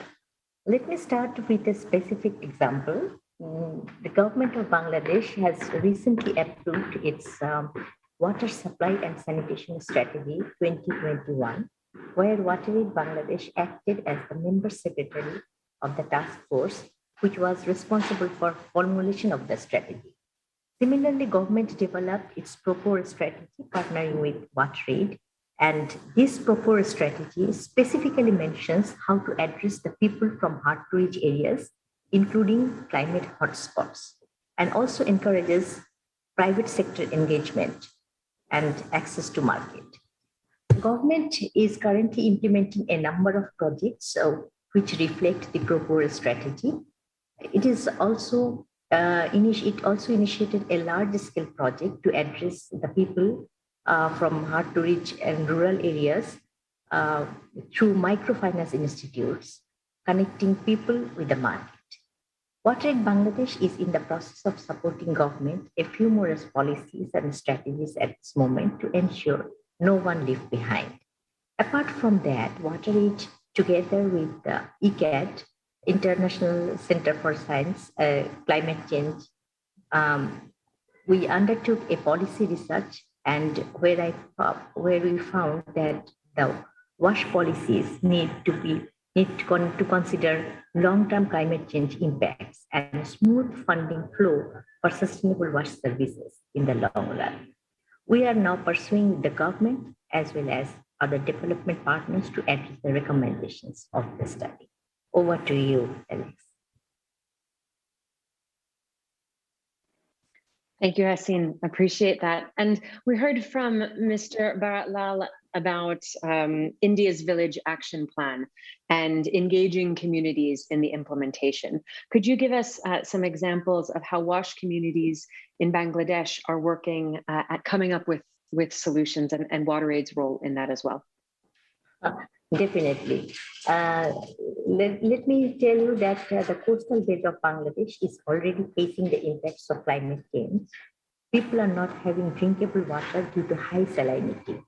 WaterAid Bangladesh demonstrated a model which is named as Women-Led Water Entrepreneurship Model, where women groups have been formed, trained, and facilitated to run the water business at mini scale within the communities by supplying water from reverse osmosis plants.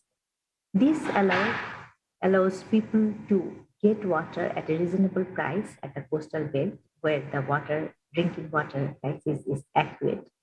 And this model at the same time is contributing to women empowerment. There are several other examples like rainwater harvesting plants, pond sand filters, etc., which we provide at the communities, schools, and institutions, and those are being managed by the communities, demonstrating locally led adaptation solutions to combat the climate change. Thank you, Haseen. Wonderful, and we look forward to digging into that a bit further later. Perry, I would like to now come over to you.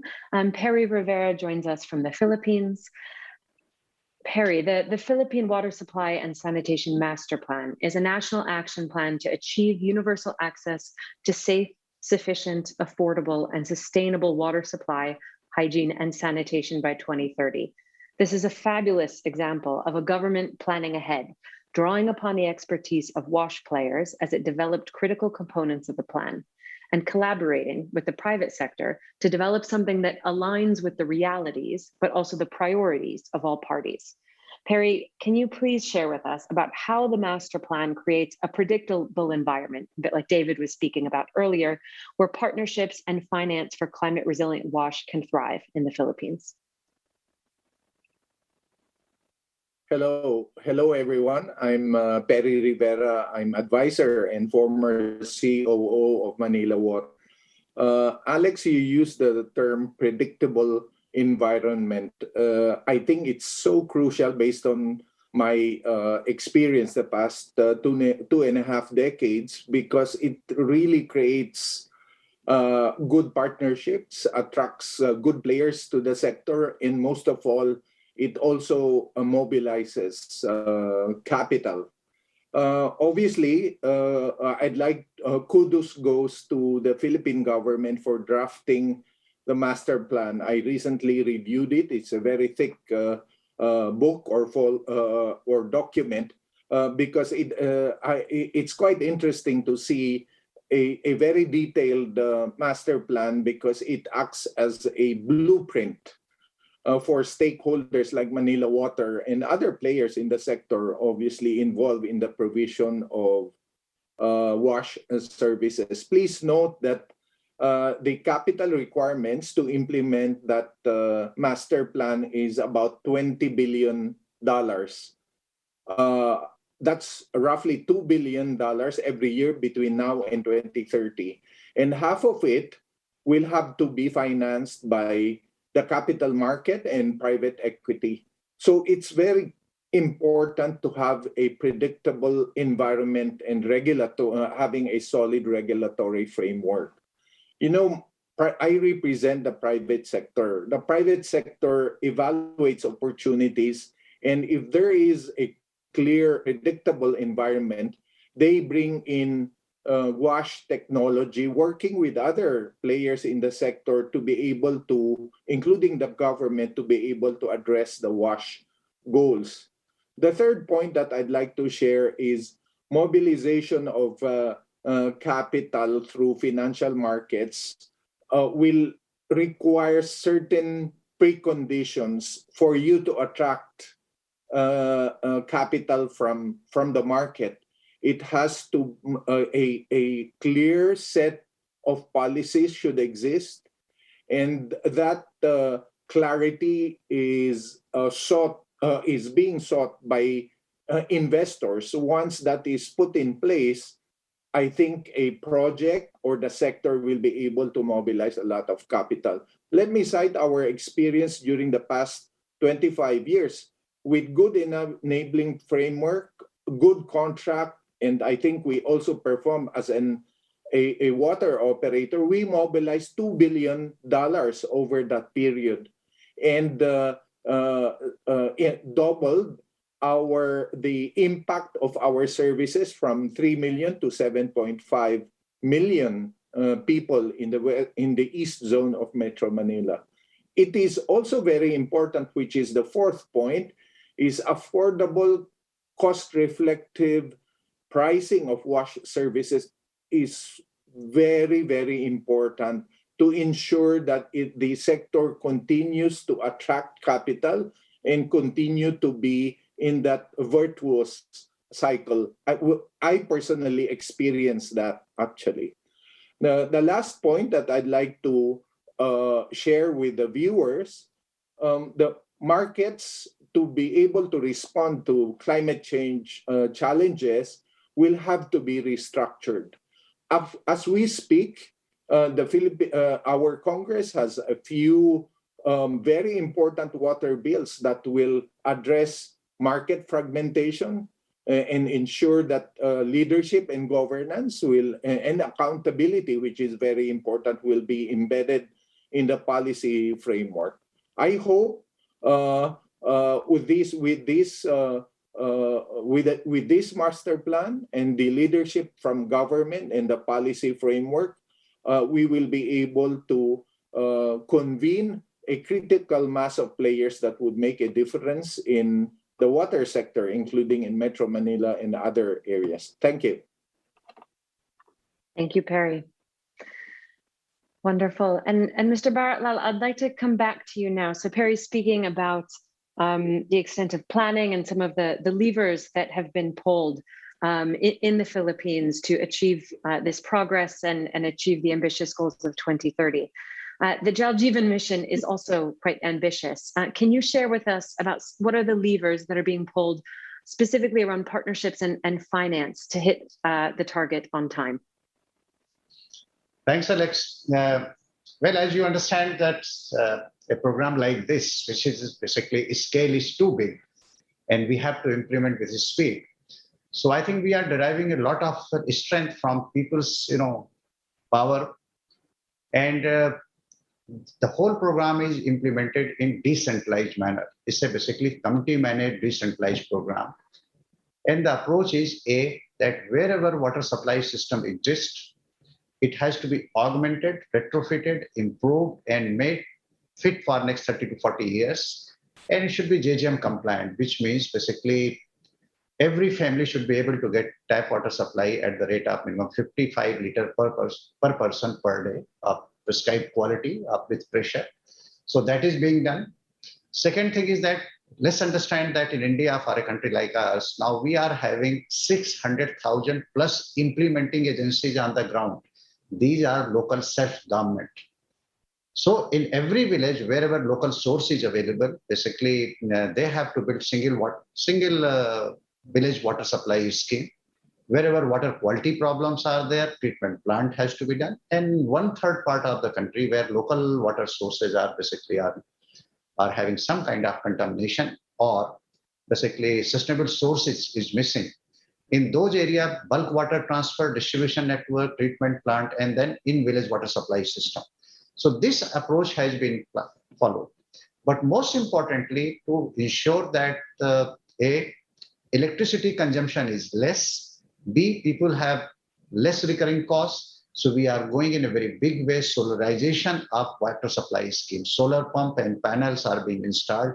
And wherever possible, especially in northern India, which is Himalayan range as well as forested area, we go for gravity-based water supply system. Similarly, we are using technology in a very, very big way. Digital governance is the key and basically driving force. So planning, implementation, monitoring, and including service delivery is managed through digital governance. So we are installing sensor-based IoT solution. In fact, all our assets are being geotagged. All our water quality monitoring is being done in automated mode, and we have learned a lot from COVID-19 testing protocol, basically. So those knowledge are being transferred here, that monitoring, implementation, and all those things should be done in a very decentralized manner. Lastly, what we have done that for a single village scheme, depending on population, we have also developed certain type design, and which can be locally modified. Similarly, for tendering, the same kind of procedure, item rate tendering, that in one go you do the tendering process, and people can implement the scheme as per their need, as per their understanding, as per their So end of the day, what we are trying to do is that to simplify the procedure, mobilize communities' strength in planning, implementation, and basically bottom-up approach. So they are involved with this survey, or so implementation becomes faster and much easier. And lastly, all this information, basically, if I'll request audience to type on their phone, JJM, Jal Jeevan Mission Dashboard. So this whole information up to village level, 600,000 villages information is available in public domain, on your laptop, on your phone, and you can see the planning, implementation, modeling. So this kind of transparency in governance is helping in speedier implementation, faster implementation. So thanks, Alex, and over to you. Thank you, Mr. Baratlal. Excellent. Well, we've had the opportunity to hear from, I think, 4 incredible case studies where we're seeing a framework for solutions, where climate resilient WASH, but also to larger ambitions around the SDGs and around the Paris Agreement, where we can learn from places where these approaches are working. So we've seen a vision of India, the policy environment in Kenya, the inclusivity and access in Bangladesh, and the planning of the Philippines. I'd now like to open it up to our speakers for more discussion, as we have very ambitious targets set before us and very ambitious commitments, which will take each and every one of us learning from each of these positive case studies. Partnerships and finance is the theme for today's discussion. I would love to hear, David, perhaps we'll come first to you, about Sanergy's experience around innovative partnerships and also innovative financing models. Yeah, sure. Thanks. Yeah, no, this has been it's been great just to be able to hear both from Minister Lal as well as from Perry and on what's happened in bigger places than where we are working here in Kenya. No, I mean, I think right now we're trying to just Sanergy's personal experience is just how do we actually enact these innovative financing partnerships, because there are good things happening, right? The policy environment is right. I think there's increased amount of climate financing coming in. We're starting to see that, and yet the prioritization still needs to be for sanitation in low-income areas or people in the lowest income quintiles.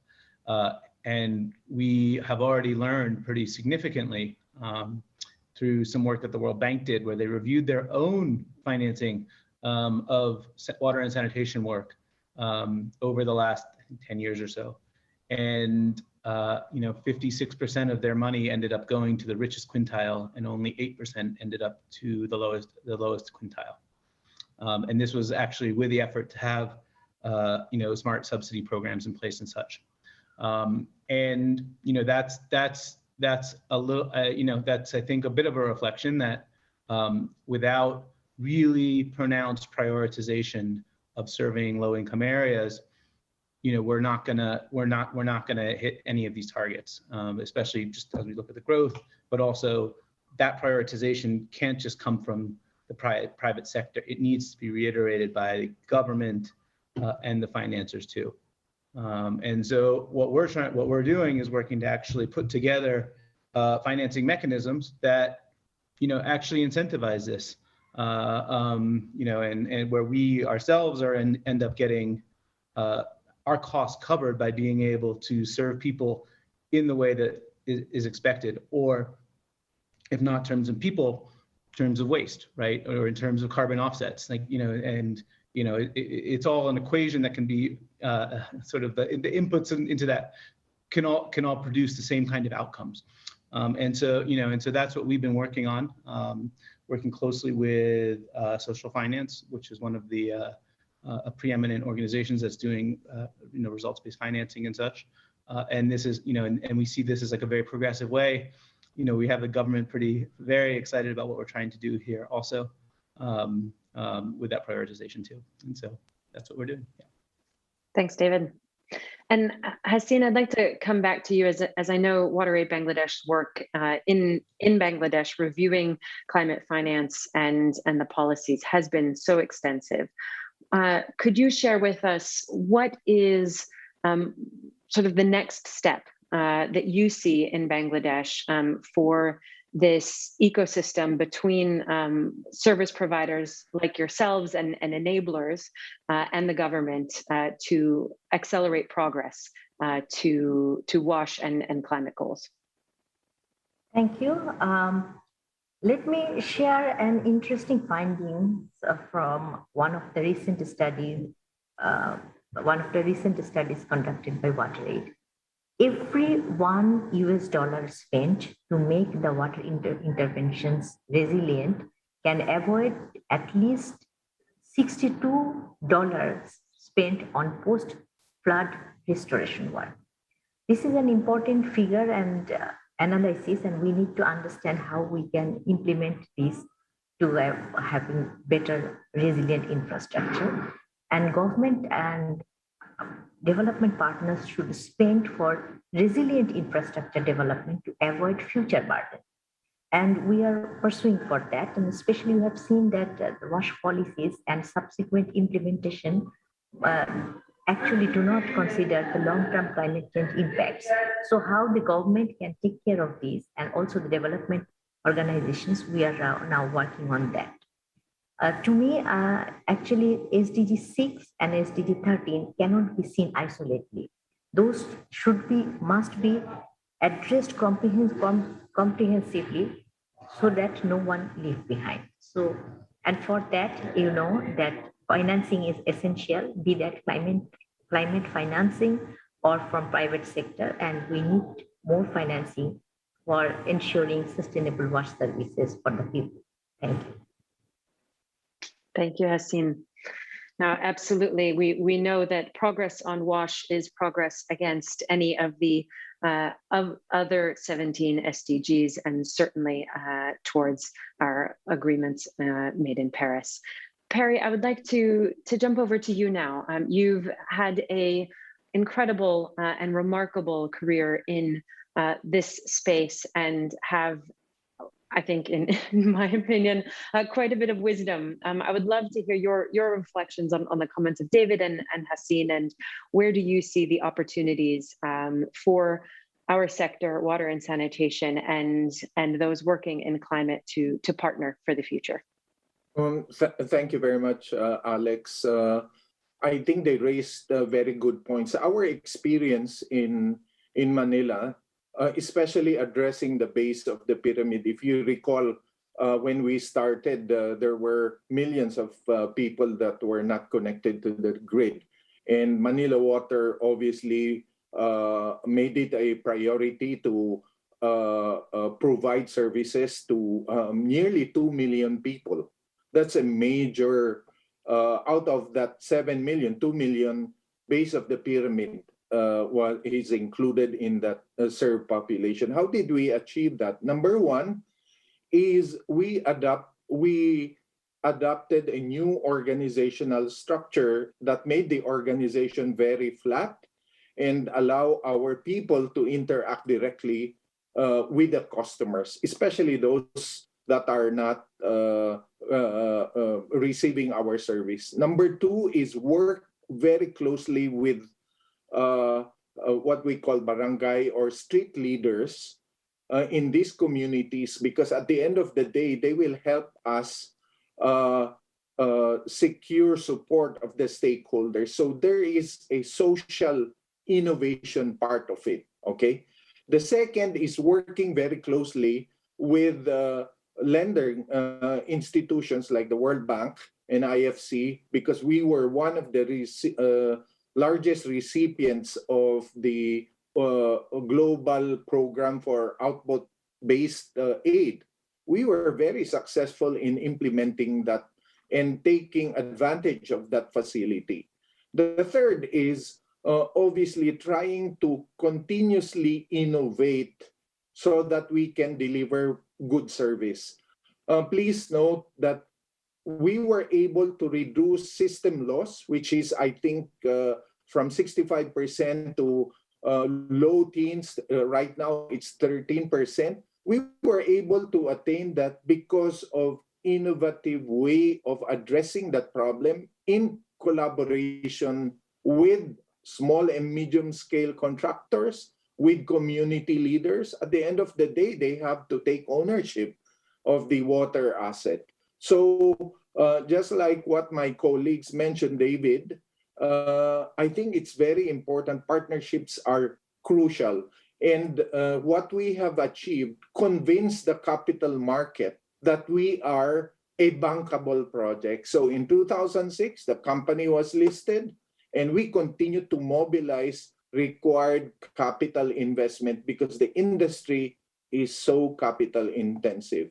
So our role is obviously share our best practices and experience, and every project varies from country to country. Thank you. Thank you, Perry.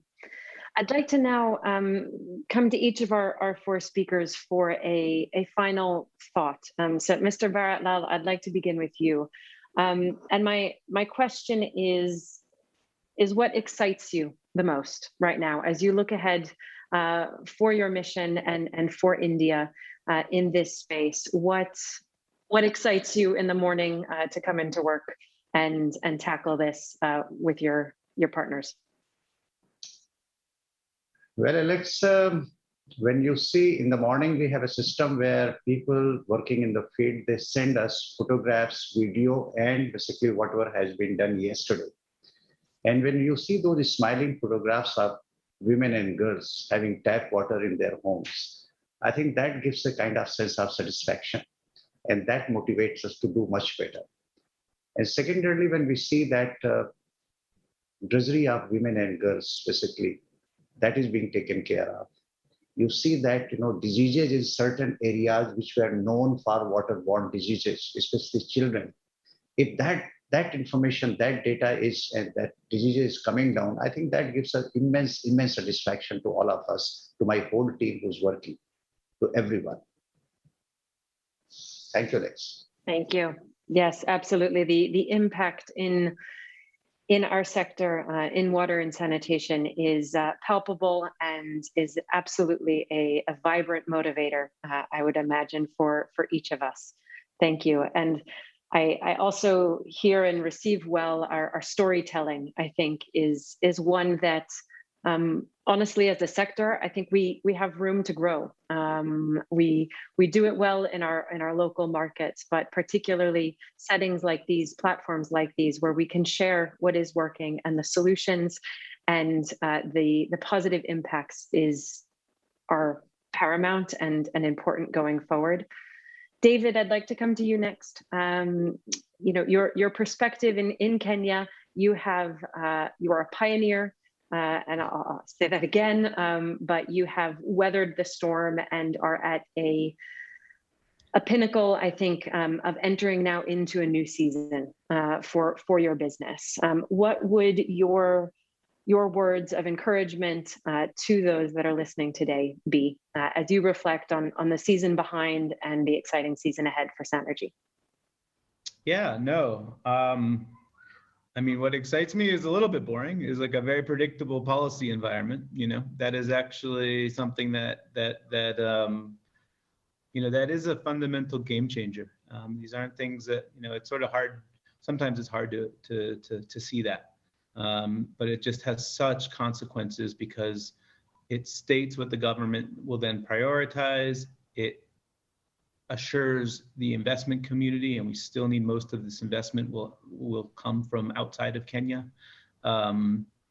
It assures them, and then this whole, I mean, I think, sometimes in the WASH sector, like we have this challenge of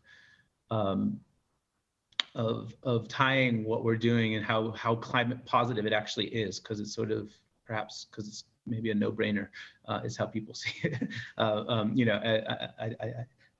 Others, but the progress that's now being made there, and sanitation in particular being able to be attached to a movement that everybody cares about, which was not always the case with sanitation, and that's something that we have to own as a sector. But the real threat of climate change, and the impact that climate change has had on our communities, it's linking what like Sanergy and other organizations are doing to what to what is sort of very mainstream, and with that that actually helps us significantly, and doesn't make our ideas sound so radical, but rather actually very practical and smart for achieving our goals. So, thanks. Thank you, David. A predictable policy environment can certainly be very, very exciting. And Hassine, then to you, specifically looking at inclusivity and bringing in and hearing from the voices that we're not usually hearing from, unfortunately. Can you speak to briefly for a closing moment and thought on how WaterAid is doing this and what we can learn as a global audience today from your leadership in this space?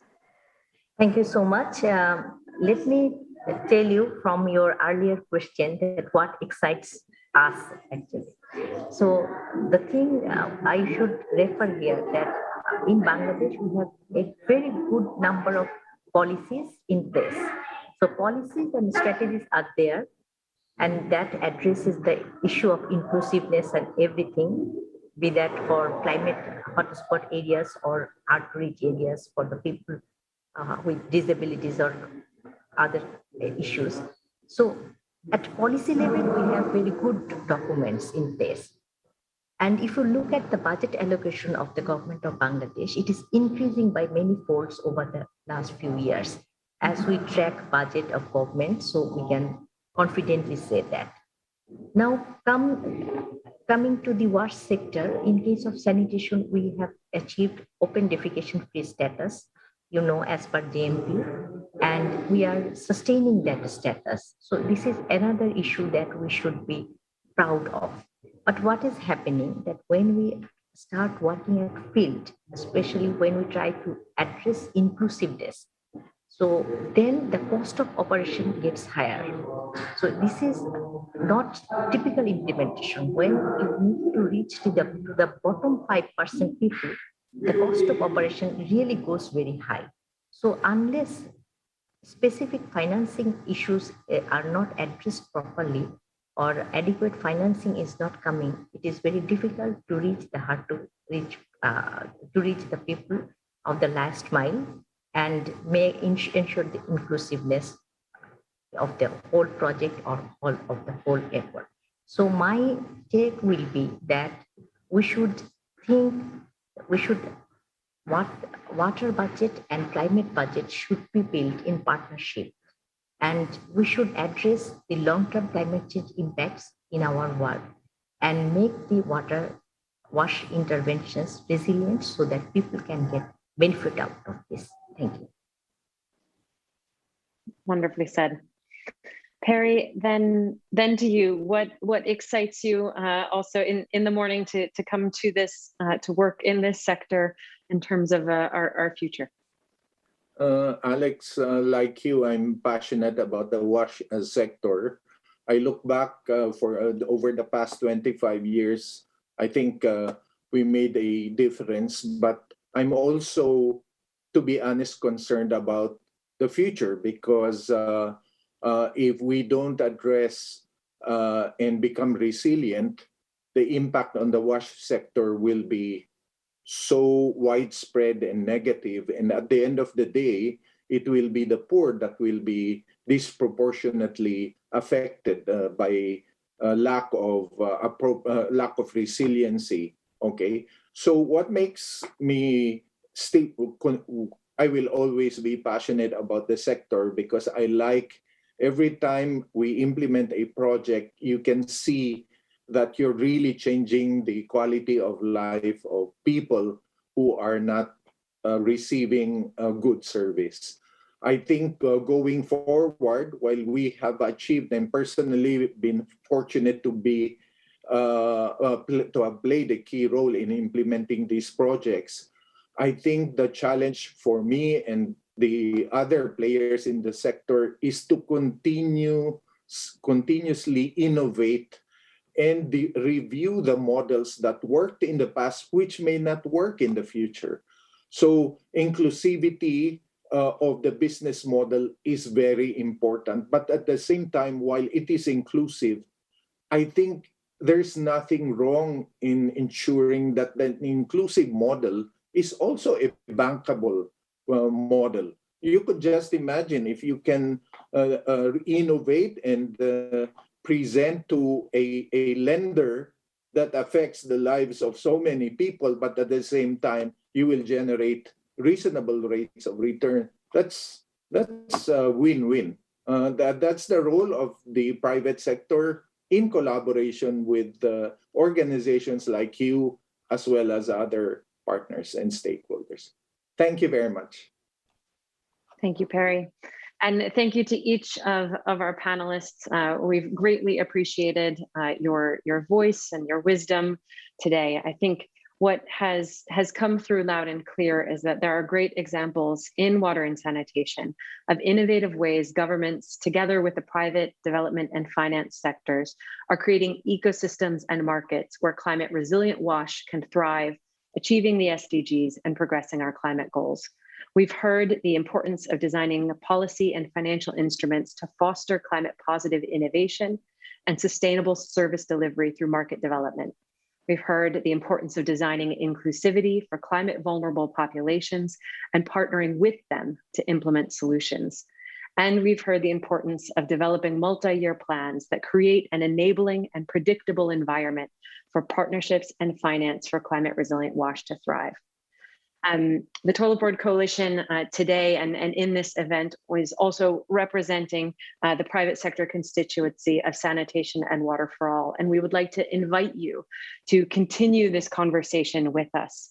We're organizing a series of regional workshops in February of next year to present an open opportunity for dialogue on WASH and climate between private sector and government stakeholders. We aim to bring alignment between participants on how the private sector and government's work on WASH can further climate mitigation, adaptation, and resilience goals.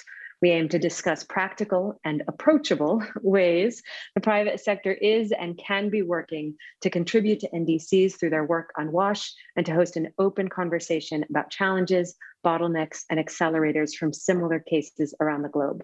I'm going to very briefly share a slide with a QR code and a website link that you can navigate to register your interest to participate in those regional dialogues and workshops.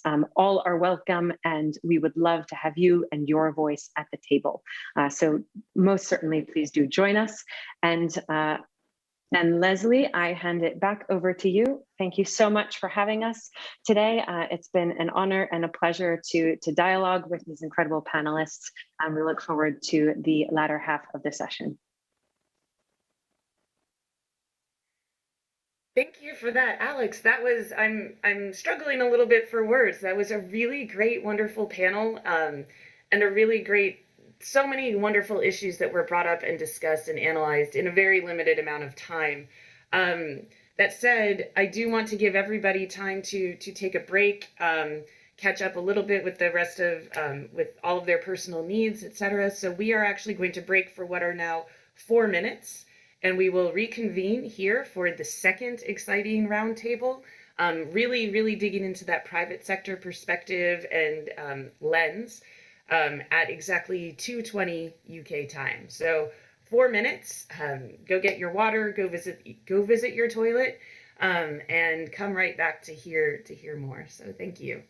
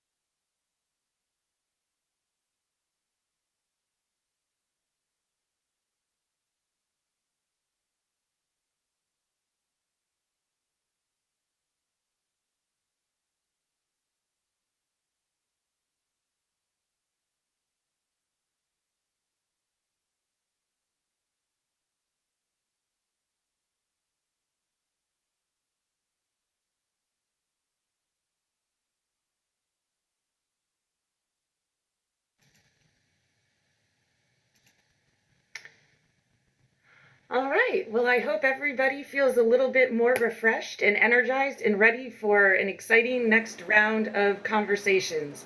So with that, I am about to hand us over to someone who is coming to you live from Glasgow, Jason Morrison of Pacific Institute, CEO, Water Mandate, and the Water Resilience Coalition. Great. Thank you, Leslie. Good to see you. And welcome, everyone. Good afternoon. Good morning for those tying in from the Americas, and good evening for the night owls that may be taking this meeting in the middle of the night in Asia and Pacific region. As Leslie mentioned, my name is Jason Morrison. I serve as the Pacific Institute president and also the head of the CO Water Mandate, which is a 13-year-old corporate water stewardship initiative that the Pacific Institute partners with the UN Global Compact to manage. It now has over 200 members, and we have focused on the issue of WASH for a number of years now. And in fact, businesses, leading businesses in the corporate stewardship arena have been understanding the need to take action on WASH, both in the workplace, but also in supply chains and in the communities where workers live. And in fact, there's been a consortium that we'll hear about later on today called the WASH for Work initiative, which is made up of some of these leading companies and NGO partners and UN agencies as well. I want to say a couple of remarks about what we think is happening in the shift around action on WASH and climate resilient WASH. I think there are increasingly companies that are recognizing that their actions and engagements on WASH need to be future-proofed in the sense that the traditional approach to philanthropy and leading to taps and toilets is not sufficient in the face of climate change and these evolving water systems and the risk that that poses for frontline communities that, as we know, are disproportionately impacted by climate change first and worst. So the recognition that we need to shift towards climate resilience in our thinking and our approaches to WASH. The other thing I want to highlight very quickly is the recognition that leading businesses are starting to elevate their ambition on WASH. Some of you may have heard of a recent collective action initiative within the CO Water Mandate called the Water Resilience Coalition. And as part of that coalition, the member companies that are committing to taking action include the notion of positive impact on water in water-stressed regions. And the way we're defining positive impact is not only on water quantity and water quality, but on water accessibility and making sure that that social dimension of water is addressed. The other element of the ambition I want to talk about is the WRC's 2030 ambition to enable climate resilient WASH for over 100 million people in 100 water-stressed basins. And that's the type of ambition that now is really catalyzing the need for urgent action and to better define what we mean by climate resilient WASH and how we're going to measure it. So I'm very excited to get into today's discussion to unpack that a bit and hear what different stakeholders think about this issue and how leading companies are taking action on the matter. So I'm going to do a quick agenda review, but I am not going to spend a bunch of time in between speakers shepherding the conversation. So as agreed, speakers, talking to you, you will hand to the next speaker in line, and if you see me come up to the podium with the microphone, that's not a good thing. That means you've gone over your time. So I ask that you stay within your allocated minutes. Next up after me will be Virginia Newton-Lewis with WaterAid. She's going to talk about how WaterAid's been defining climate resilient WASH and what they believe to be the role of the private sector. She will hand to Cheryl Hicks, the lead on the WASH for Work initiative, and she's going to explain how this initiative is working and some of the lessons learned through member company experiences. Then we're going to turn to Mark Dennison with Evershed Sutherland, and he's going to speak a little bit about how we can leverage green financing to support these sustainability efforts, including WASH. And then we're going to turn to two companies to talk about their experiences. One was Diageo, and Kate Gibson is going to speak to what they're doing and have been doing for a number of years now. And then here in the room with me is Marina Munez-Rossi from Braskem, our newest WRC member that got announced here at COP. We're very excited about this. And she's going to talk about some of the work they've been doing around circularity in Sao Paulo and how that builds climate resilience in the region and has community benefits. I will then try my best to wrap up with a summary of what we've heard, and I will hand back to Leslie to close us. So thank you, and with that, I am handing to Virginia. Thank you so much, Jason, and good afternoon, everybody. I'm going to give you a very quick overview of what we mean when we talk about climate resilience and WASH and the role that business can play in addressing this challenge. This is an important topic because climate change is moving the goalposts and making achieving universal access to water, sanitation and hygiene not only a more difficult challenge, but also a more urgent one. This is particularly true for countries already experiencing high levels of climate variability, where we see climate change amplifying existing variability and bringing greater uncertainty. When we talk about climate resilient WASH and what is required, it can be a little bit confusing because the word resilience can mean different things. And on top of that, it isn't always clear what we're asking to be climate resilient. Is it communities or is it WASH services, infrastructures and behaviours? Well, in fact, it's all of this. Firstly, we want WASH services to be resilient to climate change impacts. So, for example, resilient to the higher temperatures and rising sea levels that affect water resources, or resilient to the potential damage to infrastructure through floods and droughts. And secondly, we also want to highlight how access to WASH improves community resilience, for example, through the benefits of having a reliable drinking water supply in an unreliable climate. And building resilient communities, and in building resilient communities, there's a powerful ripple effect, which helps build more resilient supply chains for businesses. One simple way to unpack resilience and to get some clarity around what can be quite confusing is to ask some basic framing questions. So the resilience of what, the resilience for whom and to what. And if we want to get into even more detail, we can start to ask what type of resilience we mean. So, for example, do we want services and infrastructure to adapt, to recover, or to reorient after shocks? Recently, we've been working to clarify our definition of climate resilient WASH. So WaterAid now defines it in the following way. We talk about WASH services and behaviours that continue to deliver benefits or that are appropriately restored within a changing climate context and despite climate-induced hazards. Strong WASH systems can improve resilience to climate change. You'll see this definition reflects these two types of resilience, one about WASH services and behaviours, and one about how access to strong WASH systems improves resilience. The latter is particularly important because it means that universal access to WASH is an intervention that supports wider climate change adaptation efforts. In other words, having access to things like safely managed sanitation and hygiene services, we can ensure the reduced risk of water supply contamination in times of flooding and further mitigate risks of knock-on health crises. This all contributes to community resilience, supply chain resilience, and economic resilience. So what does climate resilient WASH look like in terms of services and infrastructure? Of course, we have exciting innovation and technology with reverse osmosis and the use of solar panels and flood resilient designs for various other infrastructures.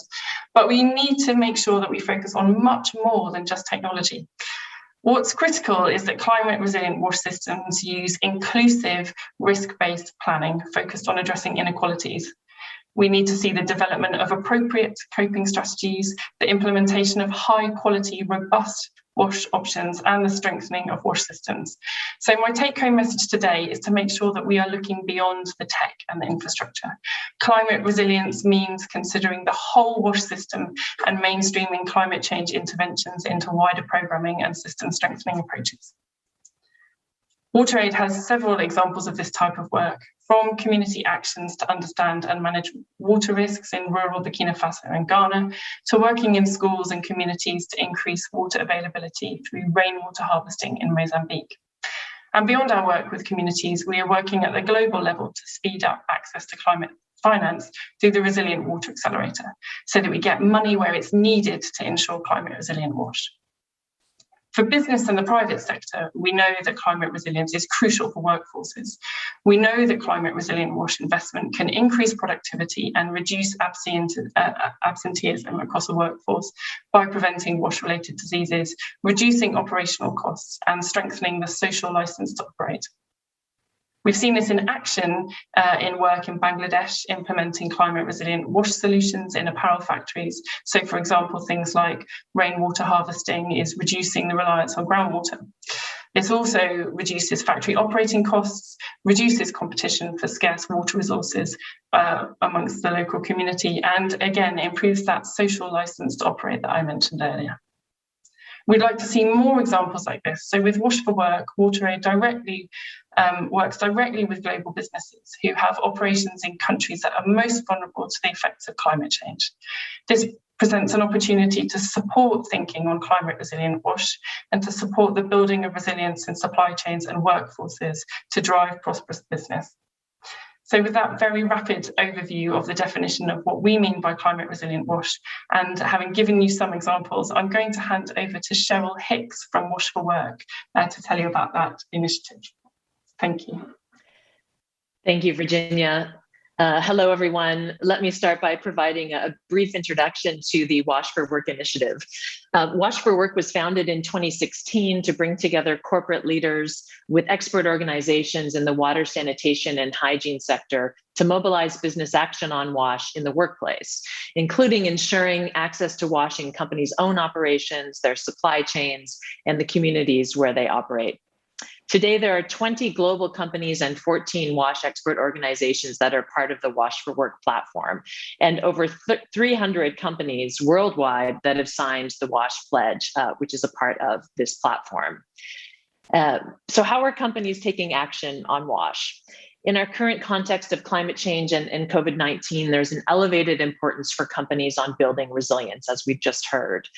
What we're seeing for the first time is a critical mass in corporate leadership on WASH. And this is really significant, with businesses elevating WASH as a priority in their corporate water stewardship commitments, demonstrating best practice, evolving the business case, and signaling that WASH has become a business critical issue for companies of all sizes to address. So what does company best practice in WASH look like? Companies leading on WASH have the following attributes. They have a policy on water stewardship that includes WASH. They're ensuring access to WASH facilities, drinking water, sanitation, and personal hygiene facilities in their own operations, and especially in the most difficult contexts. They're working to include comprehensive WASH approaches, including feminine care facilities, personal hygiene promotion and training, and hydration promotion and training. They are extending WASH best practice requirements to suppliers and ensuring WASH facilities are implemented in communities where their workers live. And they're proactively advocating to have WASH included in reporting and disclosure requirements of corporate ESG, or environment, social, and governance standards, including the impact of WASH investments on business performance. The Wash for Work membership have developed the business case for prioritizing WASH and business guidance tools for companies at every step of their WASH engagement pathway. This includes how to measure direct business benefits that relate to core business value, indirect business benefits that relate to wider corporate purpose, and how to measure and report on financial value. The topic of this day at COP26 is climate resilient WASH, and the next agenda for corporate water stewardship includes climate resilient WASH. Choices of WASH infrastructure matter to ensure they will stand up to broader climate change and health risks. In 2021, the Wash for Work initiative has started a dialogue amongst the membership to raise the ambition and build consensus on how we define climate resilient WASH and what steps companies can take to implement it as a part of their corporate water stewardship strategies. Just a few highlights from our dialogue so far are what will be critical is understanding how climate risks such as drought, flooding, sea level rise, uncertain weather, and disease affect the provision of WASH services to the most vulnerable in operations, supply chains, and communities. Identifying how WASH access can contribute to climate change solutions through some circular approaches, as we'll hear from some of our corporate speakers. Implementing water and energy efficient WASH services, linking climate resilience to community livelihoods and resilience, leveraging climate co-financing, and integrating climate resilience into WASH systems design from the start. As a company, how can you get started on your climate resilient WASH journey in your workplace? Take the WASH Pledge and join the WASH for Work platform. Join us in this dialogue to build consensus on climate resilient WASH. Thank you. I'd now like to hand over to Mark. Thank you very much, Cheryl. It's really interesting. I'm Mark Dennis, and I'm Head of Infrastructure and a Project Finance Partner at Evershed Sutherland, which is a global law firm. So now we're going to turn to the question of how organizations can leverage green finance to help support climate resilient WASH and water projects. And I'm going to do this in two parts. So the first section, I'm going to look at what the green finance landscape now looks like alongside Resilient Water Accelerator and other means to raise finance and as part of the wider WASHFin landscape, and how that green finance landscape can benefit water resilient WASH and water projects. And then I'm going to wrap up by just saying a few words about what we as an organization think that banks, investors and developers who already are active in green finance, but not necessarily as focused as they should be on water, do more to support the water agenda in light of recent developments in green finance. So firstly, what does green finance, the green finance landscape look like? So there's been a number of different instruments which have emerged over the last 5 or so years, really, which all do slightly different things. So firstly, sustainability-linked loans or bonds. So SLLs are instruments which are designed to facilitate environmentally and socially sustainable economic growth and activity. And they do that by incentivizing the borrower to achieve certain ambitious KPIs. So it might be reducing greenhouse gas emissions or improving energy efficiency. And if they do that, the borrower gets a preferential rate of interest, so the cost of their debt is lower. And the Loan Market Association lists the purposes for which SLLs can be used for, and they of course do include water projects. Another one to mention is social loans. The objective of social loans is to serve underserved people, including groups of underserved people affected by natural disasters, which can, of course, include water-related ones.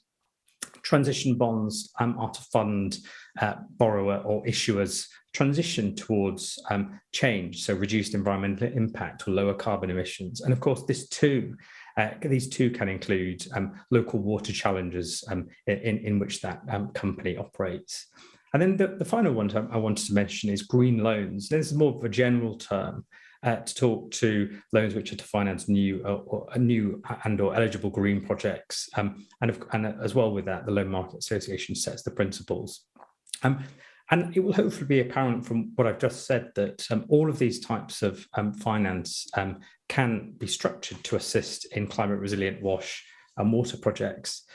Now, we heard earlier from a number of speakers about the capital markets and how it's very clear, I think, to many of us on this panel discussion that funding through capital markets is a complicated business. There's credit ratings to take into account, often pooled fund structures which require multiple credit ratings to work. They're complex and they don't come together quickly. There are, however, more than 30 of these structures around the world, of which you'll hopefully see, though, from what I'm saying, that zooming into green finance specifically is actually a simpler or perhaps does reveal simpler opportunities which are worth exploring. And I think just before we go on to some particular action points, I think one of the great things we've seen about green finance is its scalability from startups who've then grown to become much more significant players in the sustainable agenda. Just moving away from water very briefly, but we've seen portfolios of renewable energy projects in Brazil, rural telecoms infrastructure across multiple African countries, and solar projects in the likes of Bangladesh and Pakistan. And things are moving very quickly because in some of those markets, there wasn't a certified green bond for certain types of technology just 3 years ago.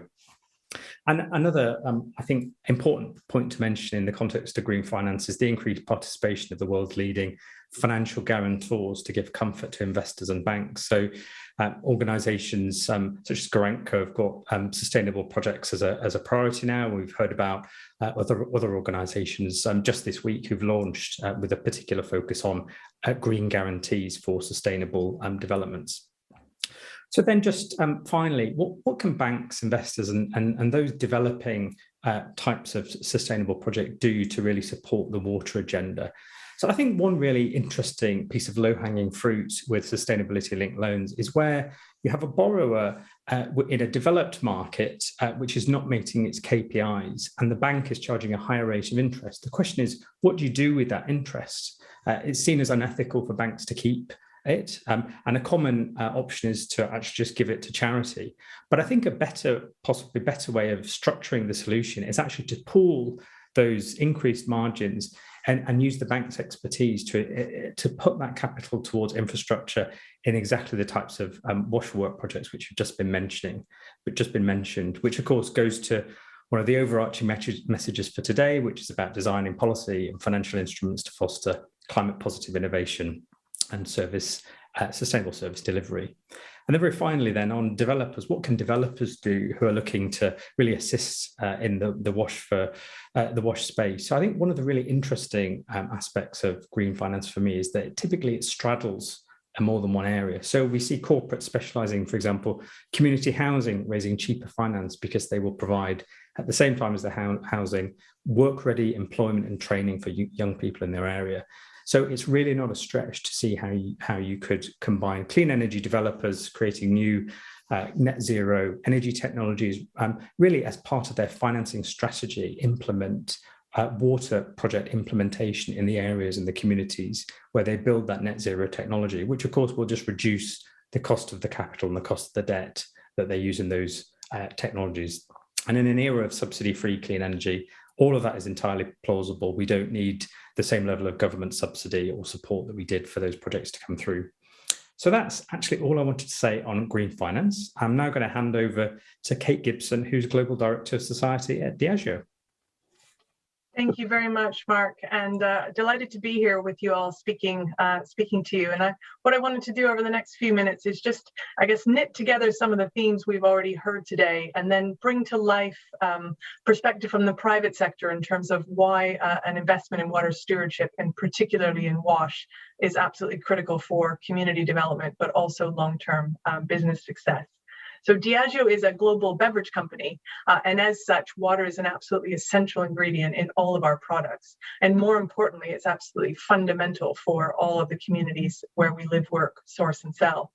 And that's why we've been focusing on water stewardship for the past 2 decades. And we've been doing that through embedding it in our operations, through a focus on water use efficiency, and that's ongoing, but also embedding water stewardship and water replenishment across our communities, our value chain, our local sourcing areas, and then in particular advocating for more private sector investment and involvement in water stewardship, and particularly WASH. And I think it's great that meetings like this are happening today, and there is a positive momentum of understanding in terms of this movement. And of course, we all know that that the climate crisis and the water crisis are linked, and both are getting worse, and of course disproportionately impact women and girls and other vulnerable groups in society. So I think we also really recognize and celebrate the recognition, and we've already heard it earlier on today about SDG 6, and just how achieving the targets for SDG 6 are such a powerful unlock for many of the other SDGs in this critical decade of action to 2030. And over the past decade, working in partnership with WaterAid, Wash for Work, UN CEO Water Mandate, and many others, we've been engaged in a lot of corporate water stewardship work, and we have provided access to WASH to over 10 million people, and that's through 250 projects in 18 countries. And the experience that we've had and the learnings that we've had, we've been actively sharing and are very keen to share, and they've really informed the work that we want to do in the coming decade to 2030. And we've recently released our Society 2030 Spirit of Progress plan, and water stewardship and a focus on WASH is absolutely front and center in that. We will continue to embed water use efficiency across our operations globally, especially in water-stressed areas. We're ramping up our focus in water replenishment with a commitment to replenish the equivalent of over 4 billion liters of water. And we'll do this through 150 community water stewardship projects with a particular focus in terms of access to clean water, sanitation, and hygiene. And also continuing the work we've been doing in partnership partnership around advocating for more collective action in water-stressed basins. And we heard Jason referring to that at the top of the session. And of course, we know that so many of these issues are often upstream, and all of the actors need to come together in order to address of the real challenges and ensure a sustainable long-term future. So we're absolutely delighted that conversations like this are happening today, and really committed to do more. So what I wanted to do now is just share a few thoughts in terms of the business case from a private perspective around why an investment in WASH is so important. And I think one of the themes that's coming through loud and clear through all the speakers is the link between water and resilience. And of course, that's true for community development, but that's also true for long-term business success. And that's why it's so critical for us.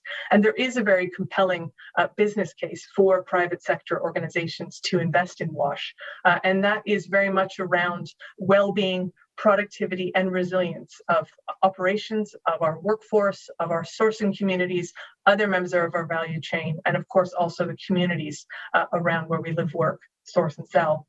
And that's why we've been investing in it for 2 decades. We've been working with WaterAid, for example, in many countries such as Nigeria, Ethiopia, and Ghana. And one thing we've certainly learned over the past decade in particular, and it's come up already in this conversation, is the need for water sanitation and hygiene solutions to be inclusive and to be designed not only to provide this critical resource, but also to empower and create the unlock in terms of economic and community development.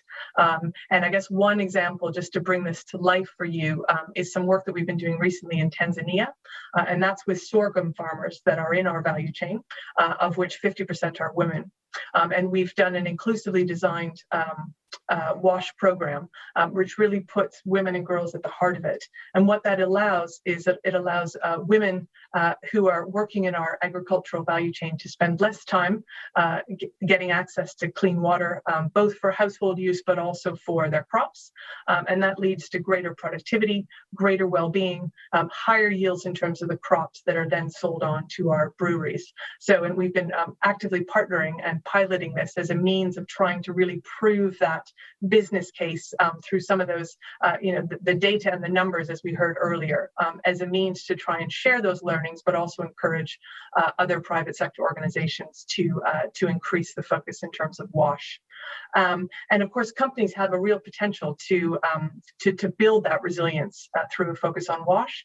And again, that's for the community, but that's also for business success. And of course, supporting water resiliency and this water secure future is absolutely critical in water stressed basins as well. And in terms of partnership, I suppose is the other theme that we've heard loud and clear already. We know that these challenges are systemic. None of us can address them on our own. And we certainly value the partnership we've had with WaterAid, the UN Water Mandate, WASH for Work. And we're also a founding member of the Water Resilience Coalition that we heard about earlier today from Jason. We're absolutely behind the pledge, the collective pledge to provide WASH to 100 million people by 2030. And that's absolutely critical for us. And I think we also work with other companies as well in terms of piloting these approaches to really help prove that business case. And I think finally, I'd say, obviously, we find ourselves at COP, and of course, global campaigns, multi-sector campaigns are absolutely critical. And we're very vocal supporters for the UN Race to Resilience campaign, which is the sister campaign of the Race to Zero. And we see this as absolutely critical to ensure that we have much more resilient communities and, of course, much more resilient businesses for the years ahead. So I hope I've helped to convince you of the really compelling business case for private sector organizations to focus on clean water, sanitation, and hygiene. Of course, the links with community resilience and development, and really the need for us to come together.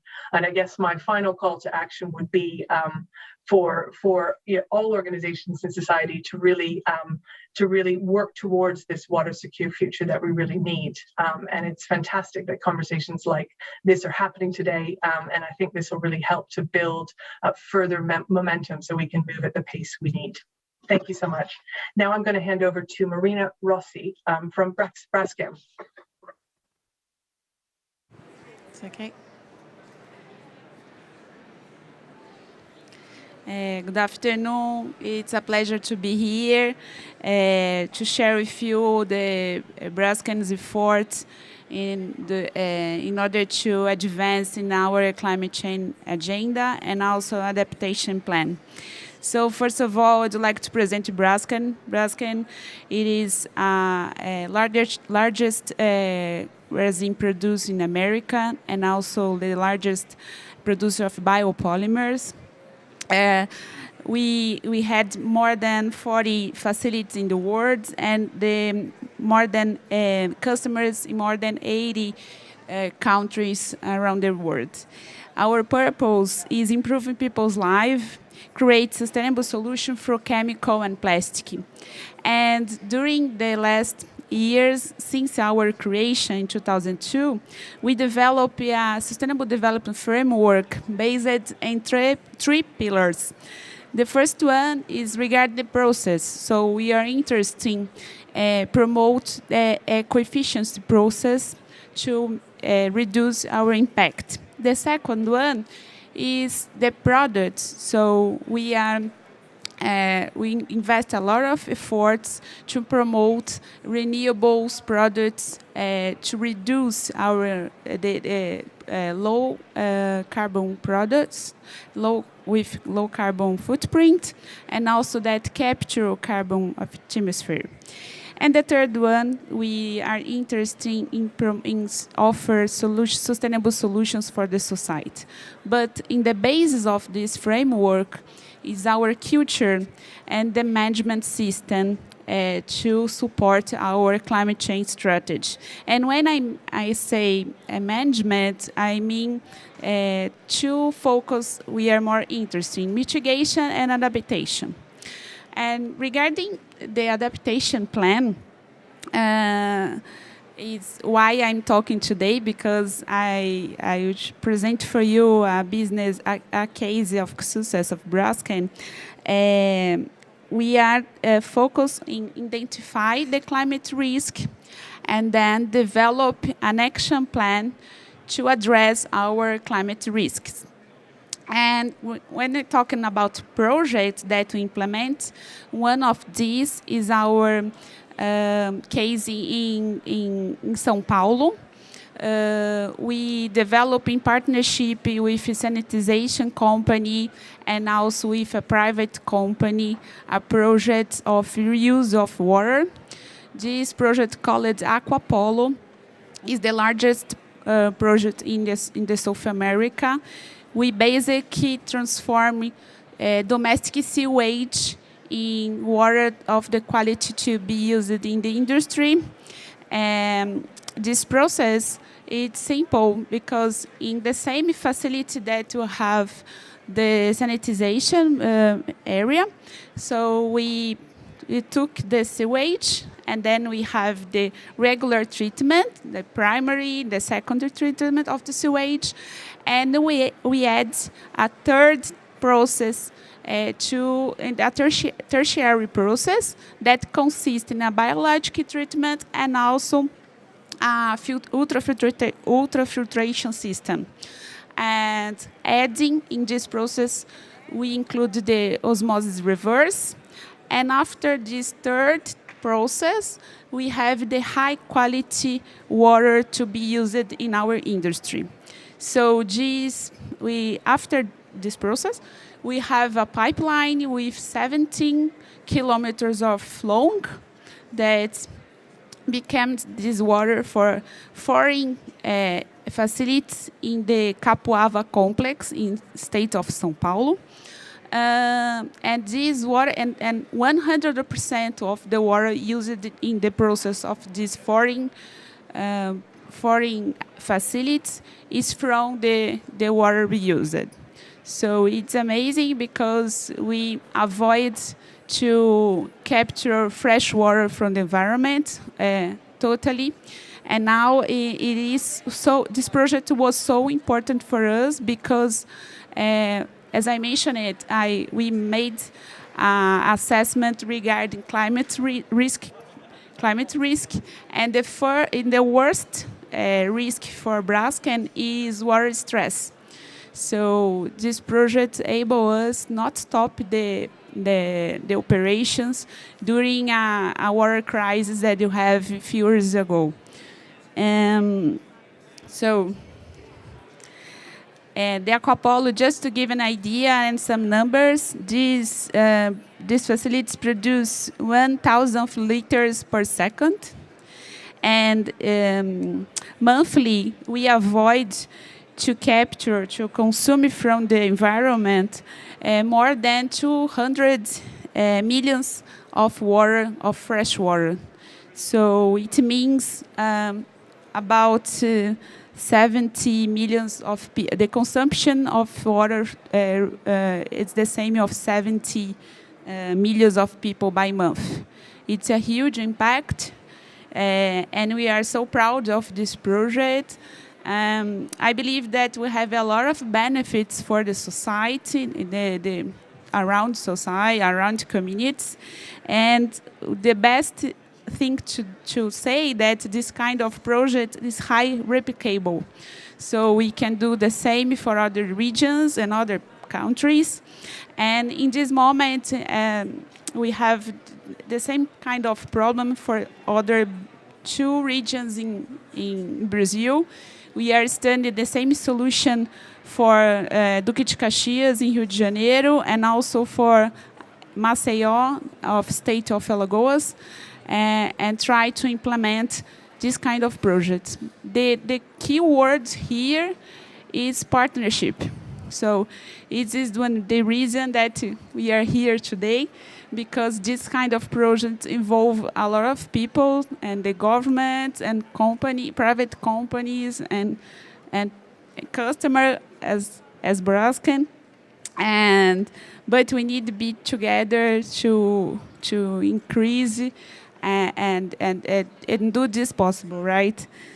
And another one reason that we signed recently the Race to Resilience, and also the Water Resilient Coalition, because we believe that partnership is a key of this process.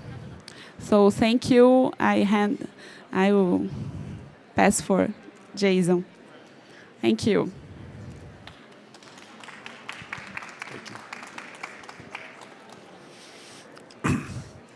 I hope it didn't intimidate speakers when I said that they must stay on time, because I think every speaker came under time throughout the entire program. But thanks all for your insights. And I'm going to do just a really quick review of some of the key things that I heard. There was a great content by each of the speakers.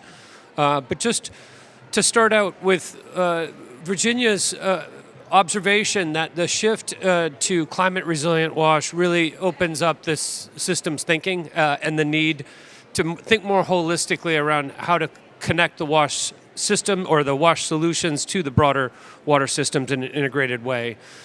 From Cheryl, we heard that the business case for action in wash has become clear, and we actually are very much understanding what leading practice looks like.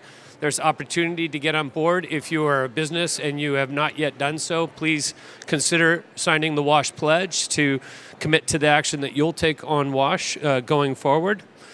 Mark talked about a range of opportunities to scale impact investing. I really like the idea of banks that are getting increased margins to pool that and invest in water infrastructure. What a great thing. I'd love to see the banks do that, or the institutional investors do that. It would be fantastic. Kate then talked about 20 years of experience that Diageo has had in the water stewardship space, many of those focused on WASH and having a positive impact on WASH solutions in communities in multiple countries, millions of communities that have been enabled access to WASH. But also spoke about the clear business benefits of enabling more resilient communities in the face of climate change through these investments in WASH. So again, the experience that leaders could share with others on lessons learned through those partnerships over the years.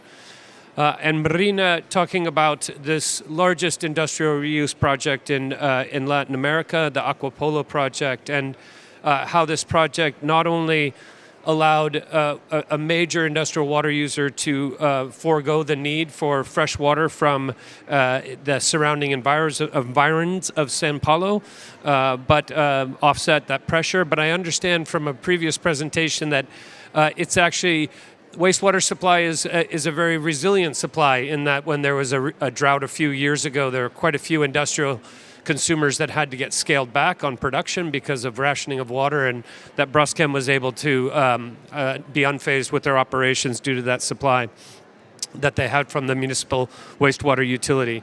So there's, again, a business case clearly on some of these investments around circularity and the way that this can be done in a way that improves water security for the entire municipal area. In closing, I want to just end with a anecdote. And it's one that was told to me by somebody who was very close to the business community in Cape Town as Cape Town was nearing day zero. And the way that I understand the evolution of this journey was for businesses there is, of course, first concern about operational disruption. What is this going to mean for whether we have to close down? And scurrying to figure out alternative supply. Do we put a well in, and do we find a way to keep our company operating? But as the drought continued and the scarcity concerns continued, the companies were across the board recognizing that this isn't just a matter of our company's operations. Our employees don't have water in their homes, and they aren't even going to be able to come into work, but they're not even going to be able to bathe or wash. And there's just a real understanding that the company's connection to the security of water supply in the region is something that companies need to think about more expansively, and the really rapid journey that some of these businesses had just over a half year's time or a few months' time to really get that understanding about how water security and climate change and the impacts that climate change is going to have on water systems is going to sometimes cause deep disruption, not only to the business but to the communities that the business and its employees work in. So I hope that most companies can come to this realization without a Cape Town Day Zero, but I think it's a telling and cautionary tale, I suppose, on how companies are starting to realize this need to think more holistically around the water systems in the region they're operating, and making sure that all the members of the community have access to water in the face of these increased prolonged dry periods and or increased wet periods. So with that, Leslie, I'm handing back over to you to take us home.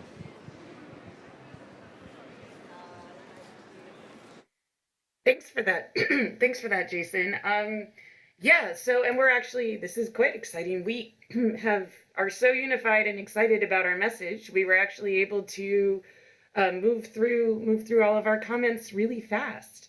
I think this is, both of these two different roundtables have really identified very complementary and different approaches to finance and partnership.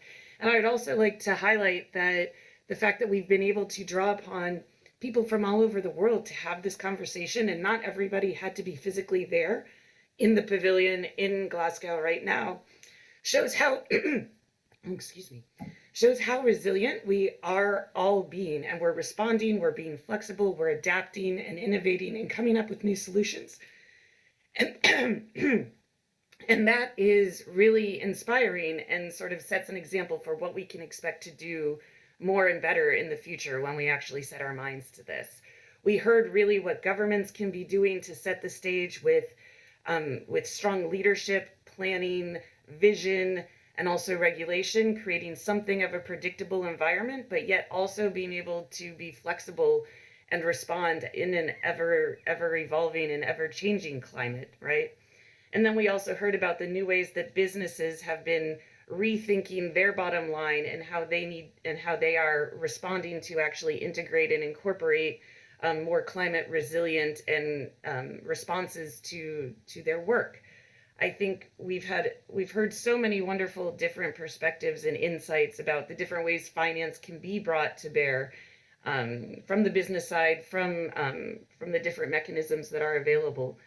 I think what really just resonates with me over and above finally is just really the way in which all of this talks about partnership, right? This isn't a business doing it by itself. This is a business doing it in the context of the government, in, the regulatory environment in which they operate, and in coalition with all of these different partners. And I think the different breadth of people who've been speaking here today demonstrate how many of us are out there who have different but complementary expertise to offer, and the fact that we are all very excited to partner together because we do see what is ahead, and we do see that together we can really navigate this and make this a positive response to a changing climate, and also reduce the impact that we're collectively having. So I want to say thank you once again to all of our speakers, many of whom joined at different hours from the Philippines, from India, and then also my co-organizers, and really bringing everyone together today. The Water Pavilion, the Water and Climate Pavilion, the fact that we're all here together to really elevate these issues about water in the climate conversation has been a long time coming, and I'm thankful that we're all able to be here talking about these together.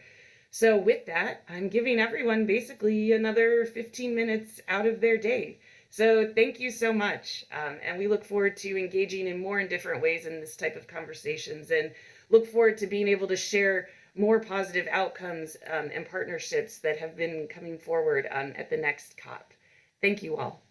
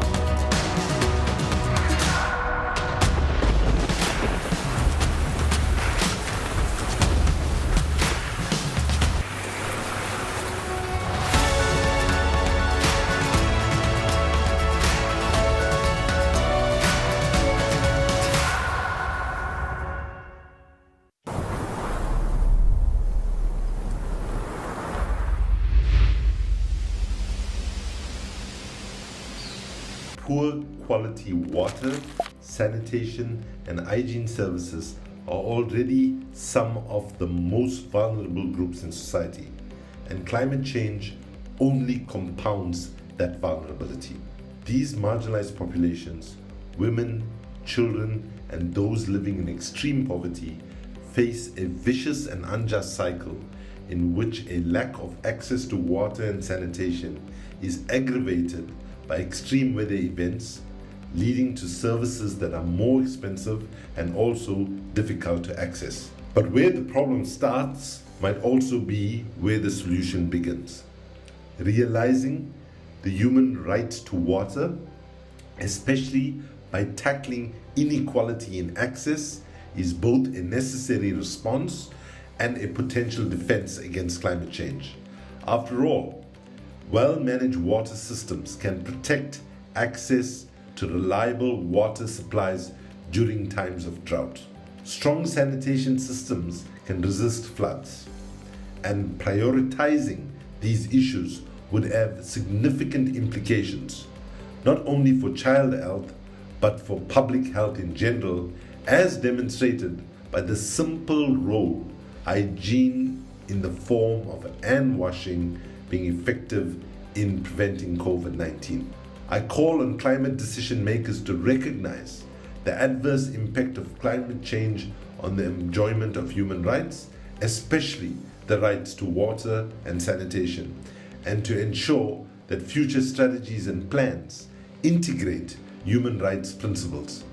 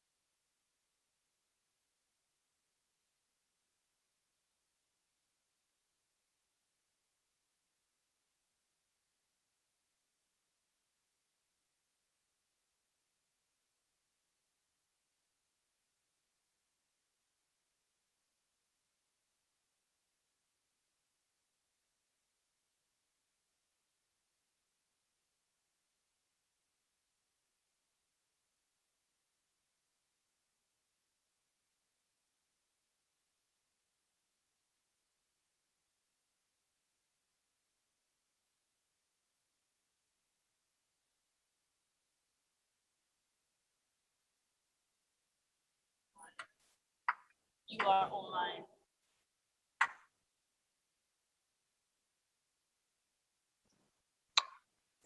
Hello, everybody. Okay, yes, so greetings to everybody at the Water Pavilion, to anybody tuning in online, on YouTube. My name is Robin Ward. I'm Program Manager here at the Stockholm International Water Institute. I'm tuning in from Stockholm, and I specialize in drinking water, sanitation and hygiene, and the relationship with climate change. So I would like to, yes, welcome everybody to this important last session on the full Climate Resilient Wash Day at the Pavilion. This session is called Realizing the Untapped Potential of Drinking Water, Sanitation and Hygiene in Climate Mitigation. And it's co-convened by SIWI, UNICEF, IMI, Integrated Water Management Institute, and WaterAid.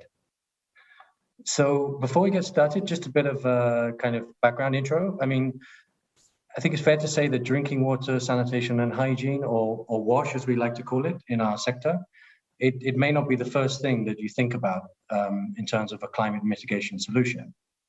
So through this session, we want to actually challenge that perception that some people might have by taking a bit of a deep dive into the topic to actually try and clearly demonstrate that drinking water, sanitation and hygiene does in fact play a very important role in climate mitigation.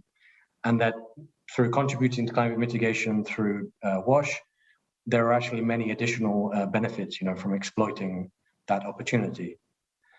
So in terms of the structure of the session today, one second. Yes, in terms of the structure today, to kick off, we're going to have a recap of actually what happened on another dedicated WASH and climate mitigation event that was actually held on day one of the Water Pavilion on the Race to Zero Day.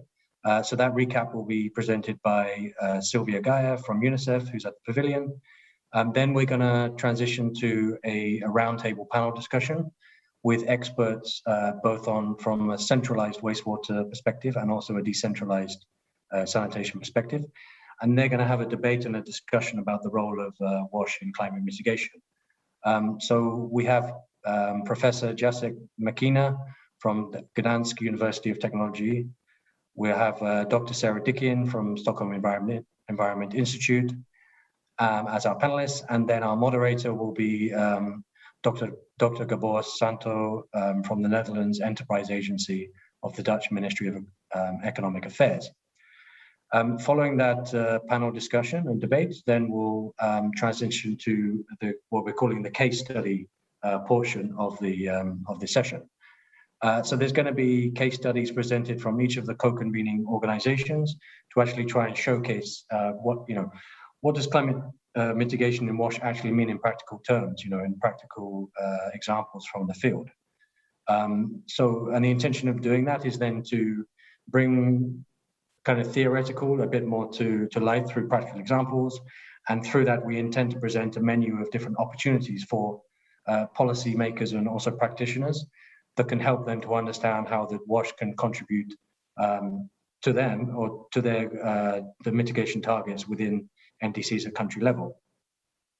So without further ado, I would like to now hand over to Sylvia Gaia, UNICEF's Global Senior Advisor for Water and Climate and Water Pavilion Champion, back at the Water Pavilion to provide us with some opening remarks and recap from day one of the Pavilion. Over to you, Sylvia. Thank you, Robert. Thank you very much. And for those that were not with us on the first day, when this Water Pavilion for the first time started, we started the day one showing and discussing the contribution of the broad water sector into mitigation.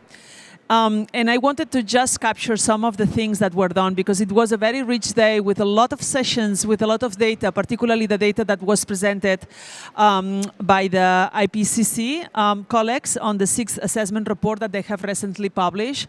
And data from experts is clear, and they have come up with figures about what is the contribution that the water sector can bring to the mitigation agenda.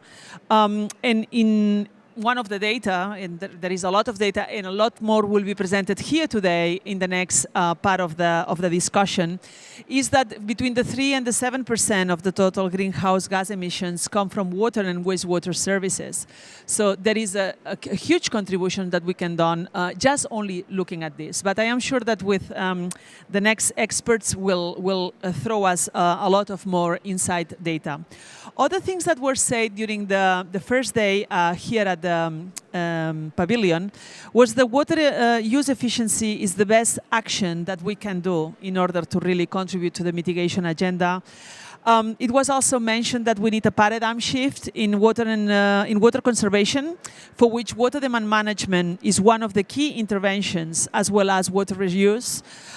There was a lot of references on the need of shifting towards climate resilient water and sanitation programs, services, and impact on communities, and of course also the cases on resource recovery from biogas production. Another things that were also highlighted were on the water potential for mitigation that is really underestimated. So I hope that during this session here, we will be able to dig a little bit more on this, particularly for the water and sanitation sector. And also that mitigation cannot be done without water, because water is really the center of the energy generation. And we saw also several good country examples across the day about how they are taking into the mitigation agenda through the water and sanitation sector. Finally, just mention on the first day there was some wisdom also that was shown. We were coming up to the conclusion that we are getting close to get irreversible changes in water cycle and in water resources, because the water resources are going to be increasingly more scarce and more volatile. So we need action. We need to reduce the greenhouse gas emissions. And here today, we are here to showcase how water and sanitation sector is going to contribute to this. And they will present how lots of actions on that regard is really going on. So thank you very much. And over to you again, Robin. Thank you. Great, thank you very much, Sylvia. So now we'll transition to the panel discussion part of this session. So as mentioned before, we have some eminent experts with us, particularly from the wastewater and decentralized sanitation perspective. And they're really going to dig deep into this, what Sylvia was mentioning about us showing, the contribution that WASH can really make to climate mitigation. With us to moderate this discussion, we're very privileged to have with us today Dr. Gabor Santo. Dr. Gabor is a senior advisor for the International WASH initiatives at the Netherlands Enterprise Agency, which is a department of the Dutch Ministry of Economic Affairs. He has over 20 years of experience in the water, wastewater, and organic waste sectors. And since 2001, he's been involved in practice-orientated and academic research projects aimed at development of emission-poor and economically sustainable waste treatment processes. So we're very pleased to have you with us today, Dr. Gabor, and I would like to hand over to you to introduce us to our panelists and proceed with the panel discussion. So over to you. Thank you, Dr. Gabor.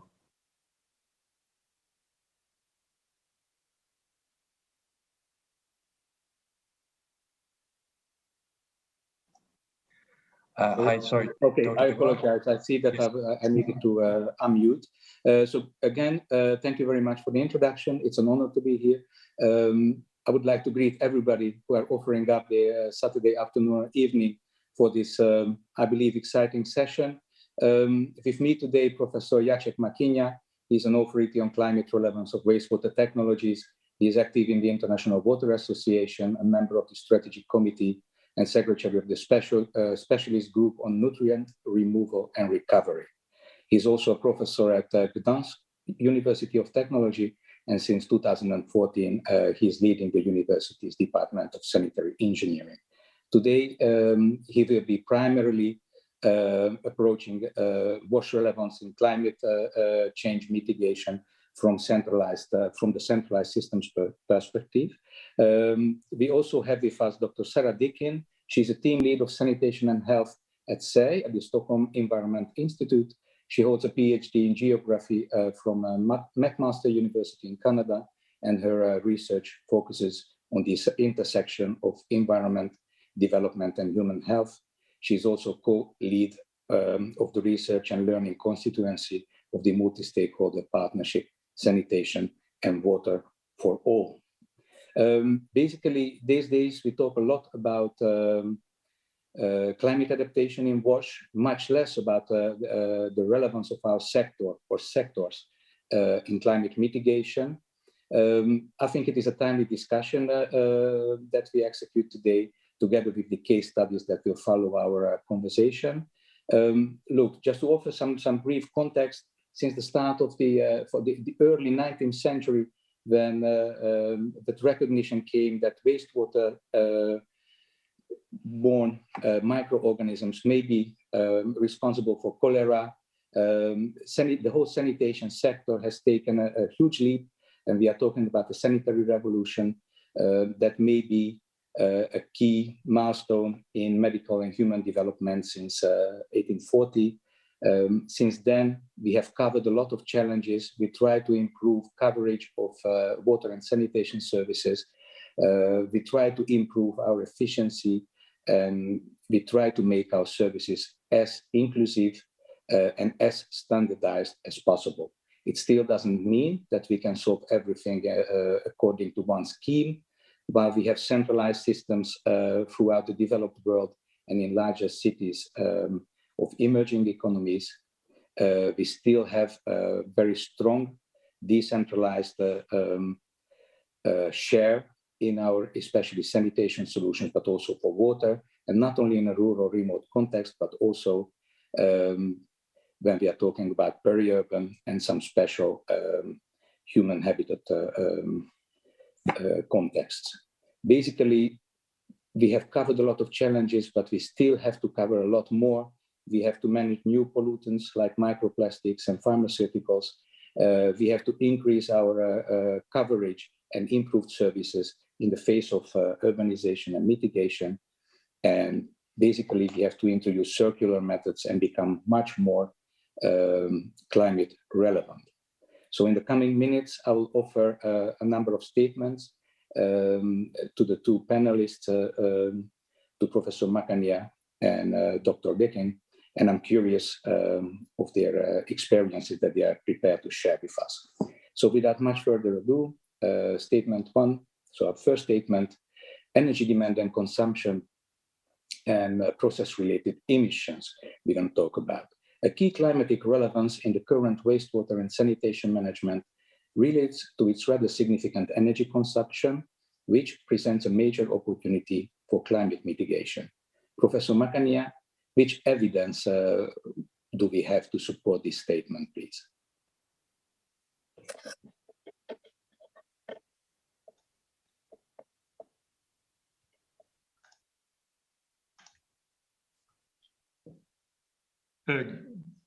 Good afternoon, good evening, good morning, depending where you are. Thank you, Dr. Shanto, for the introduction. I'm very pleased to be here. And I will be talking about the centralized sanitation systems. And maybe it's worth of mentioning at the beginning that the modern sanitation systems were actually born in the UK. And the modern means pipe water and flushed sewer.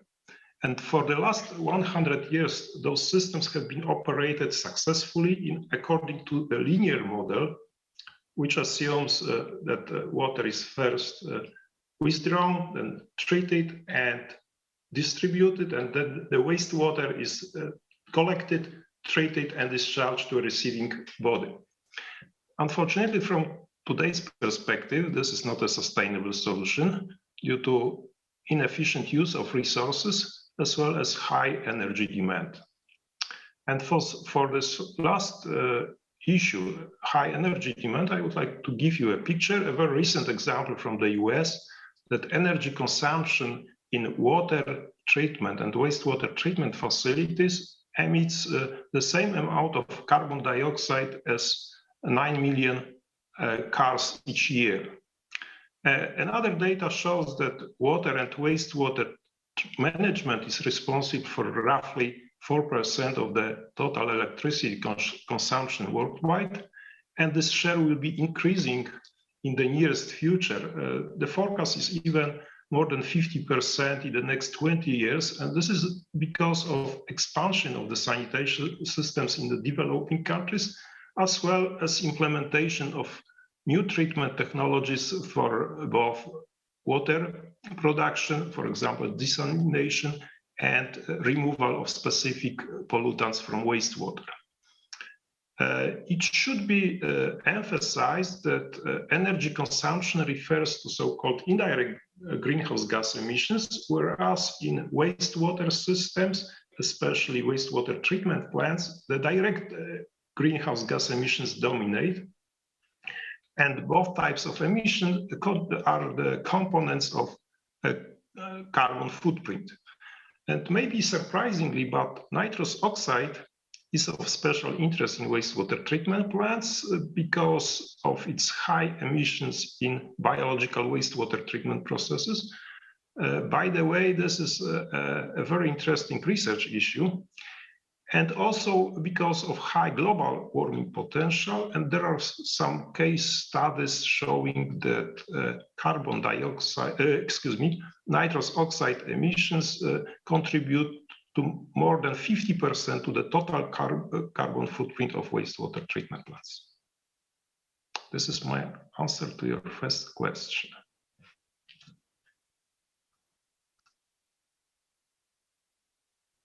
Sorry. Thank you, Professor. How far are we to manage those emissions? Could you reflect on basically what are the key areas that we need to strengthen our emission control? Yes, so at this moment we are relying primarily on empirical emission factors, which are pretty much uncertain, and also theoretical models which have not been validated. So this is, as for the emissions from wastewater treatment plants, but concerning the places where we should focus on, this is the biological stage of wastewater treatment plants, which emits 90% of nitrous oxide. Thank you very much. Dr. Sarah Dickin, which evidence do we have to support this statement, particularly in rural context? So the energy consumption that we have in the sector, in the subsector, and that it presents a major opportunity for climate change impact mitigation. So in terms of decentralized systems, which are common in rural, but also urban and peri-urban areas, first of all, I think it's important to think about these systems because they have been a bit overlooked compared to centralized systems in this particular discussion about emissions. But they're often the first rung of sanitation that a household might get on. So moving from no sanitation to sanitation access, this might be gaining access to a pit latrine, for example. But I first want to put this into a bit of context. So there was one study that found that pit latrines emit about 1% of global anthropogenic methane emissions per year. So it is relatively small, but at the same time, there are still billions of people without access to safely managed systems. So we can expect these emissions of methane to increase. So in terms of decentralized systems where pit emptying is done, there is some energy that's used for transportation of sludge for treatment, as well as the treatment processes themselves. And as we just heard, these are the indirect emissions compared to the direct emissions from the decomposition of the organic matter itself. So the question then is, are this energy consumption a significant source of emissions, or should we be looking at other points in the sanitation chain in the system? Okay, you mentioned an important, sorry, you mentioned an important point that basically we already lose a lot of methane at the latrine level, at the toilet level, basically considering the full sanitation chain, and we are still in the decentralized segment of the sanitation sector. What would be the other priority points in the chain to best target for mitigation opportunities, in your opinion? Yeah, so this is a bit difficult to answer because so far there has been limited research looking at this and also trying to quantify emissions from decentralized systems, comparing between different types of sanitation options, and also comparing it to what kind of emissions there are when you discharge waste untreated. But I can cite one example of some research that's being done at Leeds University. And they were looking at on-site systems in Uganda. And so far, their research has found that actually the emissions related to transport, so where you're having this energy consumption for trucking sludge around, are actually much smaller than the direct emissions from the on-site systems themselves. So compared to the emissions from the systems being released in terms of large emissions of methane as well as nitrous oxide, this is actually much more important than the energy and the emissions being consumed in the transportation process. So then the priority points in the sanitation chain would then be looking at where there's anaerobic storage of fecal sludge happening. This would be probably the most important point, but I'll just finish by saying that we do need more studies on this to better understand it. Like we just heard as well on better emissions data. We have very coarse models for this. As well as better understanding of different decomposition mechanisms across different types of on-site systems. So we do need to get gain a better understanding of this to understand which point in the chain is going to be most effective to intervene, but we do have some initial understanding. Thank you very much for that. So basically, if I understand it right, then we have to look at the full sanitation chain, because the weakest link in the sanitation chain will likely emit the most. And in these central cases, when you're talking about pit latrine type of solutions at the start of the chain, then basically that is already a great emitting phase or step in the chain. Thank you very much for that. So I'm coming to our second statement about energy efficiency in our processes. Despite energy consumption in water and wastewater management, energy and heat generation opportunities from wastewater appear larger in scale than the energy demand that is needed for their proper operations. Energy efficiency measures, use of renewable energies like solar, in some cases wind power, maybe reducing demand and losses, increase resource recovery, and contribute to an energy generation with positive mitigation results. So it's a long statement. Allow me to start with Dr. Sarah Dicking this time. Sorry, I apologize. Again with Professor Makinya. Professor Makinya, in some of your publications, you have mentioned a concept of energy neutrality in wastewater treatment and wastewater treatment plants. Would you define this concept to us, and would you explain what you imply by it in not only in academia, but also in practice? Thank you.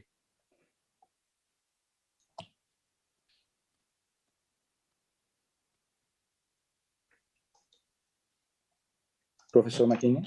Yes, thank you for this question. Sorry for a short delay. Yes, thank you for this question. And the energy neutrality or self-sufficiency is the situation when energy consumption is balanced by energy production in wastewater treatment plants. And for example, several energy neutral concepts were demonstrated in full-scale wastewater treatment plants under a European Union Horizon 2020 project called Power Step. And actually there are several steps, several ways to improve the energy balance in wastewater treatment plants, including better efficiency of devices, energy devices, or applying low demand processes. But the plants could truly be energy neutral provided that energy recovery from wastewater is implemented, which is actually in line with the concept of circular economy. It should be emphasized that raw wastewater contains quite a lot of energy. There are three types of energy. This is chemical energy, thermal energy, and hydro energy. And especially chemical energy has the greatest potential for recovery when applying anaerobic digestion and produce biogas. Unfortunately, only a minor portion of this influent energy, maybe several percent, could actually be used to generate electricity. And this covers up to roughly 50% of the energy needs in wastewater treatment plants applying anaerobic digestion. So to obtain the full energy neutrality, the amount of biogas produced should be increased significantly. And there are several ways to do this. For example, increasing carbon redirection from the treatment line to anaerobic digestion, or applying some sludge pretreatment methods, or a co-digestion of external substrates such as waste products from industry or agriculture. So in addition to the energy balance, could be removed by on-site applications of renewable energy sources.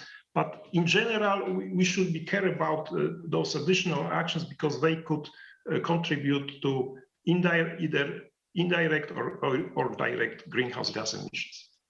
Yeah. So basically, if I understand it right, then you claim that energy neutrality is not only an unattainable vision, but this is something that can be technically managed in the coming years based on the energy surplus that you have in your raw wastewaters or fecal sludges. Is that correct? Yes, that's right. I show this example from this European project, but personally, I know a couple of plants in Poland that are energy neutral. So it means that they produce at least the same amount of energy on site that they consume. Thank you very much again. Dr. Sarah Dickin, does the concept of energy neutrality apply and translate to decentralized context? And if yes, how, please?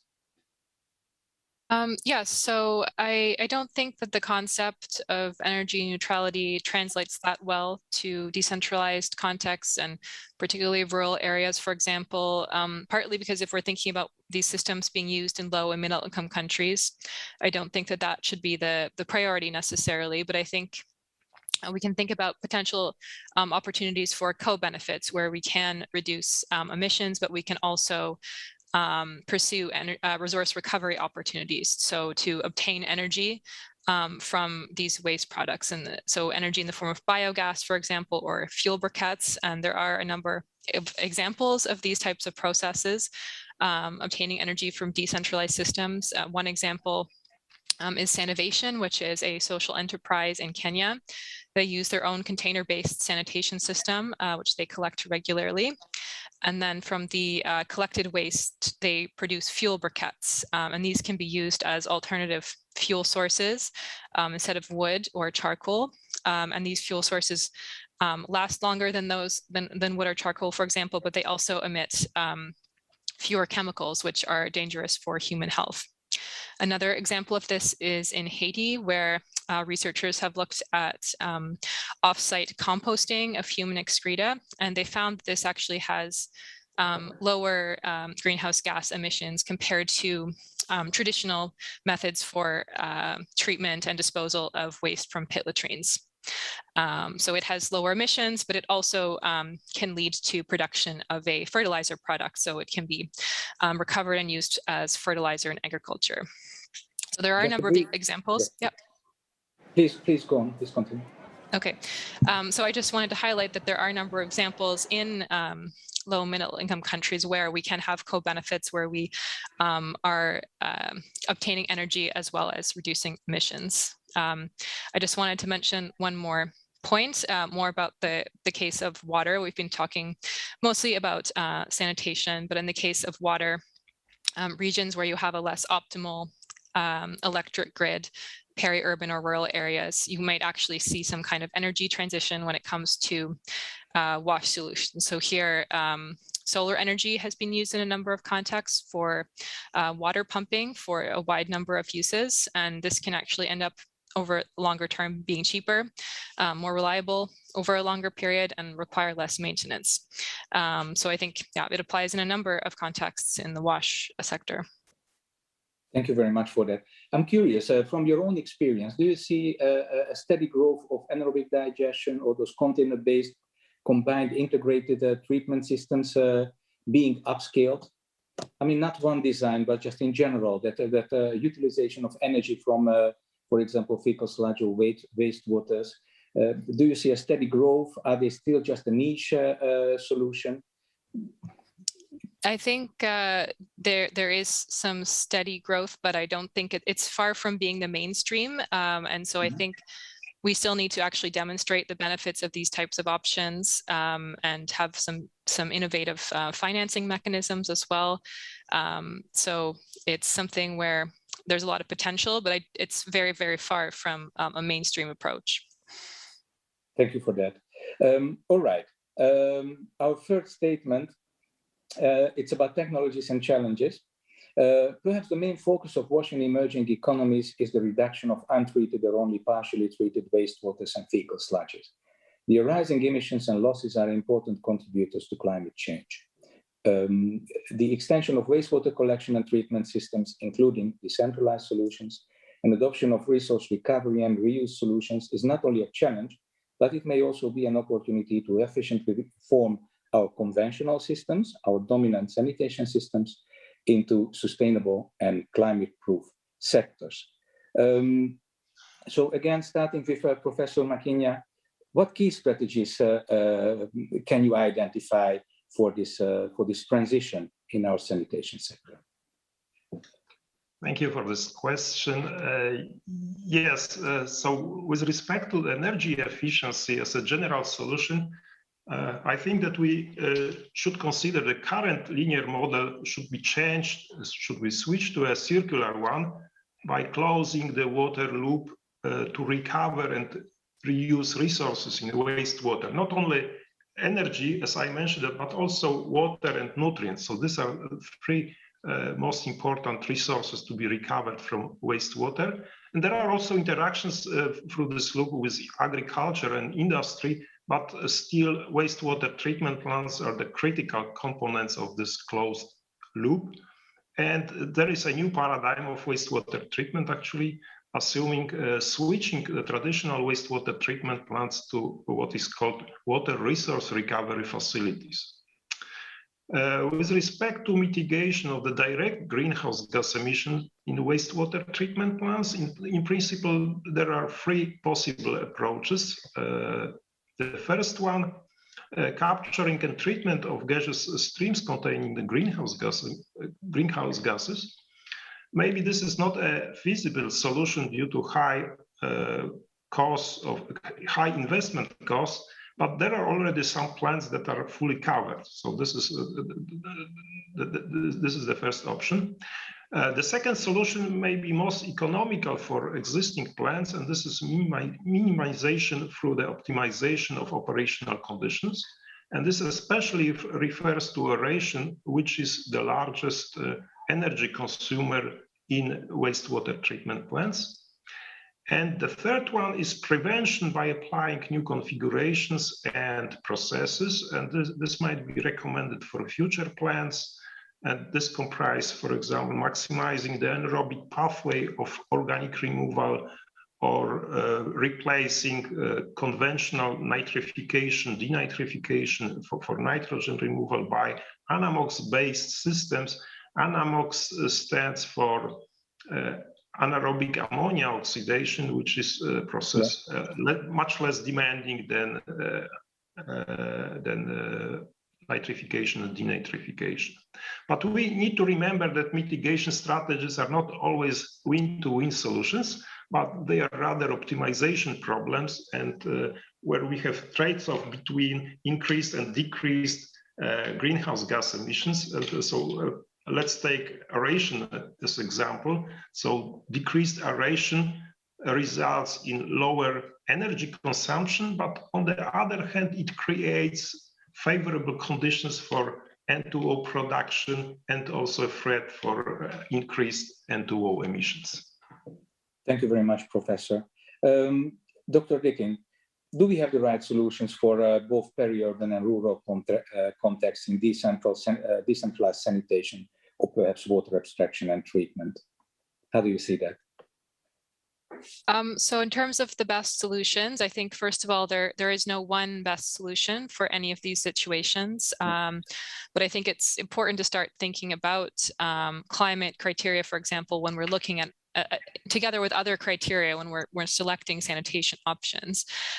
So in the case of decentralized systems like pit latrines or septic tanks, these solutions themselves might be okay, but we need to think more about actually how they're being managed to reduce emissions. This is actually where some of the problems begin. So particularly in anaerobic conditions, waterlogged conditions, management is much more important. And so this also highlights the importance of context-specific solutions. So if you have an area with a dry climate, this is going to be less of a challenge than an area with a lot of flooding, where you have very waterlogged conditions that contribute to anaerobic conditions more often. So then in that particular context, you will need to think much more about how you build your systems, how you manage them. But for decentralized systems, this is also an opportunity because we can be a little bit more innovative. There are a number of different options. We can go beyond the sort of business as usual approaches. So we can better tailor solutions to a particular context, which means then we can think about the types of management systems that we need and try to adapt it to fit a particular solution that's needed in that context. Basically, decentral solutions, partly because they are so diverse and partly because they have an increased, perhaps because they have an increased view and regarding of their specific context, may bring forth some innovations that can actually cut some curves and come up ahead in some cases. Do I understand it properly? Yeah, so I think that there's more potential for innovation, and then in order to try and compare different options, then we should have some kind of introduce new criteria related to climate that we haven't really had before, where, you know, if all things are equal in terms of, for example, health risks and so on, then we can think about, okay, in this particular context, what about importance of climate, and how can we then, how can that inform our decision making? Thank you very much. So I'm coming to the fourth and last statement of our discussion. And that couples very strongly to what you both have said in this last statement. We basically need a transition. We have to view our water and wastewater treatment designs, also in case of decentral solutions, and we have to transit them towards a more climate relevant treatment, basically domain or field. For that, perhaps above everything, we need some financing. So my last statement is related to improving or relating to climate financing and similar relevant financing options. So the statement sounds as follows. The water sector is poorly represented in the climate policy debate, also receives a limited share of climate-related finance and less finance for mitigation than in case of the field of adaptation. It is estimated that climate financing directed at ensuring basic access to water and sanitation and hygiene is only a tenth of climate finance for water-related projects, accounting for about 0.3% of the total global climate finance funding available. More and better efforts are needed in the development of the demonstrated climate rationale for the whole of the water sector. If the direct impact of climate change on water services or the lack of them is not properly demonstrated, then it is likely that climate financing options remain limited. The complexity of climate change also may imply that statements that we make from the sector in climate proposals should require proper argumentation, perhaps with solid academic or action research data. Professor, how do you see that, and what are the main areas of limitation that we need to improve to properly argumentate for changes and to reach out to climate financing and other type of green funding or social impact investor type of financing? Yes, thank you. I come from the academia, so I will be talking about the data, the lack of data actually. But we have in the centralized sanitation system, we have two different situations. One refers to the energy consumption, and the data on energy consumption are pretty much available and well documented.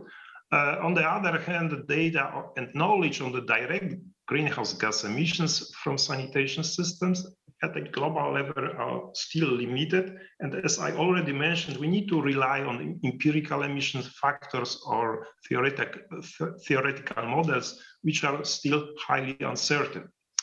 One example, last year, two important reports were released on greenhouse gas inventories in the United States and European Union. And those two documents revealed differences in the levels, in the current levels and trends over the last 30 years for N2O and methane emissions from wastewater treatment sector.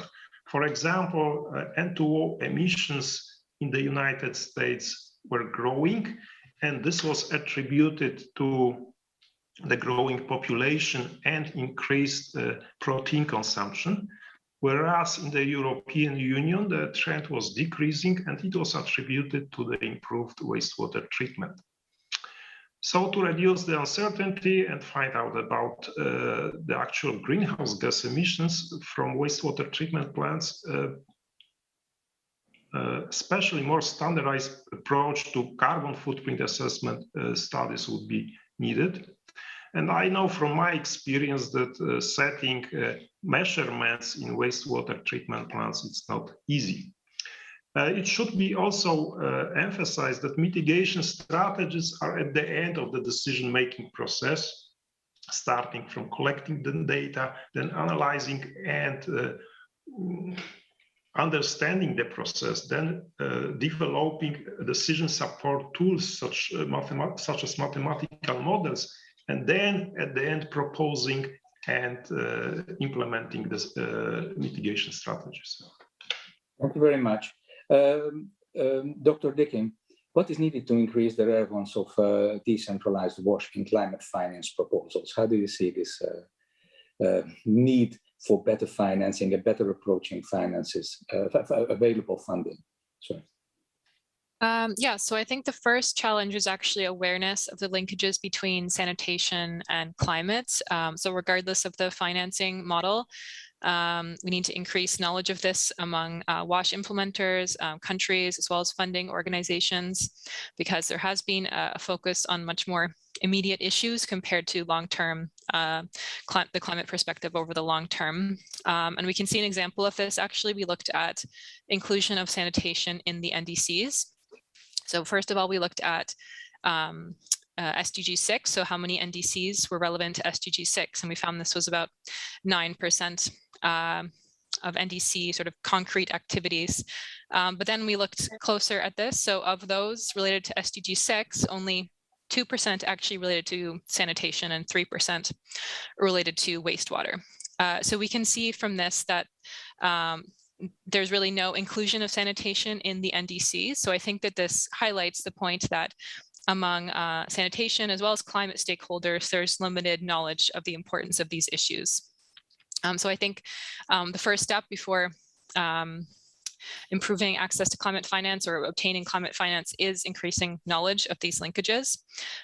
We also found that there was very few projects in the Green Climate Fund project proposals that included sanitation. So similarly, we think that this reflects a lack of awareness of the importance of these issues. So the main takeaway is that we need to improve awareness, and hopefully events like this will serve to do that as well. Thank you very much, Dr. Dicking. So basically, after 4 statements and just finishing our discussion, I would like to offer a very brief recap before we move over to the case studies. So we have heard that basically in quite some detail that we are not only trying to save the planet by properly and professionally treating different waters and wastewaters, we are also contributing to the climate change itself, and unfortunately in a significant way. Basically, our panelists have ensured us that moving towards more climate relevant designing would be appropriate. We also learned that we have to look, especially in case of sanitation, already at the input material. In centralized systems, that is of a somewhat lesser challenge. We have basically from the phase of toilet and fecal sludge and wastewater collection, everything is standardized and more or less properly contained. This is a much bigger challenge. This seems a much bigger challenge in case of decentralized systems. We also heard what ways we can make our energy production and consumption more efficient and perhaps even reach neutrality, at least in case of centralized sanitation. We also heard that decentralized solutions may offer some surprising solutions in the form of modern, combined, sometimes container-based solutions, but there's also some growth, at least, in the use of anaerobic digestion. We have talked about technologies and challenges, and we learned that capturing and treating of gases, albeit it may be the most direct way of reducing emissions because of the relatively high costs, this may not be the most feasible solution. And we heard Professor McKinney to mention the alternatives available here. In case of decentralized sanitations, we heard that the diversity of solutions actually can trigger an increased level of innovations. Finally, when we come to reaching out for financing options, climate financing options in particular, we have two major challenges. One is to argumentate our proposals with solid data. Part of it can come from academia, action research, even from practice if the methods are proper to identify and quantify them. And we have heard that in decentralized sanitation, awareness can already bring us a long way. So I thank you very much for your attention in this discussion, and I would like to thank the two panelists, Dr. Sarah and Dr. Jacek, for their contributions and forthcoming answers. Thank you very much. Back to you, Robin. Thank you. Thank you. Thank you very much, Dr. Gabor, and I would like to echo a huge thanks to yourself and both of the panelists for this fascinating discussion. It's really eye-opening, and yes, so just once again, thank you very much. We will now we'll transition to the case study segment of this session. So as you can see on the slide, we've worked with the co-conveners to try and select some key thematic areas or topics where we've already heard that WASH can really contribute to climate mitigation, and we intend that these case studies can present this kind of menu of opportunities for policy and policymakers and practitioners alike that tangibly contribute to the mitigation commitments in the NDCs. So yeah, going through one by one, from the first side, we'll have a case study on increasing the energy efficiency of water supply led by UNICEF. Then we'll have one focusing more on how unsafe sanitation and open defecation is essentially a bit of a missed opportunity for mitigation, and that scaling up safely to manage sanitation can be a real opportunity. Then we'll move to, that's with WaterAid. Then we'll move to EMI, who will talk about the circular economy to support the sanitation value chains whilst mitigating and adapting to climate change. And finally, we'll end with UNICEF, who will talk or show a video more on the use of renewable energies in water supply production and distribution. So now I would like to hand back over to Sylvia at the Pavilion to introduce the first case study, please. Thank you, Sylvia. Thank you, everyone. Thank you, Robin. And now we are going to show two examples in a video. The first example is about Ukraine to demonstrate the range of opportunities to improve efficiency across the water network using very advanced technologies and modelings to see where the pressure along the network could be reduced, as well as identifying areas of leakage.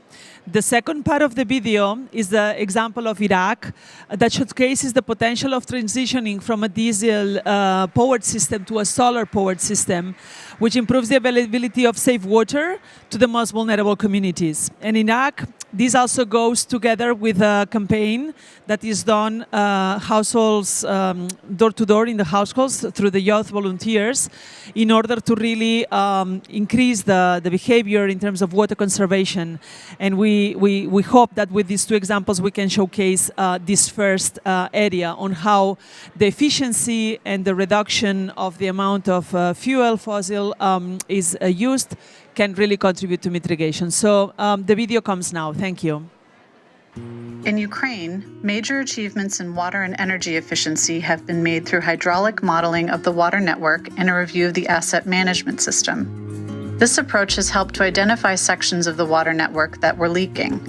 When the leaking sections are identified, they are replaced. The replacement of these sections reduces the greenhouse emissions of the water network and the associated energy and operational costs. Importantly, replacement of the leaking section also reduces the amount of water that needs to be abstracted and reduces the risk of contamination along damaged sections of the network, which contributes to a safer and sustainable water service. In Iraq, increasingly high temperatures and growing demand for power put intense pressure on the power grid, particularly during the periods of peak demand during the summer months. This can cause severe service interruptions, including disruptions to the distribution of water and the treatment of wastewater. Due to the unreliability of many of these services, particularly in rural areas, many systems rely on backup generators, leading to an increase in greenhouse emissions. By transitioning to solar power for water systems, the emissions are reduced, and this also leads to a more consistent and predictable water service. This is particularly important during periods of extreme heat, ensuring that water services can be sustained to the most vulnerable. الألواح الشمسية كان أكو قبل يعني ما كان تجي الماء والكهرباء والغاز بسبب الألواح الشمسية قام تجي الماء بشكل مستمر وإن شاء الله تدوم هاي الحالة.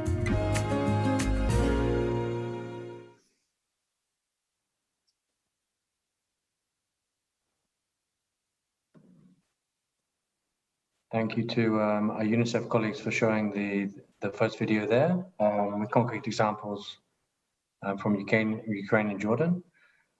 So yes, moving on to our second case study section, I would like to invite Artur Matavelli from WaterAid to join us on the screen. Artur, if you could unmute and show your video, please.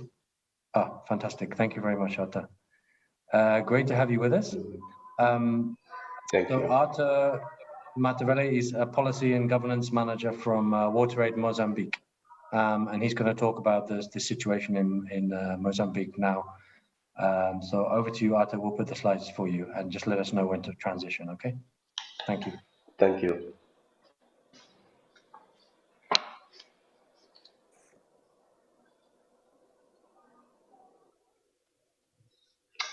Greetings to everyone. I'll talk about sanitation and climate change in Mozambique. Please, next slide. So in this slide, I'd like to show the challenge that the country has in its position. Geographically, we are in southern part of Africa. The country has a long coast, about 3,000 kilometers, and is prone to cyclones. In last 40 years, the country was hit by 21 cyclones, 20 floods, and 21 droughts. So the country is prone to climate change in a context of 46% of population living below poverty line and 60% of population live in coastal areas, 68% in rural areas. The coverage of sanitation is only about 30%, meaning that we have about 70% of population without proper or safe sanitation. Next slide, please. So when we talk about climate change in Mozambique, the majority of population, climate change means lack of rain, lots of rain, destructive winds. And this brings as consequences destruction of latrines and increasing of number of people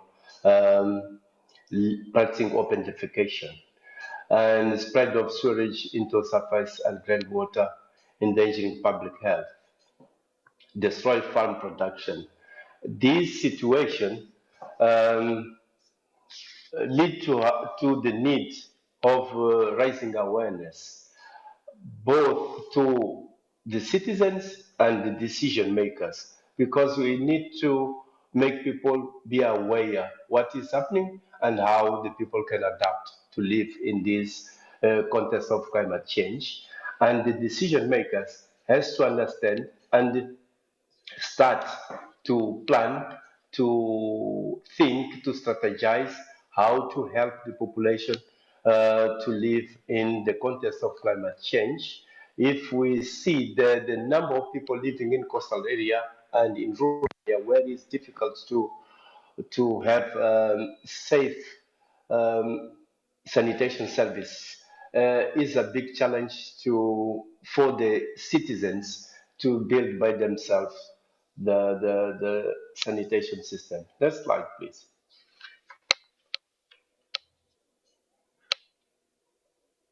So the challenges I started to mention, most of Mozambican lives in the rural and coastal area, where it's difficult to build a latrine, is where the climate change impact hits, and where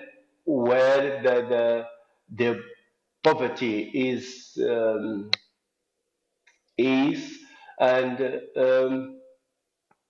where the technologies for safe sanitation are not available.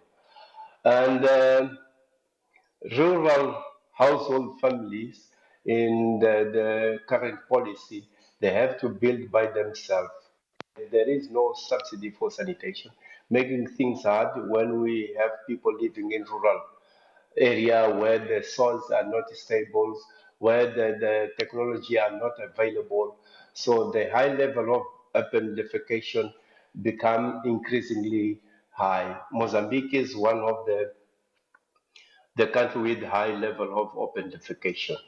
So there is a challenge, and the urgent need is to consider sanitation, waste management, treatment, technologies, and improving pumping efficiencies, use of renewable source of energy for poor communities to offer potential for reducing emissions. This is the central challenge and the urgent need that we have to find the right technologies for poor people and context of instable soils and high level of poverty. The next slide. So we have policies in country, policies dealing to mitigation. Mozambique is committed to reduce greenhouse gas effects, but it's not clear how this process is planned, how is monitored, how the indicators are set, and how the budget is defined. One particular challenge has to do with access to the greenhouse funds. For instance, for sanitation in countries like Mozambique, it is really a challenge. This is an opportunity to review or to see how the available funds globally can be channeled to countries like Mozambique. The water policy also, the country water policy also mentions sanitation as an essential tool, for preventing waterborne disease, cholera, malaria, diarrhea, and improving the quality of life and environment balance. But it's not clear how this process is planned, how is monitored, and how is budgeted.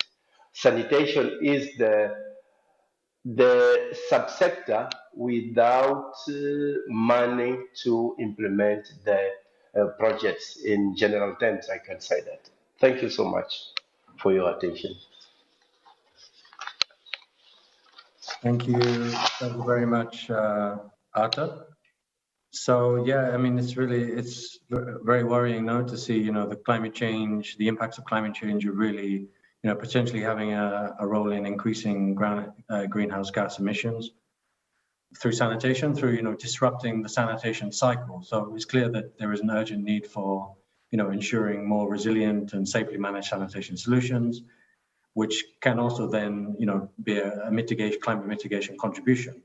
So I think it's nice, it highlights very much, that adaptation and mitigation, of course, very much come hand in hand.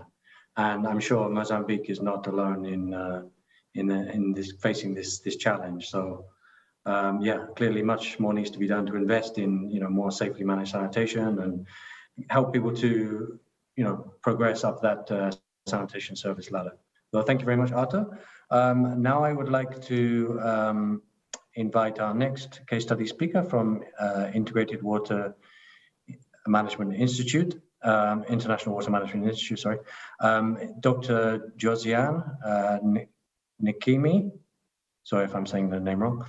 I would like you to join on the screen for us, if you could, to say hello before we put up the slides. Hi, everyone. Good morning. I'm Josiane Nikema. I'm a researcher at the International Water Management Institute. I am currently the lead for the Circular Economy and Water Pollution Research Group, and we have activities around how we can promote sustainable and inclusive growth.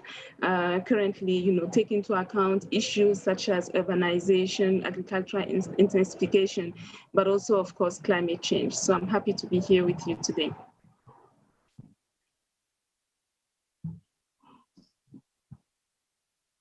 Yes, so yeah, I want to talk to you about the circular economy in particular and how we can use circular economy to address a number of issues that we see happening in the sanitation sector. Of course, my presentation today comes after a number of discussions that have taken place earlier, and a number of points that I'm going to make today, especially with some data that I will share, will inform and will support some of the statements that were made earlier by our panelists. So let's go on to the next slide. And beginning from this, so you see in this map that shows, below your screen, you see the coverage, the sanitation coverage all over the world. And the number that is within the round circle is not very important for us today, actually presents the number of people that are covered using on-site sanitation systems. But the point I want to make is that, the largest number of people actually is served sanitation-wide using either sewers, which are considered in many cases as the conventional approach, or using on-site sanitation systems, which consist of septic tanks or pit latrines, and especially in the developing world, are one of the main sanitation solutions that is being used. So how does it work? You have the sanitation service chain that is presented at the top of your screen. So from the user interface, which is within your household, the waste is going to go either to a sewer network, and there you have wastewater that is being produced. It has to be treated, and after the treatment, most of the time what happens is the disposal. But then there is also opportunity for hand use, and I'll be talking elaborately about that. The other alternative is, in areas where the sewer network is not functional, is not existent, then we have to go for on-site containment of the waste. And then those systems have to be emptied from time to time, and the waste has to be transported to a treatment facility and within those sites, treated before it can be disposed or eventually reused. So there are a number of mitigation approaches that can be considered along the service chain, especially when it comes to optimizing the transportation, and some of the cases that were presented before, optimizing the networks to make sure that we really minimize energy consumption. These are possible solutions, but I will focus my presentation today towards the end of the chain and look at ways we can, reuse the resources, and then at the same time, not only address mitigation, but also adaptation to climate change. Next. So here I present some data, on the the left-hand side, you see the wastewater production, and then on the right, some data concerning the fecal sludge. So globally, worldwide, the average is 95 cubic meter per capita per year of wastewater that is being generated per person. So in North America, we have the highest number, and then in Sub-Saharan Africa, we have the lowest number due to challenges often related to access to water. With regards to fecal sludge, the volumes that are produced by capita are much less, and the reason is that there is a lot of infiltration through the sanitation systems that occurs, and that means that, especially in the developing world, we have much less in volume that is generated below 0.3 cubic meter per capita and per year. And the main message I'll make to you for you today is that really wastewater and fecal sludge, when they are properly managed, when they are properly processed, and we are able to recover the resources out of these materials, we are able to really very significantly contribute to climate change mitigation and adaptation. Next. So starting with the wastewater, this graph shows, this drawing shows the ladder of value proposition. So at very minimum, when we have wastewater, for instance, we need to treat it because we know it contains pathogens, contains contaminants for the environment. So the very minimum that has to be done is that wastewater has to be treated. And this is actually what many countries do. They treat the wastewater, but it stops there. And what we are saying is that we should be able to go beyond the basic treatment and introduce also some productive use of that wastewater. So wastewater can be treated and reused in irrigation. We can recover nutrients out of it. It can be recovered for industrial use. It can be recovered even for potable water. In some countries, there are some cases of that. So this is on the one hand. So there you can see that the wastewater that is being treated, the reuse aspect, really replaces fresh water from being abstracted. And that is very important, especially in urban and peri-urban areas where there is some scarcity for water due to the urban, the sizes of the urban cities.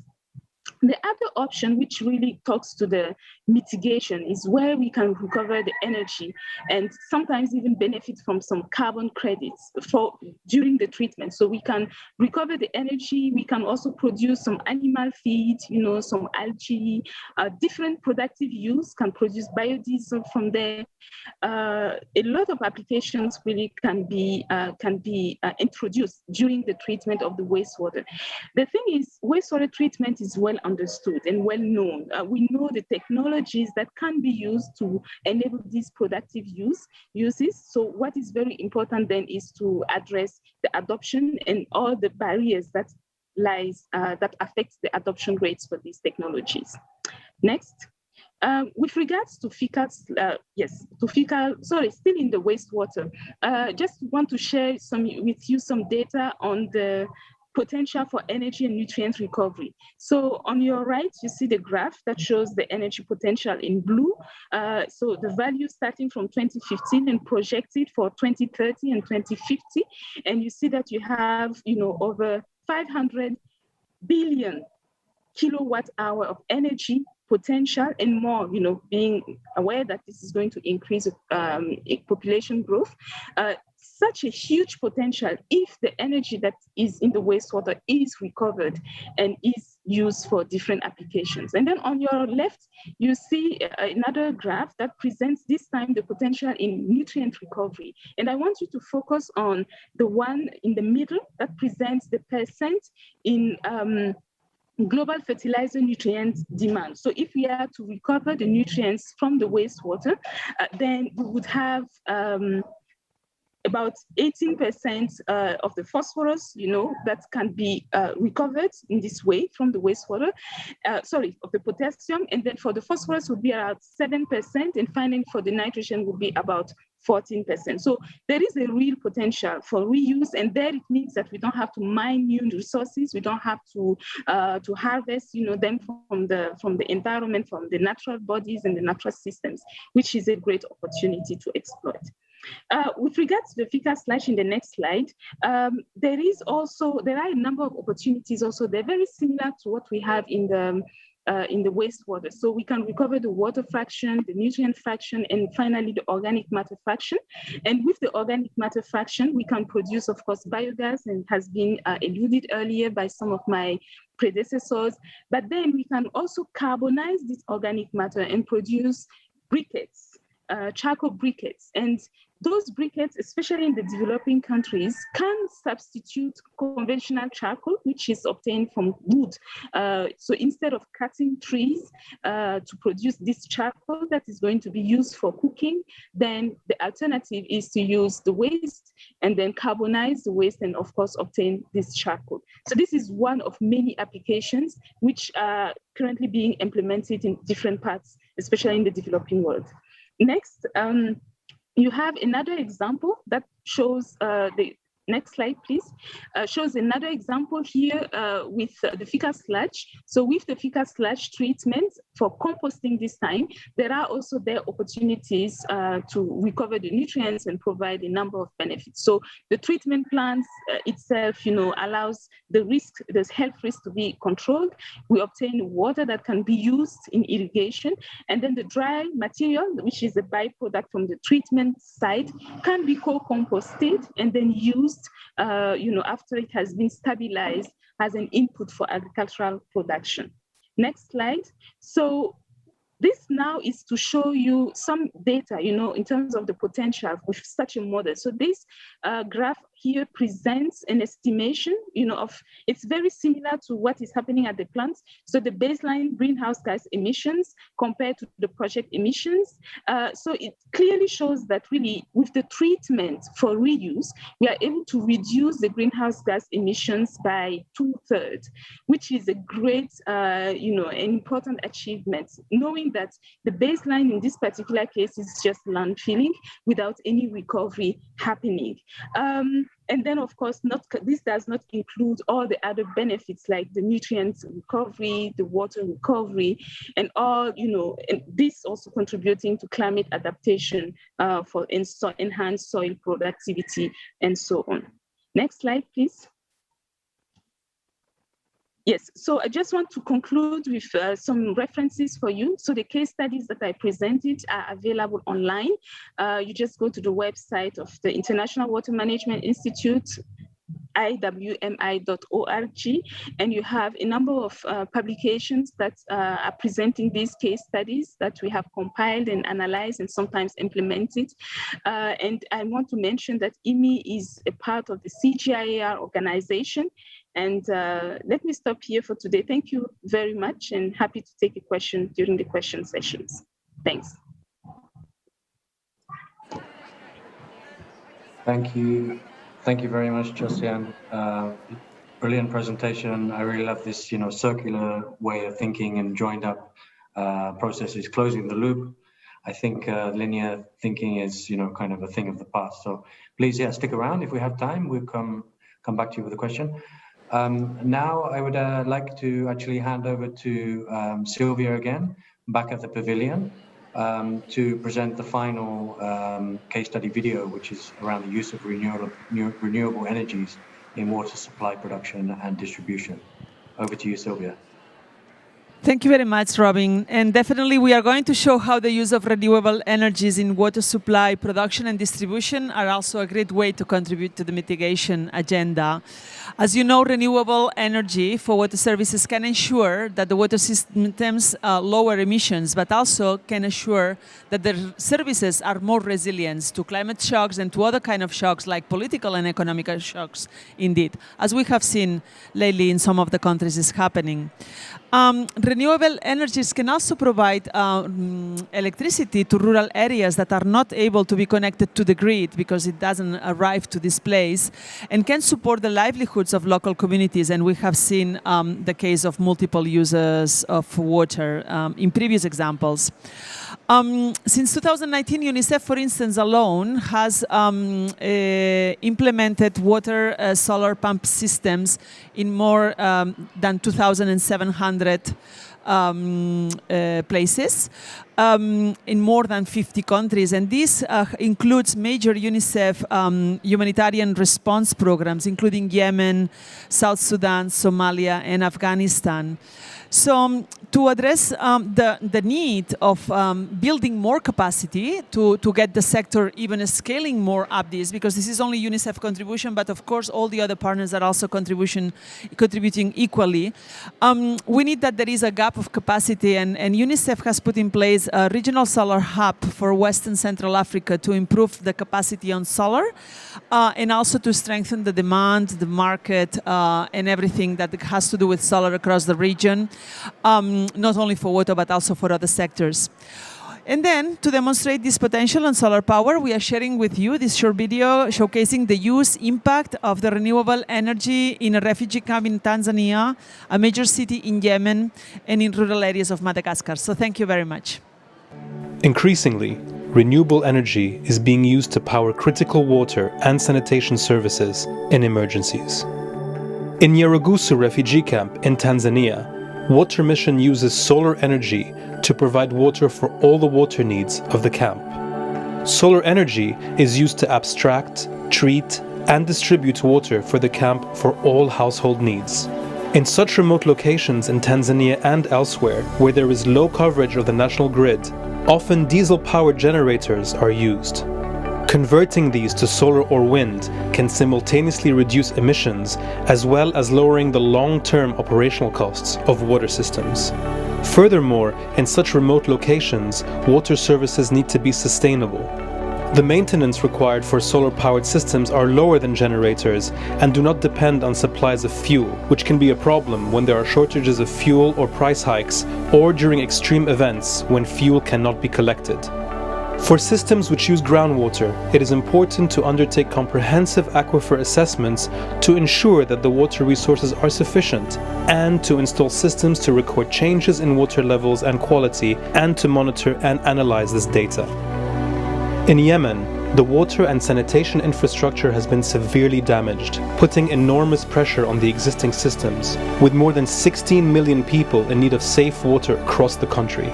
To help provide a reliable and sustainable water service to the most vulnerable, UNICEF, the World Bank, and sector partners have been constructing new water systems and repairing and rehabilitating existing ones.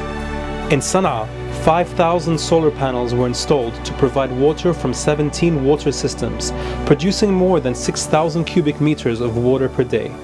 Without such a reliable supply, vulnerable families were forced to buy water from private operators at very high prices. And families also need to buy water tanks to store the water, which are very expensive. فالحمد لله الآن أكثرهم بعض الناس موفر من 30 و 40 ألف وفروا على مكان من قبل وفروا على بالنسبة للماء تمام توفروا تمام أما من قبل كان تعب وعذاب البعض يحصل على وايت والبعض يحصل على دبة والبعض ما يحصل في مرة. The use of solar energy to power the water systems ensures that they can provide a reliable water supply without the threat of service interruptions, which can happen due to problems accessing fuel for the diesel-based systems and those depending upon mains electricity. Using solar power for these systems in Sana'a saves almost 1 million liters of fuel per year, greatly reducing greenhouse emissions. نحن الماء متوفر معنا من قاعة الطاقة الشمسية هذه. والحمد لله ولا من أول كنا في حالة ما يعلم بها إلا الله. كنا لا نسر من السبل نقد تحلني وزادت حنا وايد كان يوصل لها 10,000 ما بش معانا من النتي ولا ما نقدر نشتري وايتات ولا نقدر لا من السبيل. الحمد لله والشكر لله الأمور بيضاء خلاص اطمئننا تمام يعني من أهم أمور الحياة تجاوزناها الحمد لله والشكر لله ويا ريت يستمر الموضوع بهذا الشكل الحمد لله والشكر على كل حال. In the south of Madagascar, the region regularly suffers from water scarcity, resulting in extended periods of droughts.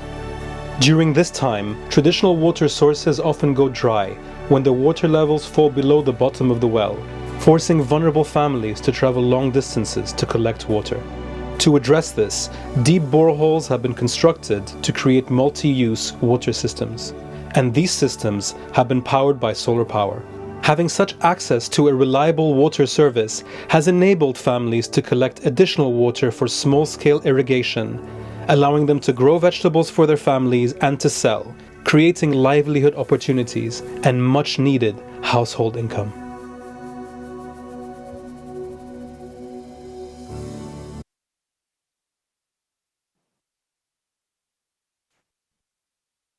Thank you very much for that last fantastic case study from UNICEF. So we have a few minutes now left. What I would like to do is I would like to maybe ask to go back to our panelists and our moderator of the panel discussion to reflect on what has been discussed earlier in the panel discussion and also what they've seen through the case studies, and to perhaps share, what maybe some of their final reflections and thoughts for maybe 2 to 3 minutes each. Could I perhaps invite Professor Jacek to begin with? You're on the screen. Oh, fantastic. Thank you.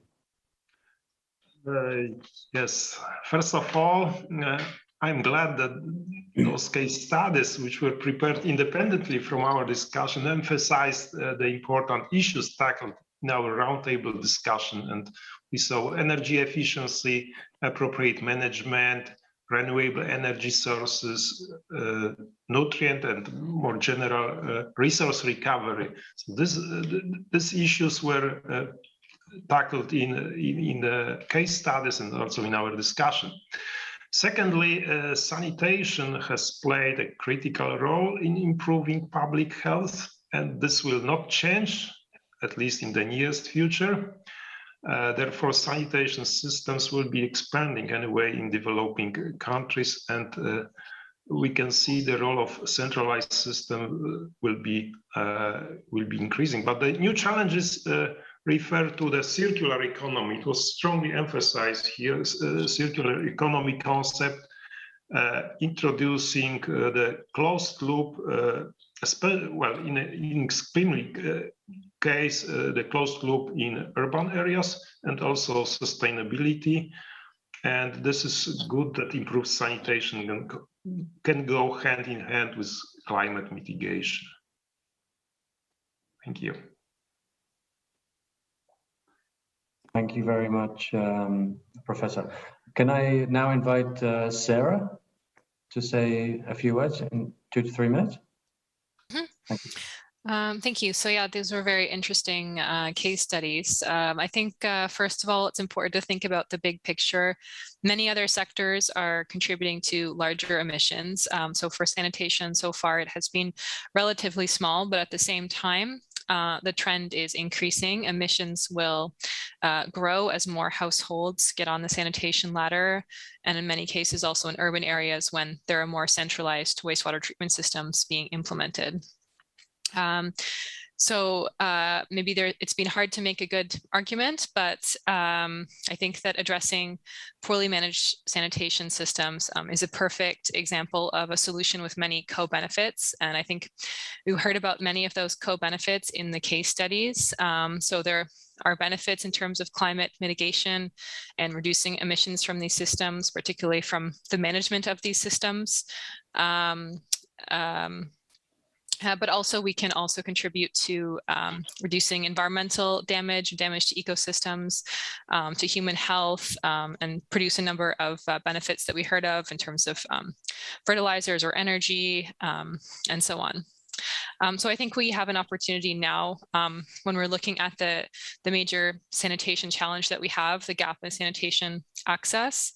We need to think about the choices that we are making today to meet those needs and how they can contribute to a more sustainable future through climate action. So thank you. Thank you very much, Sarah. And finally, from the moderator, Dr. Gabor, over to you, Gabor. Thank you. Thank you very much. You can hear me, right? Yes. Yeah. Okay. Thanks for the confirmation. So I was very happy that our points resonated also very well in the case studies. I was very happy to see them with a notable underlining of, for example, non-revenue water losses and how they are being treated. I believe that was a UNICEF Ukraine case.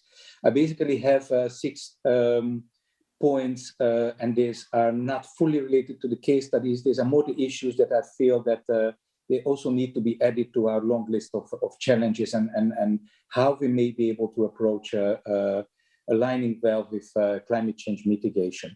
So the first thing that I realized today, perhaps more than before, is that despite that climate change mitigation seems much further from us than adaptation issues, it is something that should be strongly integrated, strategically integrated into our system design considerations.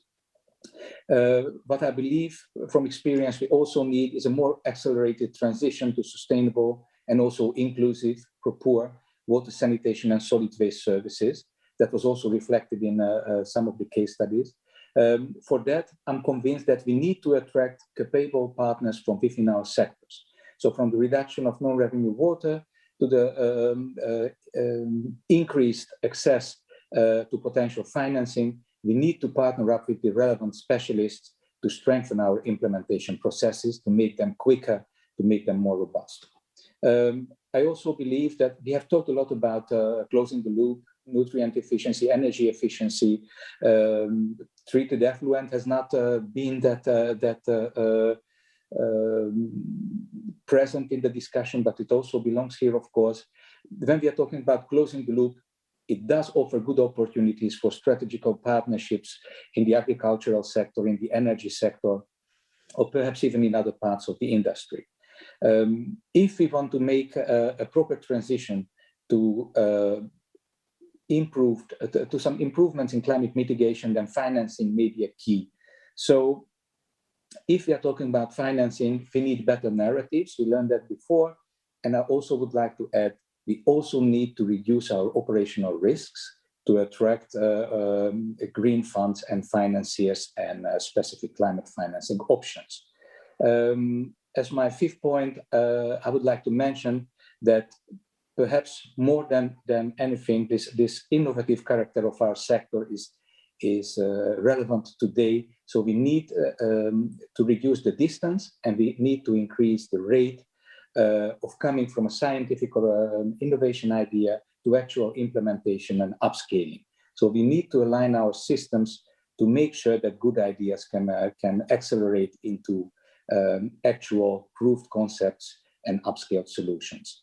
And finally, I'd like to remind all of you that our sectoral contribution in the face of climate change, but also migration and urbanization, the challenges are very, very complex. So when you're talking about a dynamically changing environment around us, what is perhaps our best tool to ensure those changes is our own capacity to learn and our own dedication to share and exchange ideas.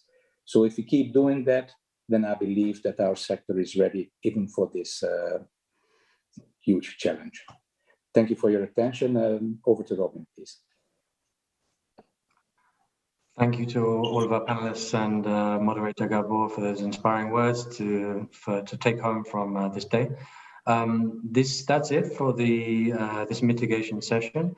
I think before handing back over to the pavilion, I would just like to say thank you to all of the speakers, the co-conveners involved in this session, Gabor, Sarah, Jacek, Josiane, Arta, and Sylvia herself back at the pavilion. So I think this has been a very fascinating, interesting session, and let's hope this discussion continues and gets the attention that it deserves. So thank you very much again, and over to you, Sylvia, at the pavilion.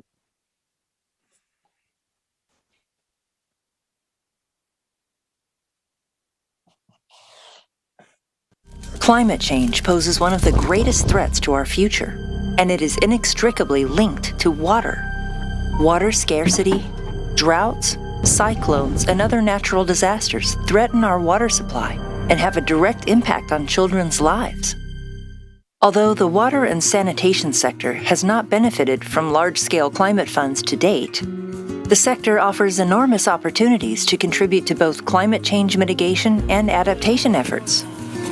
Climate-resilient wash services are more sustainable, strengthen community resilience to climate change and natural disasters, generate employment and livelihood opportunities, and reduce the risks of conflict and migration.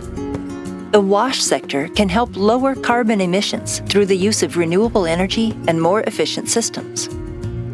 In Ukraine, hydraulic modeling of the water network improves water and energy efficiency by identifying sections with leaks. Replacing them not only saves water, but also reduces the cost of operating the systems and lowers greenhouse gas emissions. The WASH sector can contribute to mitigation by reducing emissions through the use of solar-powered wastewater treatment. In Jordan, an innovative approach uses solar power to treat wastewater from mosques and schools, which is then reused for irrigation. This saves scarce water resources and provides excess solar power for income-generating activities.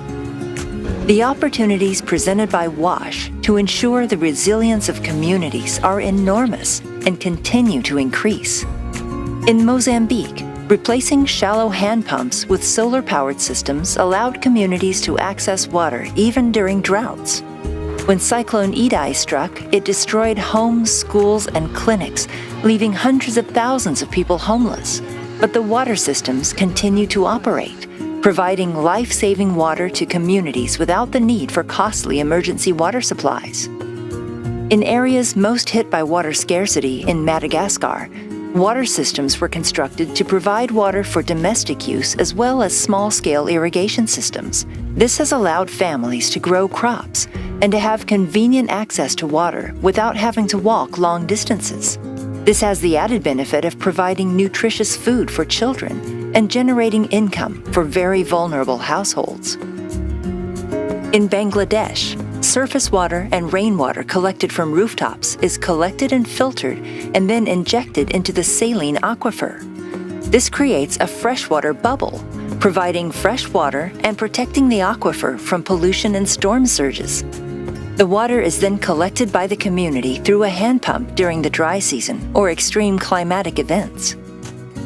In the face of the rapidly intensifying climate crisis, we must collectively work together to ensure everyone has access to a climate-resilient water and sanitation service.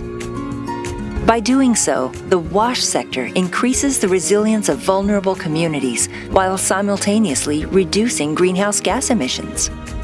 It also accelerates social and economic development, creating sustainable livelihood opportunities and critical skills for young people, making this world a better place for present and future generations.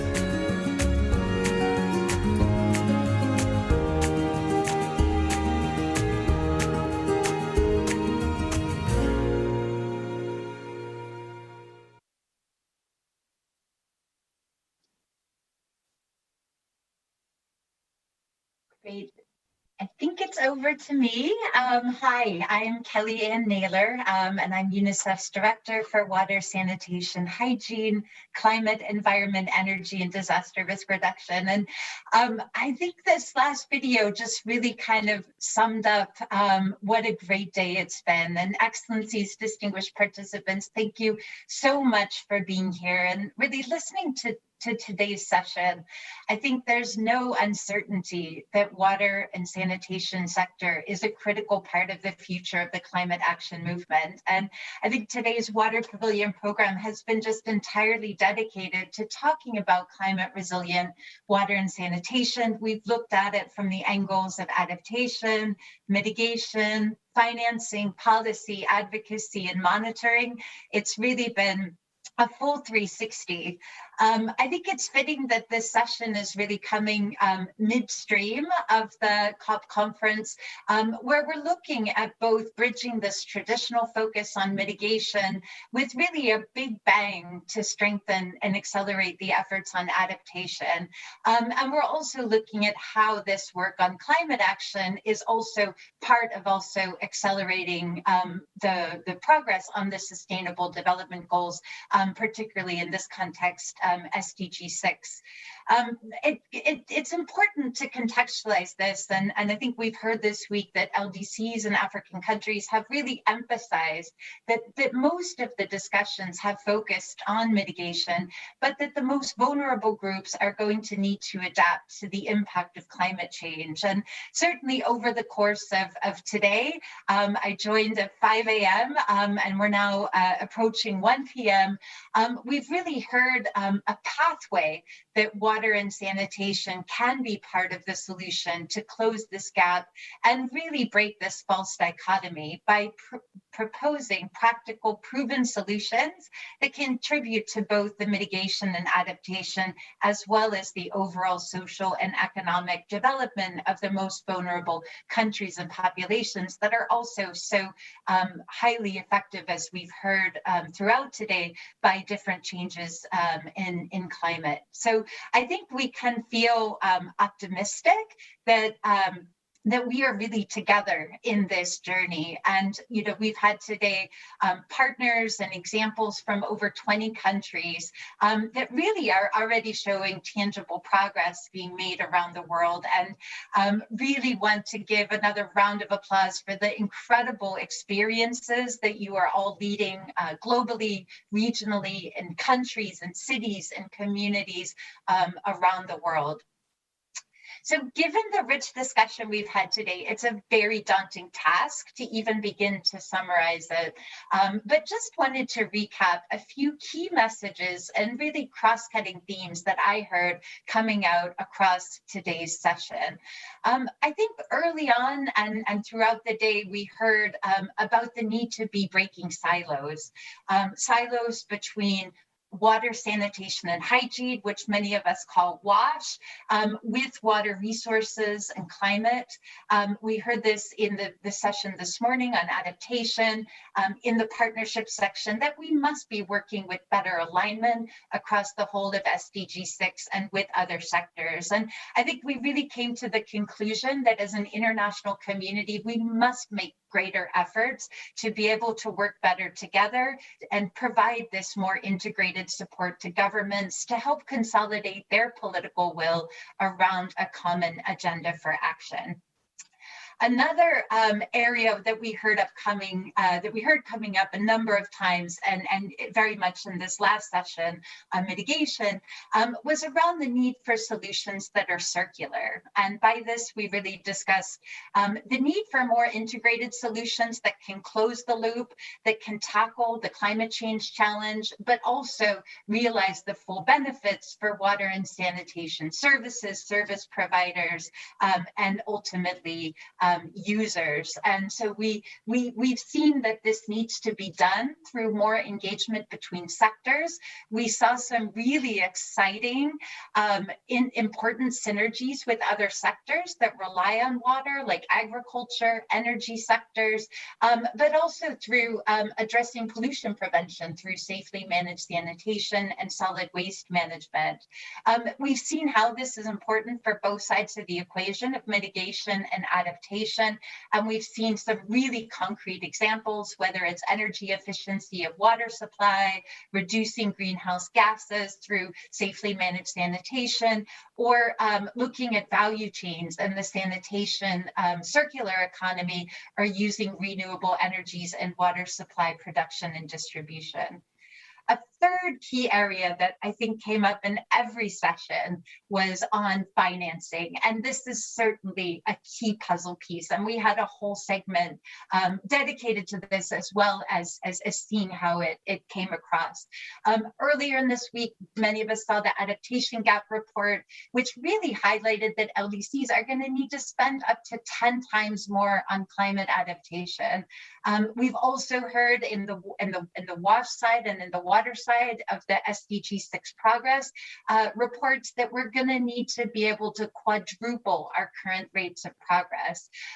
So really looking at at this financing equation, we're looking at solutions that are not necessarily more expensive, but we do need to be unlocking the funding sources to take them to scale. I think we've seen that partnerships is going to be a fundamental part of the financing equation.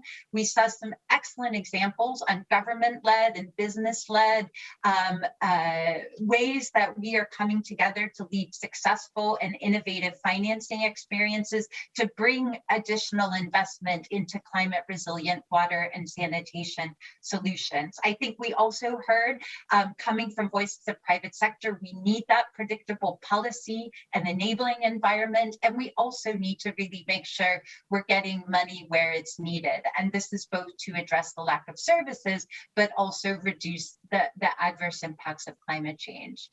A fourth message I heard was that innovations and research can be an accelerator of progress, and certainly they can help us to better tailor our solutions. I think we've seen that we've been able to better understand new areas like the contribution of sanitation to global emissions, wash, energy neutrality, that can all be ways that we can do more with less and accelerate progress. But we also heard that we need to focus on the implementation of research and innovation to make sure that we get these into the hands of those who need them most for context-specific solutions, viable business models, and actual implementation. Midway through today's program, we heard from the Minister of Malawi, who so eloquently reminded us that water is life and that we have to focus on the most vulnerable. And I picked this background because I thought it was so important to give a human face to this task that we have. We can call it a crisis, we can call it an opportunity, but we cannot forget that water and sanitation are human rights and are essential basic services. And that there is an injustice that those with the lowest water and sanitation service levels are often the ones who are also more vulnerable to the impacts of climate change. And we must work towards a more equal society and eliminate these inequalities. That we do think that linking water and sanitation are essential for leaving no one behind. And this came up again and again throughout the day. Two final ones. One is we must track our progress. And I think to be able to say the impact that we're having, it's evident that we need to be able to measure whether drinking water supplies and sanitation services are resilient to the future impacts of climate change. We heard in the second session, Guy presented a framework that can be used to measure whether the services are resilient to the future impacts of climate change, and how this can be used in making decisions. We've heard we must be doing this monitoring for action, but we've also heard that there's an importance. We need these metrics for the private sector to be able to measure their contributions across business performance, supply chains, and how this is benefiting communities. And the last point is we've heard, and most of all from countries today, the importance of really showcasing how important it is that adaptation needs are formalized and being well integrated into the national priorities set out in the nationally determined contributions and the national adaptations plans. And we heard these success stories coming from Malawi, Pakistan, Cabo Verde, and many other countries, but still today, only 5 of the 46 LDCs have submitted their NAPs. So we have this opportunity now going forward to use the preparation of these maps to really help us walk the talk, to make sure that wash and water resources are very well integrated from the start. So, dear climate resilient WASH champions, those of you who are here in the Water Pavilion or there in the Water Pavilion, and those of us who are joining the conversation from locations around the world, today has really been a groundbreaking discussion. On behalf of UNICEF and the session organizers, I'd like to close by thanking all of the partners who contributed to this first ever Climate Resilient WASH Day, to the organizers for the first ever Water Pavilion at COP, and to all of you who are doing such incredible work around the world to make climate resilient water and sanitation services a reality for millions and billions of people around the world. It's an understatement to say that time is of the essence and that the stakes are high. And thinking about a future without climate resilient water and sanitation services is unconscionable. Young people are making their voices clear that this climate crisis is a child rights crisis and that their futures are at stake, and that more action is needed now and to build this better future. So on the bright side, we've heard this call and we are part of the international community that are stepping up to this challenge as the water and sanitation sector. We're doing this through our action on the Sustainable Development Goals. We're doing this through our climate action, and these two things are coming together in a way that we can make this a reality. So we must join these forces together, the marriage of water and sanitation and climate action. And I'd like us to set a goal for ourselves of 1 year from today, the 6th November, to come back together with even more results, even more progress, even more partnership, and even more greater resources for our work that will translate this global commitment of support and collaboration into concrete results for country, people, and children around the world. This climate crisis does have a human face. So let's do this for our planet, for our people, and for every child. So thank you so much. It's been a pleasure to be here today, to listen to everything that has been shared, and just wish you all best wishes for a continued successful COP program at the Water Pavilion, and looking forward to continue this journey together. So thank you so much, and wishing you a great day.